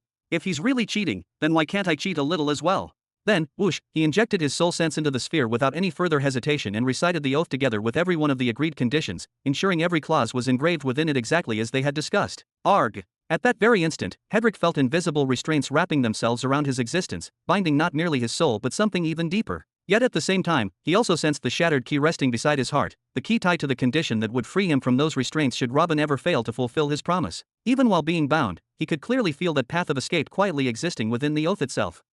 Robin recalled the sphere, allowing it to sink back into his radiant body once more as though it had always belonged there. Then he looked straight at Hedrick with an unusually serious expression, no trace of amusement remaining on his face. Prepare yourself. This is going to hurt a little. The next instant, he disappeared from the strange domain without leaving behind the slightest ripple. Ho! Hedrick lowered his gaze, releasing a slow breath. It's going to hurt, inside a domain completely isolated from my body and even my soul domain. He shook his head faintly, unable to understand what Robin intended to do. I hope he knows what he's doing. Then he let out another sigh. The greatest pain waiting for me should have been remaining here for more than another century until I finally complete my breakthrough. After that, I'd see what kind of method he supposedly has that could make me stronger. I never expected anything more troublesome than endless waiting. Rumble. Hedrick slowly looked upward, his attention immediately drawn toward the unfamiliar sound. A golden sun was slowly taking shape above him, gradually growing brighter and brighter while silently illuminating every corner of the strange domain. Disturbance. Disturbance. What's happening? Hedrick rose to his feet as the glowing ropes and luminous threads surrounding him suddenly began trembling in fear and panic, their orderly movements collapsing into complete chaos as though they had sensed the arrival of something they instinctively dreaded. Robin Burton, what did you do? Hedrick shouted loudly, his expression finally changing as genuine alarm spread across his face. Don't tell me he's actually trying to interrupt my breakthrough. Whoosh, whoosh, what? Hedrick whipped around toward the countless threads and ropes rushing at him like millions of venomous serpents, their speed increasing so rapidly that they blurred into a single overwhelming torrent before his eyes. Then they crashed into his forehead with overwhelming force, ignoring every instinctive attempt his consciousness made to reject them. Ho! Robin slowly lowered his hand and carefully inspected what he had just completed, silently examining every fluctuation surrounding Hedrick's body as though confirming that not a single detail had deviated from his expectations. At this moment, 5 master law symbols revolved around Hedrick's head in perfect harmony, surrounding the golden eye at their center as it gazed downward with overwhelming suppressive authority. Their ancient radiance intertwined without interfering with one another, creating an indescribably majestic scene that seemed completely detached from ordinary cultivation. Good heavens! Dreas, the 4-star royal soulmaster, stepped closer to Hedrick with his eyes opened as wide as they could go, almost forgetting where he was. Those 5 symbols, what in the world? Given the extent of his knowledge, as someone who had never held the position of Academy Master nor descended from one of the supreme powers, Dreas had absolutely no idea what those symbols actually represented or what level of existence they belonged to. However, their nearly identical ancient aura, incomparably profound and oppressive, together with that golden eye suspended at the center as though overseeing everything beneath it, made him cast a sidelong glance toward Robin. He possessed a vague suspicion, an unbelievable guess that instinctively surfaced in his mind, but he didn't dare accept it as the truth, nor did he dare speak it aloud. Rumble. The storm that had been tearing the planet apart gradually subsided. Golden rays pierced through it from above before scattering the raging clouds apart one layer after another, leaving behind nothing but what appeared to be an immense golden veil draped across the entire sky, quietly calming the heavens themselves and replacing the previous chaos with an indescribable tranquility. The moment he witnessed that scene, Dreas shuddered involuntarily. His greatest fear had come true. Lord Robin had interfered with the breakthrough. Relax. Glatheon gently patted Dreas on the shoulder, his own expression remaining surprisingly calm despite the astonishing sight before them. It seems Lord Robin has reached an agreement with Lord Hedrick. He's undergoing a transformation that will change his life forever, so whatever you're witnessing now is a necessary part of that process. After saying those words, Glatheon let out a quiet sigh. 5 master law symbols. This was the 3rd time he had witnessed a transformation like this, after Aldera and Renera. Both of them had opened their eyes afterward, speaking with unwavering confidence about a level of power that surpassed everything they had once believed possible, as though they had glimpsed an entirely different world invisible to everyone else. It was obvious Hedrick was now experiencing that very same transformation. Then Glatheon's eyelid twitched. Just what would it feel like to experience an immeasurable power bestowed upon your body by 5 master laws simultaneously, each one permeating every corner of your existence until your entire understanding of yourself was rewritten? Would there ever come a day when he, too, could experience something like that and witness the world from such a terrifying height? Ugh. My lord. Glatheon noticed Robin suddenly staggering, his expression changing instantly as he rushed forward without the slightest hesitation to support him before he could fall. I'm fine. Robin leaned heavily against Glatheon's arm and took 2 more unsteady steps backward before barely managing to regain his balance, though his breathing remained noticeably uneven. Crack! Glatheon immediately created a massive ice chair directly beneath Robin with a wave of his hand. What do you mean you're fine? Please, sit down immediately. You're clearly pushing yourself far beyond your limits. Robin wasn't suffering from ordinary dizziness. It was painfully obvious that his complexion had suddenly turned deathly pale, while his face had briefly taken on a bluish tint as though all warmth had drained from it. Even his golden eye lost focus for a brief moment before slowly recovering, making it abundantly clear that this was far more serious than simple fatigue. Lord Robin had nearly lost consciousness. Dreas stared at the scene in utter disbelief, unable to reconcile what he was seeing with the Robin he had witnessed only moments earlier. Only a few minutes earlier, when he had tried to stop them from approaching his lord and disrupting the breakthrough, Robin had casually enveloped him in soul power equivalent to that of a 10-star royal soulmaster, leaving him completely incapable of moving. Robin hadn't harmed him in the slightest, but the overwhelming pressure had made him feel like nothing more than an ornamental fish standing before a shark, utterly insignificant and incapable of resisting. So why couldn't that very same shark even catch his breath now after finishing whatever he had just done? I'm fine. Robin closed his eye while remaining seated. As much as he possibly could, he forced himself to maintain a straight, dignified posture instead of collapsing into the chair, refusing to allow even his exhausted body to appear weak before the people around him. Whatever concentration he still possessed was devoted entirely to regulating his breathing, stabilizing his vital functions, and suppressing the overwhelming weakness spreading throughout his body. It's only exhaustion. Exhaustion. Glatheon frowned deeply. The same exhaustion that forced us to remain in the mid-sector 100 for 2 weeks after you removed Lady Rhaenyra's limits. Robin opened his eyes slightly and slowly raised a trembling hand, watching the faint, uncontrollable shaking in his fingers. It's worse this time. Much worse. He paused briefly, taking another slow breath before continuing. I feel like a mortal who hasn't eaten for an entire week. Would you like me to bring you food, my lord? Glatheon asked immediately, his voice filled with concern. Or pearls of energy? Anything at all that might relieve the exhaustion, even slightly. No. Robin answered wearily, slowly shaking his head despite how difficult even that simple movement felt. Outwardly, my body is in perfect condition. I still have a respectable amount of energy remaining. I haven't consumed any of my life force, and I could survive for another year or 2 without food. I don't know what the problem is. Nothing inside me appears damaged, yet something is undeniably wrong. Robin's eyes gradually began glowing with a brilliant golden light as he looked down at his own hands, carefully examining every part of his body in hopes of finding even the slightest clue that could serve as the loose end to unravel what had happened. He traced every fluctuation he could perceive, searching for anything unusual that might explain the overwhelming exhaustion consuming him, but, ugh. Robin immediately shut his eye and covered it with both hands. It hurt as though 2 daggers had been driven straight into it at the same time, the sudden burst of pain forcing him to abandon the inspection before he could continue even a moment longer. Glatheon instinctively took a step forward, his expression tightening as he nearly spoke. Yet in the end, he remained silent. If he couldn't help through energy, food, or treatment, then opening his mouth again would accomplish absolutely nothing. It would only create unnecessary noise and further distract Robin while he was clearly struggling to endure whatever burden he had placed upon himself. At that moment, bang! Ha! Hedric's eyes flew open as he violently threw both arms backward, instinctively releasing the overwhelming force surging throughout his body. Boom! The enormous plateau beneath him instantly caved inward before beginning to crumble apart under the invisible pressure, enormous cracks racing outward in every direction as though the land itself had suddenly become incapable of supporting his existence. What's happening? Dreas shuddered violently and immediately leaped down from above, instinctively retreating from the collapsing ground while staring at Hedric with widening eyes. Hedric, meanwhile, quickly pulled his arms back in front of him, staring at both hands with overwhelming astonishment and disbelief as though they no longer belonged to him. I broke through. Hedric could now feel the 7th grade with absolute clarity. No, he could feel the 7th grades. There was no longer any distinction between how he perceived shattering and any other law. Every 7th grade law now existed before his senses with the same unmistakable clarity, as though countless invisible walls separating them had suddenly vanished all at once. It was a strange sensation, a terrifying sensation. The entire universe around him felt as fragile as ordinary writing paper. It felt as though he could slice it apart with nothing more than a casual wave of his hand, or burn the whole thing to ashes simply by rubbing his palms together. Had he become vastly stronger? Not exactly. It was the world around him that had become absurdly weaker, as though everything had suddenly descended several levels while he alone remained where he was. But, didn't that, in itself, make him overwhelmingly stronger relative to the universe and everything living in it? Glatheon let out a faint chuckle as he watched Hedric struggle to comprehend the changes taking place within himself. What a familiar sight. They all look exactly like this the first time. Hedrick slowly raised his head and began looking around, instinctively trying to compare everything he saw against the completely different perception flooding his mind. A single glance at Glatheon immediately told him exactly who he was. Without needing to sense his aura or deliberately inspect his cultivation, Hedrick instinctively understood Glatheon's approximate strength, his level of danger, and even the degree of resistance he would be capable of offering. It also told him that he could kill him with ridiculous ease if he wished to, assuming there would even be a fight to begin with. The same glance toward Dreas told him even more. This 4-star Royal Soul Master definitely wouldn't survive a single slap. In fact, even a slap delivered through nothing but the air from a distance, without direct contact or any serious effort, would likely be enough to reduce him to nothing more than a cloud of blood mist before he even realized what had happened. That line of thinking, that instinctive scale of comparison, the terrifying certainty with which those conclusions surfaced inside his mind, caused even Hedrick's own heart to tremble for a brief moment, because none of those judgments had required analysis or calculation. They had appeared naturally, as though they were obvious facts his new perception simply understood. Finally, his gaze settled on Robin. Robin was sitting only a few steps away, covering his eye with one hand while leaning slightly against the chair, every movement of his body radiating profound weakness and deep exhaustion. His breathing remained uneven, his complexion pale, and he looked as though he might collapse at any moment if he allowed himself to relax. Even so,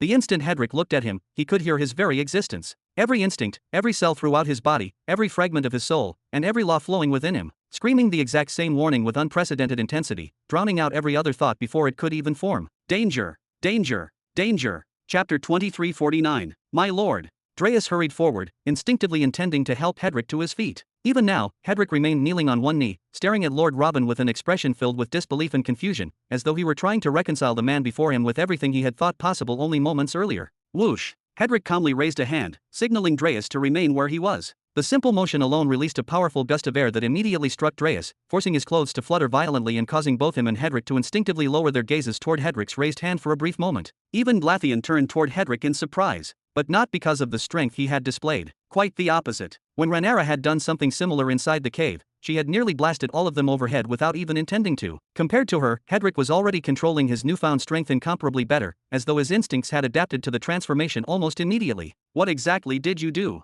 Hedrick finally turned back toward Robin, his brows tightly furrowed as countless questions accumulated in his mind. Robin slowly exhaled before speaking, his voice still carrying obvious fatigue. Those threads weren't granting you the support and acknowledgement of the heavenly laws the way everyone believed. They were removing part of the limitations imposed upon you.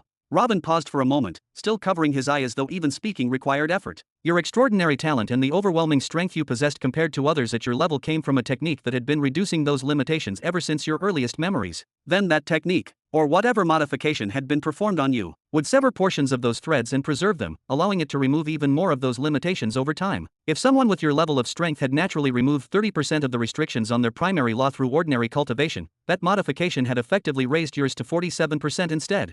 Finally, he lowered his hand slightly from his eye and looked weakly toward Hedrick. As for me, I removed 100% of them. And not only the restrictions on your minor crumbling law, but the restrictions placed upon every law within the universe. Why are you capable of doing something like this when no one else has ever done it?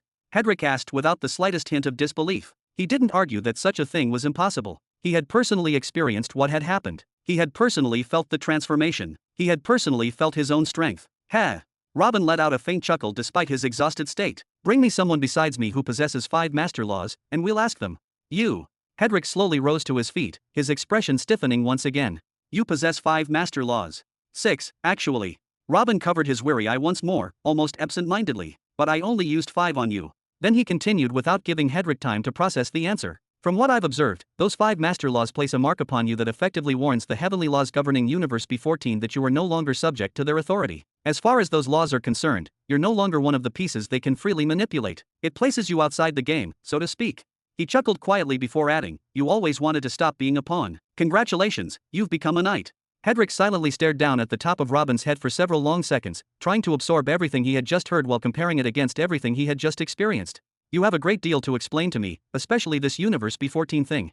Everything in its own time. For now, though, I have one question. Robin slightly raised his head and looked toward Hedrick's chest as he spoke, as though his current appearance mattered less than the answer he was about to receive. Did I give you strength equal to Marlik the Butcher, or not? Hedrick fell silent for several moments before slowly raising one hand. With extreme deliberation, almost as though he feared accidentally tearing space apart, he gradually closed his fingers into a fist. Bam! An overwhelming shockwave burst outward, striking the very air around him and causing the surrounding atmosphere to shudder violently before settling once more. Then Hedrick slowly lifted his head, his eyes filled with a confidence unlike anything he had ever displayed before. I've never fought Marlik before, so I can't claim to know the limits of his true strength. He paused briefly before continuing with complete certainty. But it's difficult to imagine him possessing power greater than this. He gave a single, decisive nod. You spoke the truth. Crack. Robin smiled. The key. The part of the oath that had given Hedrick a path to escape their agreement if Robin ever failed to fulfill his promises, fractured before their very eyes and completely collapsed the instant those words left Hedrick's mouth. There was no external force acting upon it, no command from Robin, only the automatic response of the oath itself after recognizing Hedrick's wholehearted acknowledgement. Officially, Hedrick had become his sword.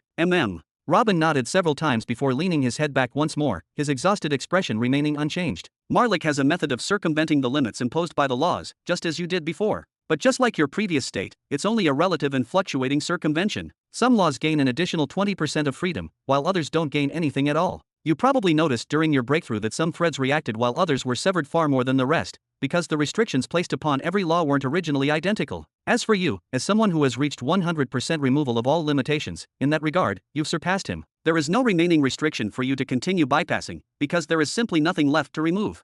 Hedrick drew a long, slow breath, silently replaying everything he had experienced during the breakthrough while comparing it with Robin's explanation, only to realize that every strange sensation now seemed to fit together naturally. What? Dreas, meanwhile, looked as though he had just been struck across the head by an invisible hammer, his mind going completely blank for a moment as he stared back and forth between Robin and Hedrick. His lord had become as powerful as Marlik? Just like that. But I don't want you becoming overconfident, Robin continued in a calm voice. Marlik possesses the crystal of an adult space beast, and the blood of that same beast flows through his veins. He also wields two swords forged with technology that doesn't originate from our world, weapons whose true capabilities even I haven't completely figured out yet. Those advantages, combined with his countless years of battle experience, could still place him one level above you in an actual life or death battle where every tiny advantage matters. Ho! Hedrick slowly exhaled, a faint smile gradually appearing on his face. An hour ago, I wouldn't have accepted being compared to Marlik at all. But now you're telling me that I surpass him in one aspect while he may surpass me in another. I'm satisfied with that.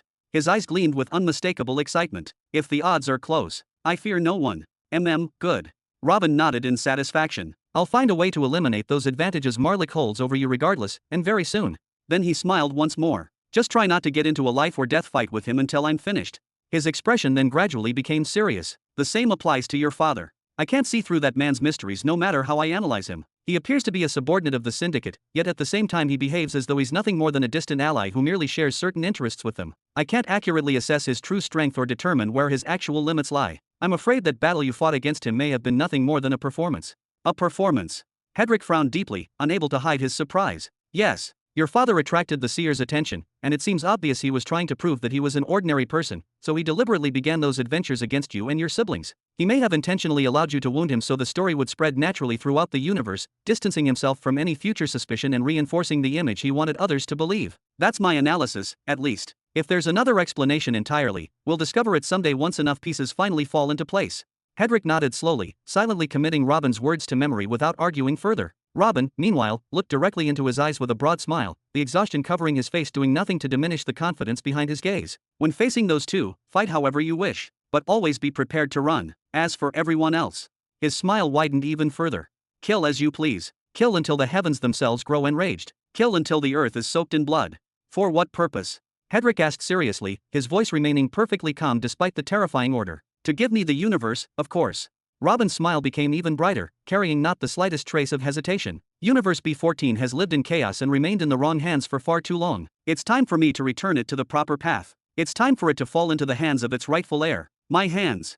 Glatheon and Dreas both shuddered involuntarily, neither of them doubting for even a moment that Robin genuinely intended to accomplish exactly what he had just declared. Hedrick, however, simply nodded without the slightest hesitation. Where do I begin? His hand slowly tightened into a fist as the newly acquired strength coursing through his body made it increasingly difficult to suppress his desire for battle. He was eager to test his newfound strength. Robin revealed a broad smile. I'll give you 15 days to grow accustomed to your power, stabilize your control, and fully understand your new state. After that, your first mission will be to attack Behemoth Darvian's galaxy, and claim that galaxy for yourself. Chapter 2350. About 2 weeks later, Robin gazed toward the sky, his golden eyes barely open, quietly observing the endless heavens while maintaining the eye of truth at only the lowest level he could manage. Even that limited activation required obvious effort now, forcing him to carefully ration every trace of strength he still possessed. Compared to the day he had removed Hedrick's limitations, he could now sit upright without difficulty, open his eyes freely, and even activate the eye of truth while displaying nearly 40% of its golden radiance, yet he still hadn't returned to the condition he had been in beforehand. The recovery was obvious,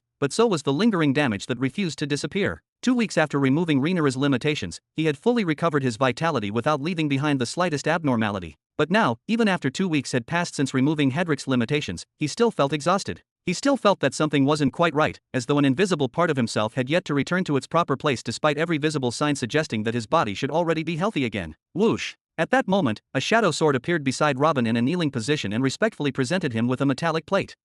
Robin deactivated the Eye of Truth, gently rubbing his tired eyes for several moments before extending his left hand to receive the plate. The instant it reached his palm, he injected his soul into it without the slightest hesitation, rapidly reading every piece of information stored within. A few seconds later, he nodded several times before crushing the plate into dust, no longer needing the report after committing its contents to memory. Then he looked toward Hedric through half-open eyes. "Are you ready?" Rumble. Rumble. At that moment, Hedric was seated in a meditative posture, but he was anything but calm. The air surrounding him continued to tremble without pause, the earth beneath him pulsed relentlessly as though responding to every subtle fluctuation of his aura, and bolts of lightning repeatedly descended from the sky at irregular intervals. He wasn't cultivating in the ordinary sense. Instead, he was using the slightest movements and the most precise injections of energy to control everything around him, constantly probing the limits of his newfound strength while refining the precision of every strike, every movement, and every fluctuation of power until even the surrounding environment gradually became part of his training. The moment his name was called, Hedric immediately opened his eyes and rose to his feet, ending his training without the slightest delay. ZZZN. The legendary sword lying nearby instantly flew into his hand as though responding to a silent summons before he confidently walked toward Robin with calm, steady steps. "So, it's time." "Yeah." Robin nodded. "I know you still need much more time to master your new strength. Even years wouldn't be enough for someone to completely adapt to a transformation of this scale. But I need you to move today. Rhaenyra is already on her way to the Zargal galaxy at this very moment, and her assault will begin within minutes." He continued, "I'll open a portal directly to Darvion. The moment you arrive, attack immediately without giving them time to organize themselves. A large number of shadow swords, special forces, and several dormant cells we've planted there over the years will move alongside you the instant the battle begins. You won't be alone. Your only job is to take the lead and overwhelm the enemy's strongest forces. Leave the planning, battlefield control, and overall coordination to them. Rhaenyra will receive the same support on her side as well." "No problem. I'm ready. Besides, practical combat will only speed up the process. It'll also be interesting to see whether my control or Rhaenyra's has become better by now." Hedric cracked his neck from side to side with a confident smile. During the past 2 weeks, Glatheon had told him many things about the current state of the universe and everything that had happened during his absence, the most important being that Rhaenyra was now in a situation remarkably similar to his own after Robin had removed her limitations. When Hedric had heard that, he had actually shuddered. If he had rejected Robin's offer, he would have emerged 105 years later only to have his ass kicked by a girl like Rhaenyra. Hedric let out a cold breath. "Just out of curiosity, is there anything special about today that's making every piece move at once, as though everything has been waiting for this exact moment?" "Nothing in particular." Robin slightly raised his head. "But I need to deliver a message to certain people, both those I know and those I don't. The great figures of the universe who manipulate everything from behind the curtain, the ones who receive their orders from beyond the wall." "What is the message?" Hedric's eyes lit up with curiosity. A smile appeared on Robin's face. "That I'm ready to digest the greats, of course." Then he continued, "By the end of today, both Zargal and Darvion should be dealt with completely. After that, the Shadow Swords will seize control of the sectors between mid-sector 97 to mid-sector 105 with overwhelming speed before anyone else can properly react." Then he pointed at Hedric. "Afterward, you'll head to Zavaros in mid-sector 106 and gradually join the war against your brothers, applying continuous pressure until you force them to retreat all the way back to mid-sector 110. Then you'll go to Kyrian and help him drive your father backward as well, steadily pushing him until the three of you pin him down inside mid-sector 110 together with whatever remains of his armies. At that point, you, Zavaros, and Kyrian will attack him together and destroy him. Meanwhile, Rhaenyra will finish off Zargal, appoint rulers over mid-sectors 98 and 97 to stabilize both sectors after the fighting, then proceed to reinforce mid-sector 100 and eliminate whatever resistance remains there before it has any chance to reorganize. After that, she'll gradually fight her way through mid-sector 95 until she reaches the behemoth of gravity, then the behemoth of relativity, and then any other son of a bitch who dares stand in her way. You'll carve your way through the left while Rhaenyra tears apart the right, both of you backed by my armies, my wealth, and my inventions." Robin raised his voice as though proclaiming an undeniable truth. "Under the sky, who can stop me?" Then a cunning smile slowly spread across his face. "There are certainly those who can. There are those who will gather together, those who will become enraged, those who will crawl out of their holes after remaining hidden for countless years. There are those who will try to halt my absolute and unwavering march toward dominion over the universe, believing they can suppress everything before it grows beyond their control." He sneered. "But it will all be in vain." Bang! Robin slammed his hand heavily against the armrest of his chair. "No one shall stop my inevitable path toward glory."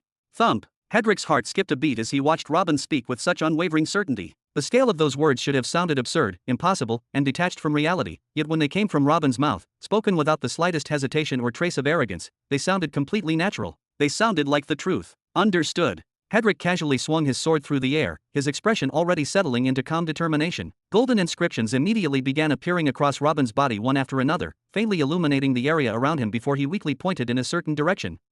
Robin weakly pointed toward the golden portal that had already begun stabilizing before them. Take your companion and go. Destroy Darvian, refine that galaxy into your own. Then wait for the Shadow Swords to deliver your next detailed orders and proceed according to the overall plan. Hedrick silently nodded before taking a step forward without asking another question. Outer space, mid-sector 102. Whoosh, whoosh, boom. With an expression devoid of emotion, Hedrick watched several warships rapidly enter the battlefield while dozens of Phantom Shadow vessels launched perfectly coordinated assaults against the galaxy's outer planets. They struck the array locations with astonishing precision, forcing one defensive formation after another to collapse while drawing away the defending fleets exactly as planned and opening numerous gaps throughout the battlefield. He also saw hundreds of Nexus states, world cataclysms, and Soul Masters clashing head-on against multiple defensive fleets, every one of them fighting with everything they had to carve open a path for him, fully aware that their role was simply to create the perfect battlefield for the man who would deliver the decisive blow. Looking upon that scene, Hedrick smiled. Let's go, Dreas. It's my first day serving as a subordinate, let's see how it ends. Then Hedrick advanced without the slightest hesitation. Mid-sector 98. Rhaenyra tightened her grip around her spear as she watched the fleets of the Grave Empire bombard the Zargal galaxy with relentless firepower. She watched Arrow personally leading the assault after spending decades recovering from his injuries, all to open a path for her. Ho! Rhaenyra released a long breath as the countless explosions reflected within her eyes. Zargal, I don't know you, and you don't know me, but a blade never stops to ask its master whose blood it will spill next. Then she calmly began moving forward, her spear already gathering terrifying momentum. Blame your luck for standing in the Lord's way. Mid-sector 101. Clack. Glatheon gently placed a cup of tea upon a small table of ice before Robin, then quietly stood beside him, silently watching the young human whose trembling body now carried the ambitions of an entire universe. Finally, after gathering enough courage to ask the question that had been weighing on his mind, he spoke. My lord, are you prepared for the consequences of what will happen today? Robin, who had been quietly staring at his trembling hand, allowed it to rest upon the chair before slowly raising his head to look toward the distant sky. No, I don't understand the true extent of the power I'm standing against. I don't know how many enemies will emerge after today, or how many hidden forces I've yet to provoke, but I've already chosen this path, and that's the end of it. I decided to make them fear me, to be the one who acts first, instead of becoming the reaction. Then he narrowed his eyes slightly as countless thoughts passed through his mind. I only want to buy myself some time, and after the shock that's about to shake the universe today, I believe I'll earn myself a few years. By time, to do what exactly, my lord? Glatheon asked quietly. Robin narrowed his eyes, to find out what happened to that old fart. To be continued. Thanks for listening. If you enjoyed this video, hit that like button and subscribe so you never miss an update. Check out the playlist to catch up on the rest of the series. I'll be back with the next part soon, stay tuned.